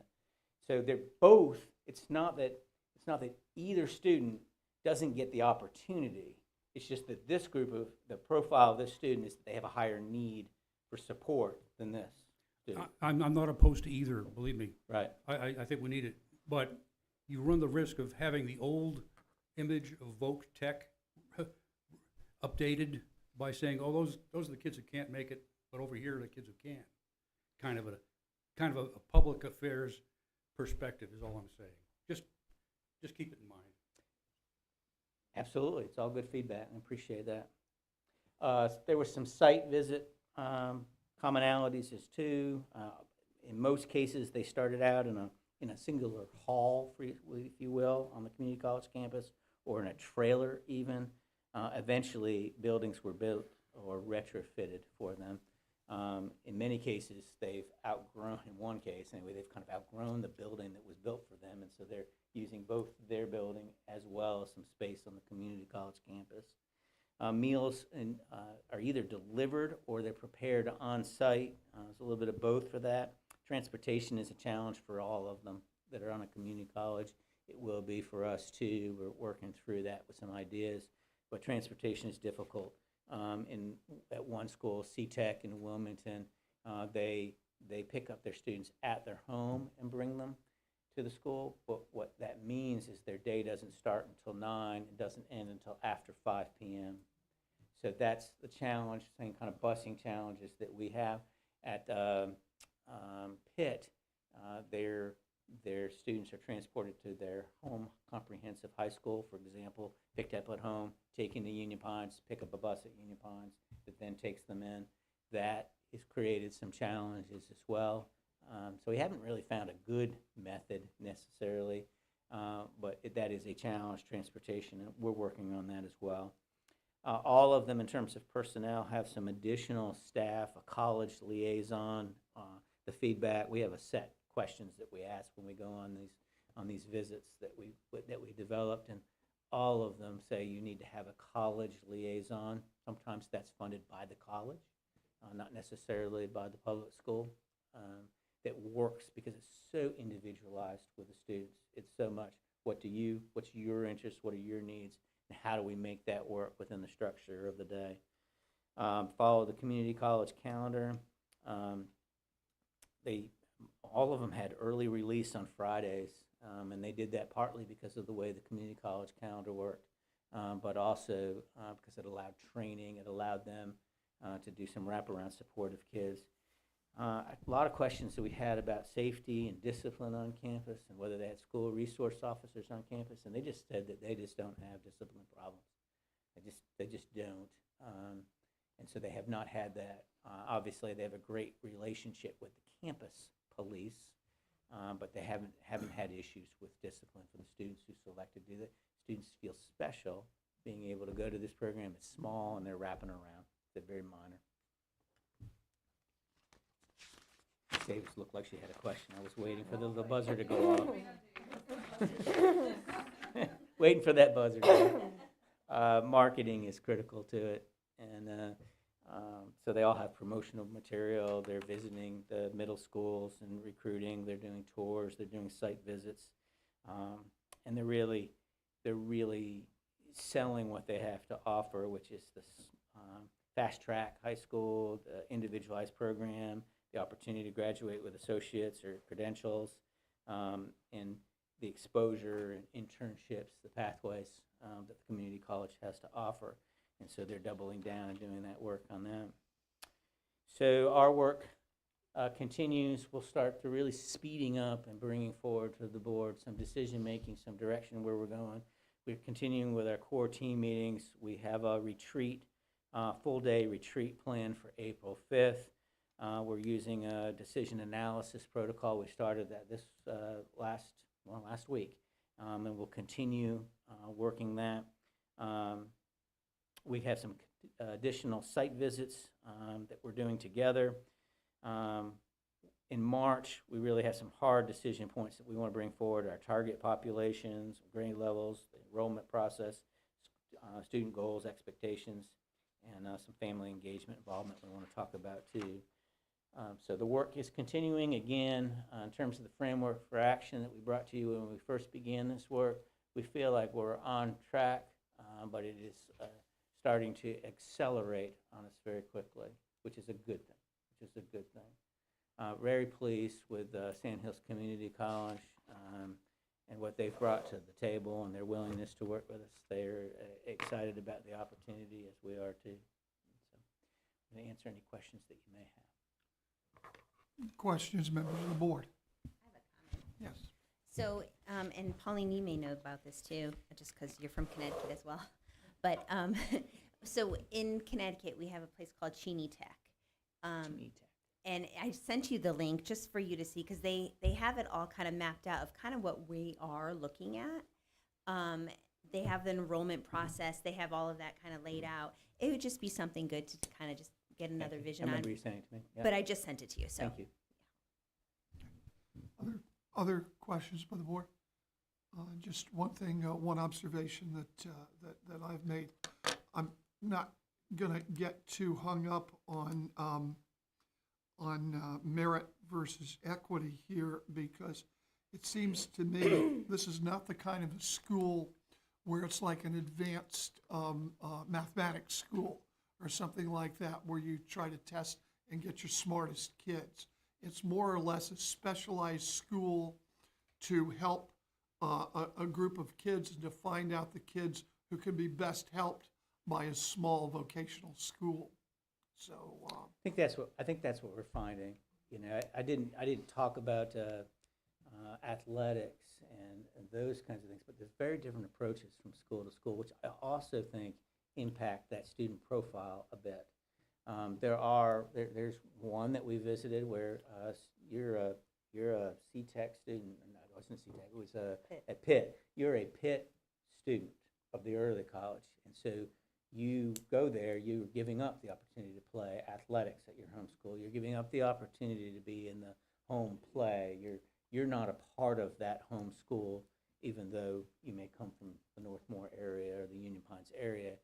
You've selected to go to that. So that narrows down that student who maybe wants to go to Harvard and needs to have a wide variety of things in their background to make that happen.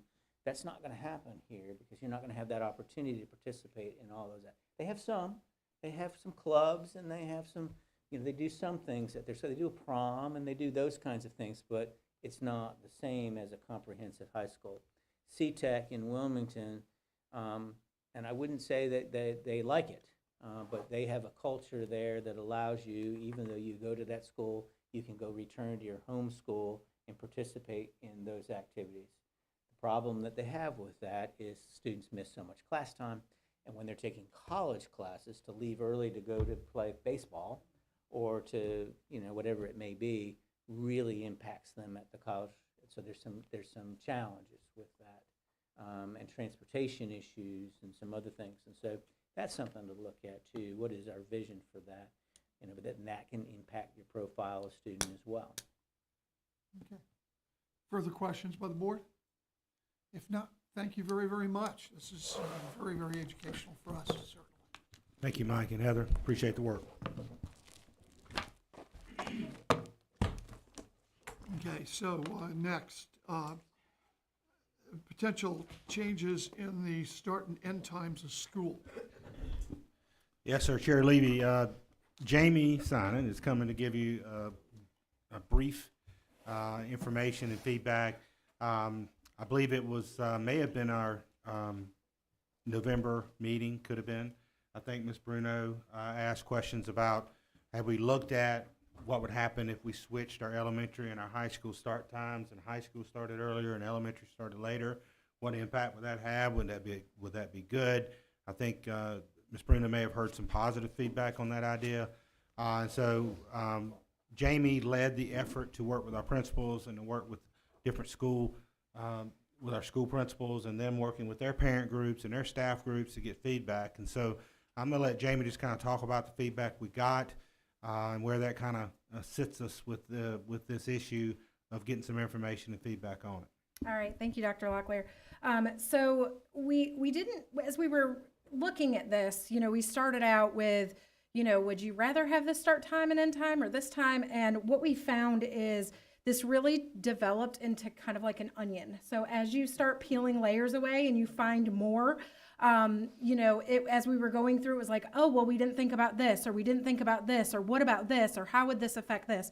So the questions that we asked were really around the impact. What is the impact going to be at the school level? What's the impact going to be for families?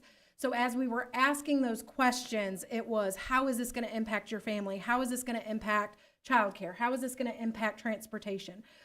We talked with our district advisory group, so our teacher advisory group, our principal advisory group, and then schools were asked to also go back, and when they met with their booster clubs or their PTOs or any parent group that they pulled together, to ask those questions around how would this impact if we were to make the change. We didn't just ask our elementary folks and our high school folks, because even though the middle school time, there was not a reviewed time change, we have a lot of families that have children that are at all 3 levels or at multiple levels. So it may affect our middle school folks as well. So you just have the current schedule there overall, and then what the reviewed schedule was. And really that was just switching the times for elementary and high school, just flip-flopping those, because elementary and high school share buses in a lot of cases. So that would mean the transportation would be flipped. So I've got some positive impacts that are listed here, and then I've also got some negative impacts. So the positive impacts, high school students could work more hours in the evening. So our high school students that have those jobs after school, it may have the potential for them to work more hours in the evening because they have an earlier release. High school students wouldn't miss as much class time in the afternoon for athletics. One of the things that we found out that this would not eliminate them missing their 4th block ever, because depending on where they have to travel to, they would still, may need to leave early.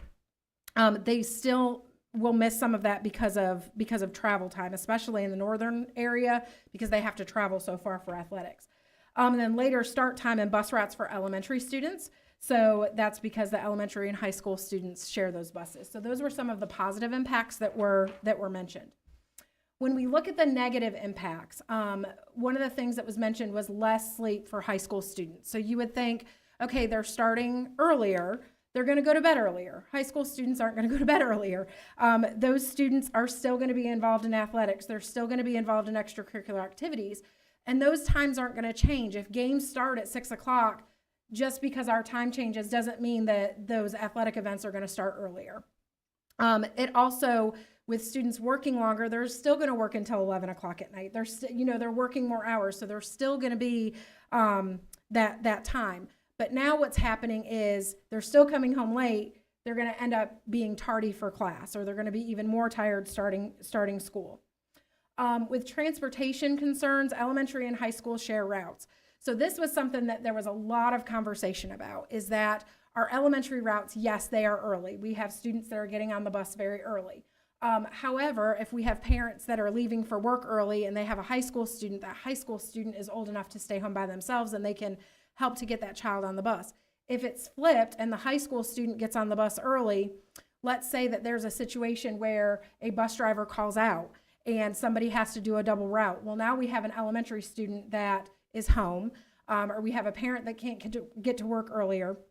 And we have high school students that can pick up the phone and call someone and say, hey, I need a ride, or they can stay home by themselves. The second grader can't do that. They can't pick up the phone and call somebody and say, hey, give me a ride to school.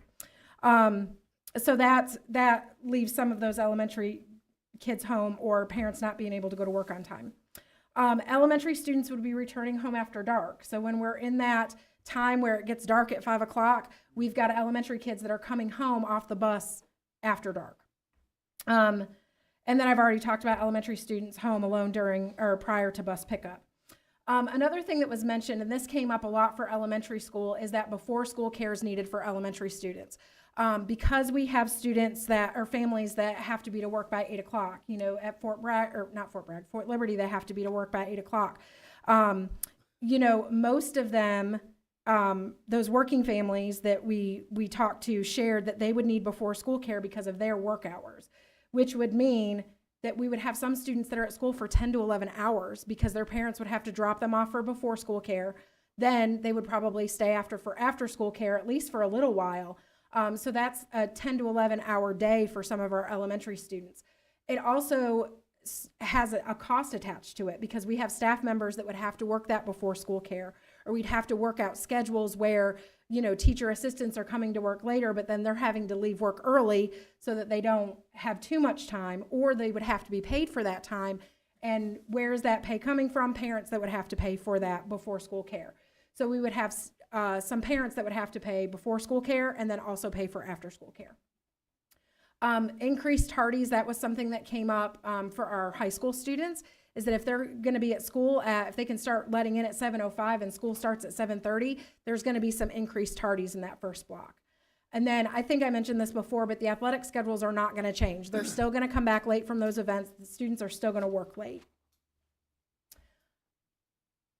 That is a very brief summary, but those are the highlights of what was shared during the during those feedback sessions. And if you have any questions or comments, I'll be happy to take those. Members of the board? Yeah, I was just gonna say, I was on one of those for Union Pines, and chatted with them a little bit on it, and I can see some of the positive, but I also, like you mentioned, every negative thing that you said was exactly what they were commenting about. One of them was, you can tell a elementary school, you read a book, we go to bed. You know, you have that routine with an elementary school child. With a high school kid, it is hard to get my child to go to bed, even when I tell her to. So I think the difference there too is you're right. I mean, she's, you know, they're going to be up later, where more disciplined, I guess, in elementary. Yeah. Question. Which phase of school, if any, benefits most from a schedule change? So the late start time, what the research says is that our adolescents benefit from that late start time. And so our adolescents would be that 12 to 19 Right. age. So is it neutral for elementary, or is it benefit? For elementary, what the research that I read, it says it doesn't really impact them negatively. They're going to get up early anyway. Your elementary kids are going to get up early. If you think about an elementary student, kindergarten, first grade student, a lot of times they don't sleep late on the weekends. You know, they can sleep as long as they want. They're still getting up at 6 o'clock in the morning or 7 o'clock in the morning. But there's really not any, in the data that they shared, there just really wasn't that big of a difference between early or late for an elementary student. Okay, thank you. You're welcome. Other questions of the board members? So here's one question. Overall, you guys' recommendation is don't mess with anything? That is correct. That was my recommendation. Okay. I just Yes, wanna- sir. Summed up well. Yes, sir. I just thought I would figure it out. Okay, so anything else from anybody on this? Okay, so thank you very, very much, You're welcome. Simon. Okay, there is a request for time from Mr. Hensley, but Mr. Hensley is not here, so we'll go ahead and skip that. So we're down to board comments and updates. Board committee, excuse me, board committee reports and updates. Is there anything, because I know the construction committee, we already kind of had a report in terms of my policy committee. I believe we're doing something around the middle of this month, am I right? March 12th, yes. March 12th. So we don't really have anything to report. Is there anything else from any other committee? Philip? Yeah, and I don't remember where we last left off with meeting with Commissioner Von Cannon as it regards to the safety and discipline. Cindy, do you know where we are on that? Or Dr. Lockwood? Like I said, I had working with Mr. Vest on that. Mr. Holmes, make sure I can see you. Bob, Working I'm with Mr. Holmes. All right, I was working with Mr. Vest on that. There hasn't been any action from that end. But I've got some, I'll make sure I follow up on that and see if there's still that desire to do that or where that sits. Jim and I, we would like to sit down and, just so the county commissioners are on the same page without, going too far into our security procedures and all that. So that's. We can talk in general like we can in any public meeting. Just can't get into the closed session matters. I think, the big thing is finding a time when all of us can sit down and have that discussion. I think that's a big thing. Yep. Yes, sir. That's all I really have to say about that. Okay. Yeah. Any other? Yes, sir. Yeah. After this meeting, Dr. Metcalf and I need to get together and put our heads together to nail down the next CTE committee meeting. But that meeting is going to be pretty much focused on where we're at in terms of DPI developing resourcing for CTE, as well as looking at the certification summaries that we received recently and sort of shaping those out to perhaps present to the board next time we're together, an update of where those certifications fall out. And I think you'll be pretty impressed with them, actually. But there's been some questions raised about the validity of some of these certifications, and I would like to put those to bed. So that's really where we're pointed at the moment. Okay, all right, very good. Anything else on committee matters? If not, I guess there's nothing else except board comments. Am I correct? Pardon? Mr. Holmes's Was- item. From my understanding, it's gonna be addressed later on, so we can just Okay. disregard that. All right, so we'll disregard it. Thank you very much. Okay, so finally, board comments. Let's start with Ms. Bruna.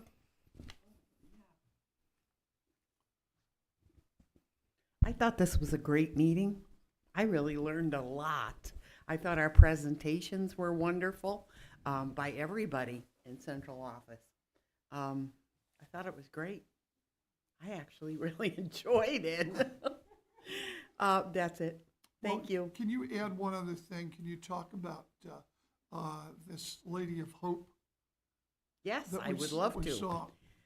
Yes, Mr. Levy and I went to a celebration of Black History Month over at the Douglas Center, and there were people from all over the state there, different leaders from different counties, and it was really good. It was like an all-day affair. And one of the presentations that they did was from a woman called Tawana Williams, and she was born without arms during the, what was the name of the Thalidomide. medicine? Thalidomide, The thalidomide era, when they were distributing it to pregnant women who were having a lot of morning sickness. And it was a devastating drug because these children were born all deformed. Anyway, she was born without arms. They told her parents when she was born that she would not live 2 weeks. She is now 61 years old. They told her parents that she would never walk. She walks. She's married. She has a child. And she demonstrated to us how she puts her socks on, how she puts her pants on, how she fed her baby, how she fed her baby, how she changed the baby's diaper. I mean, it was, I can't even tell you how wonderful it was. It was so inspiring. I just sat there and thought, oh my gosh, the things I complain of, and look what this woman has done with her life. She draws beautifully. She draws Disney characters. She's written books. She just kept saying over and over again, look at what you say you can't do, and look at what you complain about, and then look at me. She was astounding. Anyway, Dr. Levy and I would love, with Dr. Locklear's permission, to bring her in so that, I mean, motivationally, inspiring, it was wonderful. We're just hoping that Dr. Locklear approves whatever, and the honorarium is fairly small. It should not be significant at all. That she can inspire some of these students, especially our African American students. She is African American, and she basically looks people in the eye and says, don't tell me what you can't do, okay? Because you'll see what I could do with what I have, and it's a way of inspiring. We thought would be a great way to inspire some students to go beyond themselves, because after all, we talk about inspire here at Moore County Schools. Well, maybe this is part of what we can do to help inspire all of our students. Just a thought. Okay. Anyway, thank you. for that. Ms. Caldwell. I don't have anything, thank you. Go ahead, Mr. Benway. Philip? I don't have any. Okay. No? Okay. I just wanted to mention one thing that I got today, which was from the North Carolina Education Lottery. For those who can see it on television here, it is a very, very slick publication, which probably cost the North Carolina Education Lottery maybe about $25,000 or something like that. And it's basically a self-promotion sort of a thing, which says playing smart and a win for responsible gaming.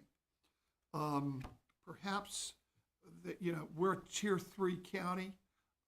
We don't get as much from the lottery as a lot of other counties do. If they could take this $25,000 that they put up for self-promotion and could give it to us or to our schools, it would certainly do our students a lot better. And this is just a very, very personal thing for me, is that gambling is a tax on the poor, and I've never liked it.